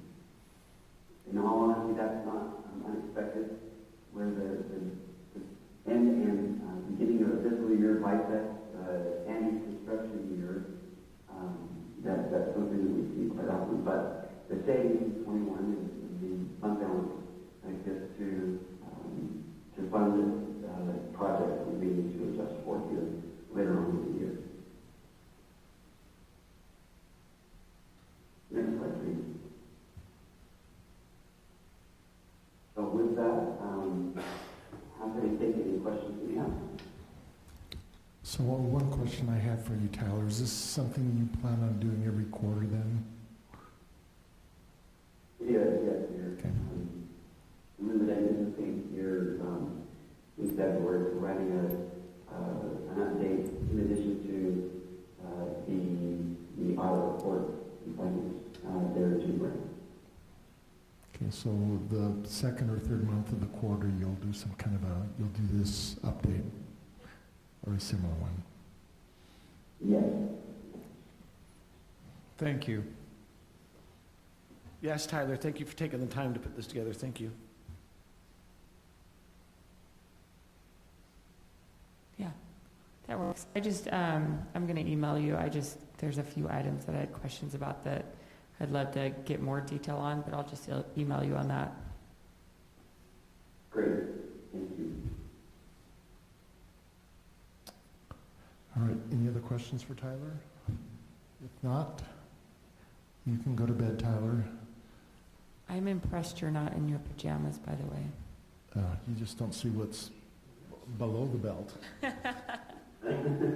I do want you to know that while you were talking, Chief William did guard your plant. Is that Tyler's plant? Well, it's Tyler. It's his proxy. It's his yes, avatar. yes. Oh, it's his okay, avatar. So we care about your avatar, Tyler. All right, next item is Mayor Council staff communication items, and Andy, you're up to bat. Yeah, we just want to give you a quick update on, you'll recall we had the discussion a couple months ago about taking the money that had been set aside for the Hollows Trail and focusing in that really tight area with those 3 lots. Wanted to give you an update on how that's going. And for once, I can actually report that things are going better financially than we had hoped, which is So rare. we appropriated $167,000. $167,000. So as a just general update on the trail, what you're looking at on the screen is, and without we've highlighted the area of focus we're going to talk about tonight, but this is the map that we turned in for funding to MAG as part of our funding request for the Hollows Trail, and so we have submitted that, and we're working through that process, and so we'll hope to be successful, but that process has to play out as you all know, so we'll see how that goes. But we are looking where we've highlighted with the little cloud there, that's the area of those really tight lots. So if we can go to the next slide. Okay, so what we've been able to do is working with the adjacent property owners and with Landmark and specifically Todd representing Millhaven, who hired Landmark, sorry, to be a little more descriptive there. We have cut the trail to its rough grade. So what you see is a picture of how it's cut there, and this emphasizes why it was so important, because we needed to get in and we needed to make that cut that you're seeing in the picture before those homes moved in and those owners moved in and things got further complex. The good part that came out of working with the neighbors, because we had 3 adjacent existing homes and neighbors that you see in the photo, is that one of them is part of an ownership of a construction company. Arnhem Way is part of Davies Development ownership, and so he proposed that in lieu of having Landmark build some of the proposed improvements, that he would have his construction company build, and if we can go to the next slide, sorry for part of this explanation, the next slide's a little more telling. So you'll notice that we have some cut on the adjacent neighbor's side there. So you see on the right hand, that's the adjacent neighbor's side, and they're on the east. They're on the east, okay. Yeah. And so we were able to work with them to come up with a plan that worked with the city ordinances and worked and was acceptable to them. Essentially, we're able, with Arnhem's help and his pricing, to find a plan whereby the city would put in the portion of money we were going to pay for walls, et cetera, and what we were going to pay for the 2-rail fence. They're going to do a short retaining wall, and then they're going to do a block fence on top of that, and the open fence on top of that. The neighbors are going to pick up the difference in the fence, and we're going to get the retaining wall for less than we would have otherwise. And so if we can go to the next slide. So right now, just to get through to where we kind of have their fence established and where we've got the grade generally cut, looks like we'll come in around $90,000. So that's a lot better than what we had thought. And like I said, a lot of that's due to Arnhem being willing to step in and participate, you know, and the neighbors are going to see some expense too. Each of those 2 neighbors are going to have to pay some too for their portion of the fence to get the fence type that they all want. Really feeling pretty good about this as far as you know, being able to work with all parties. I'm very appreciative from Millhaven and what they were willing to give, for the neighbors and what they were willing to give. It took some meetings where, you know, a little give and take to find the solution that everybody was happy with. But this is the road we're going down, and you know, so we'll pay Millhaven about $30,000 for the work that they've done to date, and then we'll pay Arnhem's company somewhere in the neighborhood of $50,000 to $60,000, and then the neighbors will pick up the balance of the bill. So let me ask a question, and this kind of refers back to a controversy we had earlier in the city. So with this undercut, how tall do you think this retaining wall will be? So what they're going to be is on the trail side, it'll be 2 foot, because we're going to live in the ordinance, and that's why we took some figuring. On the trail side, you know, you'll see 2 foot of retaining wall, and then there'll be the fence, and then from the other side, the city's. So that meets the 8 foot tall. But their side will be 6. It won't, you know, because it'll be the fence, 2 foot wall is what will be exposed on the trail side for the east side neighbors. That's what I'm talking about. So is that a 2 foot undercut there? No, some of It looks bigger. Some of it's yet to be cut off, and there's some grading yet to happen. So it'll all be done under our fencing ordinance with the. It'll work. We won't have to make exceptions. We won't be making exceptions there on the east side. You know, and what I'm speaking to specifically is the east side. You know, the existing homes. Right. You know, and that's where I said we had to, you know, find the solution that would work for everyone. And because they're going to want at least a 6 foot fence, aren't they? Yeah. So they'll have from the trail side, the maximum that you'll see. You know, the retaining wall will be 2 foot, and they'll have the 4 foot solid fence on top of that, and the 2 foot, you know, perforated or open fence on top of that. So from their side, it'd be 6, and the trail grade varies along the wall. So in some areas, you know, from the trail side, you'll have a total of, you know, 7 to 8 feet, So the top of which would be perforated. The fence will be set back from the retaining wall then? The fence will be straight on top of the retaining wall. It'll just be built kind of integrals. It'll be a concrete wall. Then on the trail side, it'll be 8 feet? On the trail side, it will vary between, the fence itself is just 6 feet, right? Because you have to include the retaining wall, don't you? But you got the retaining wall, and the ordinance does allow a 2 foot retaining wall. Yeah, 2 foot of retaining wall on one side, and you know, so on one side the fence has got to be 6, and on the 1 foot side you can have up to 2 foot of retaining wall. So we're working within that ordinance. Yeah, because that doesn't look like 2 feet to me. Yeah. Like the fence and the retaining wall on the same vertical plane, you have an 8 foot max. 8 foot total. Measured from the lower property, yeah. Yeah. So the cut's a little deceptive because there's yet to be some cutting off and grading, et cetera. Okay. This is just where I we just are thought today. it looked like that was going to be a big Well, yeah, no, retaining. you're not gonna see like, like you say, you see like a 4 foot there in some areas, because those Navy, it's a really interesting little piece of topography, because those homes do a little of this right there as they were coming off the bench, you know, from, because those homes' backyards are kind of the extension of the hollow of those backyards. And anyway, it's a, you got all sorts of grades going on there, I guess is what I'm trying to explain. And so what you see is the rough cut work. You see the work that Millhaven did to kind of get it to the rough cut level, and then we're at the handoff point between what Millhaven's done and then what Arnhem's company will take over and do. So on the west side, if people want a fence, where are they going to put that fence? The west side, they'll have to put it on the property line, and the property line sometimes lands in the middle of the slope. It's a varied corridor. The trail corridor gets as narrow as like 13 feet in some areas, and then it widens out to about 20 feet.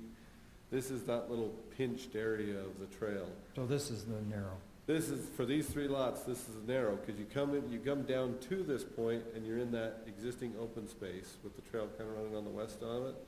And then after this point, you get into the hollow, and you're into the whole hollow that was dedicated to the city. And so again, it opens up, and that's why the pictures that you're seeing and the complexities that we're looking at is why I was kind of a little bit pushing or passionate that night, saying, you know, we can forestall the expenses on the rest of the trail, but we have to solve this tight area, because, you know, if we waited, it was just going to get worse, you know. So this is kind of that pinch point of that you got to find a way to get through, I guess, way to look at it. So that's kind of what we've worked out, and if that's the direction we're heading. And the good part is, Arnhem's expenses have come in a lot less than we'd expected, and so for once tonight, and probably for the only time in the foreseeable future with the way costs have gone, I'm coming and saying, hey, we're a little under where we thought we were going to be. So that part, actually a lot under, so good for you. That part's... Does he drill wells? If only, right? Right, if only.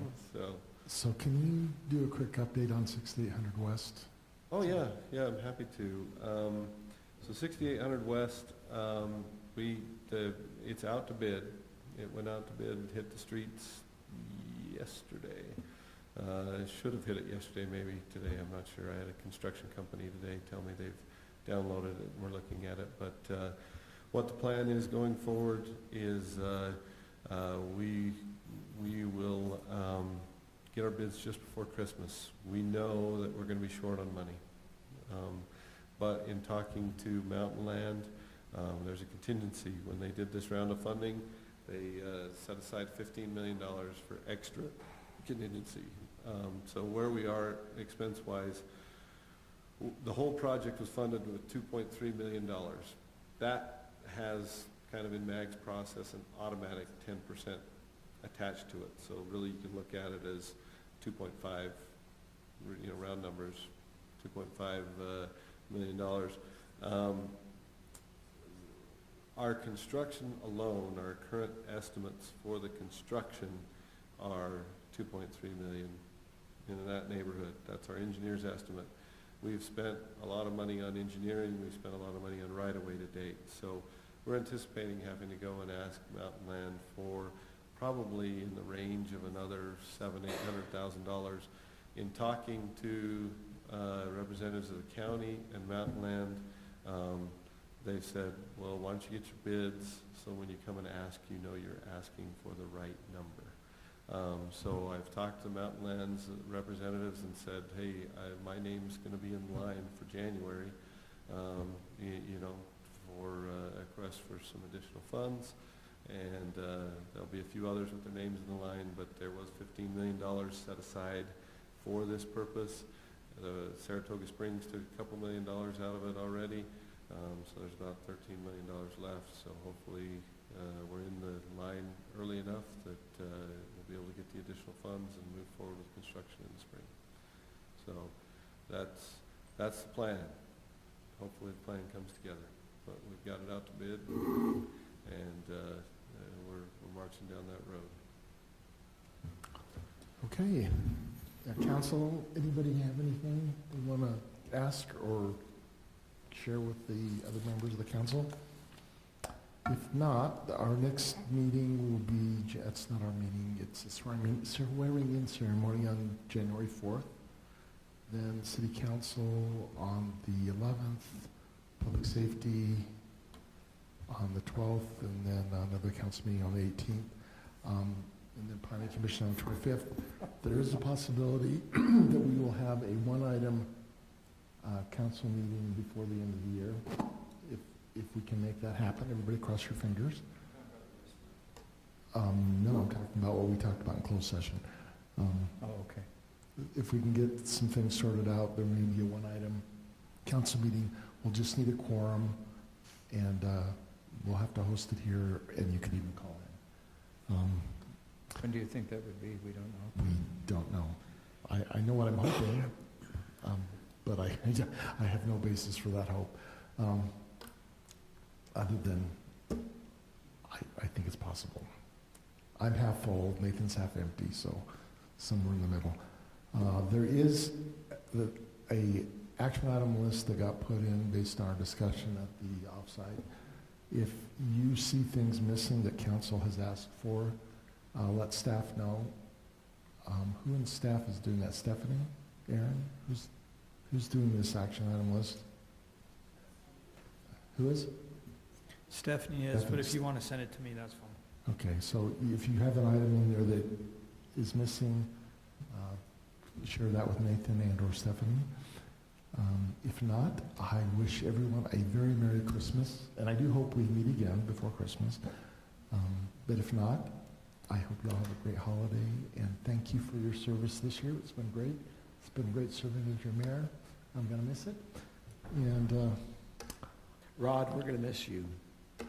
Yes, we are. I don't mean to get it. he won't. You'll be missed. All right. Thank you very much. And like I said earlier, I am a better person for having served. So thank you for helping rub off some of my rough edges. I appreciate it. What I really appreciate is all the research and data analysis that you've done. I think it's been incredibly impressive, and it's been very, very helpful. And I just want to tell you how much I appreciate the time and effort you put in that. Thank you, Scott. I've enjoyed it, and I think we moved the ball forward. So thank you for doing that. And staff, you'll see me, but in a public meeting, I want to thank you for being such a pleasure to work with, all of you. And I mean that from the bottom of my heart. Rod, I have to tell you, I don't know if you guys know this, I never would have even run for city council if it wasn't for him. Never even would have thought about it. But he's the type of person that encourages people to look for their potential and really gives them confidence to do things they never would have expected. And that's one thing that I really admire about him. So, yeah. Thank you. So with that, we will close this year off. And again, I hope we do meet again one more time. If not, I'll see you January 4th. I will entertain a motion to adjourn. I move that we adjourn. I will second that motion. All in favor? Aye. And I will give an aye as well. Won't count, but it was not a tie vote. All right. Thank you. Have a good night. And we are done before tomorrow.